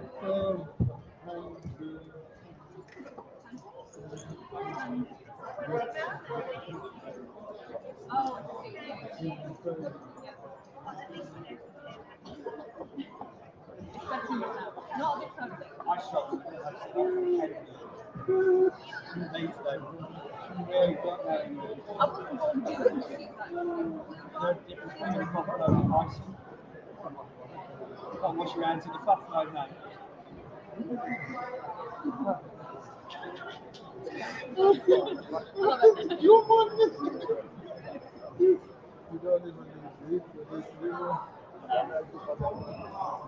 I have this secret narcotic called bin box.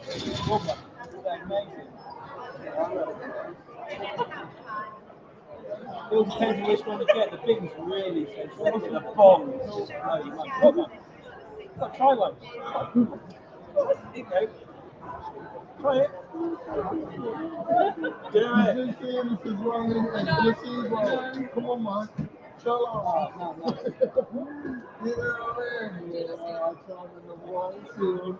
Joe, you want to try one? Try a big one. Ready? Oh, yeah, check it out. I'm wide.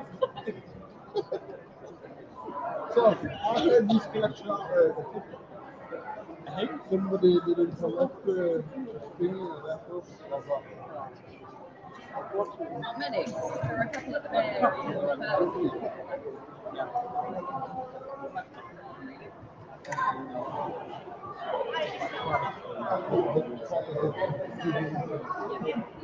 you know what, I told my mom, I said,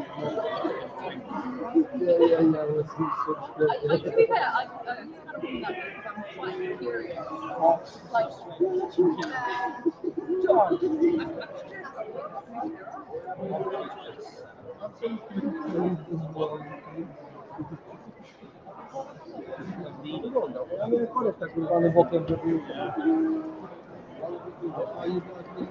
Oh, mate, brilliant.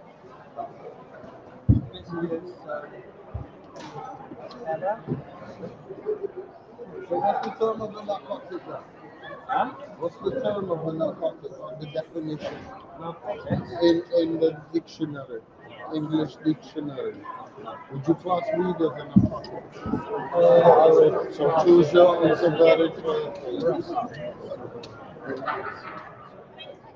It's a herb.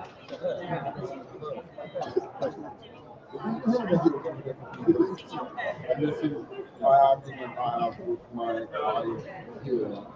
He has to pop an aspirin every day. So There's a lot of them. You can get that for free. All you've got to do is just strip something like a willow tree and that's it.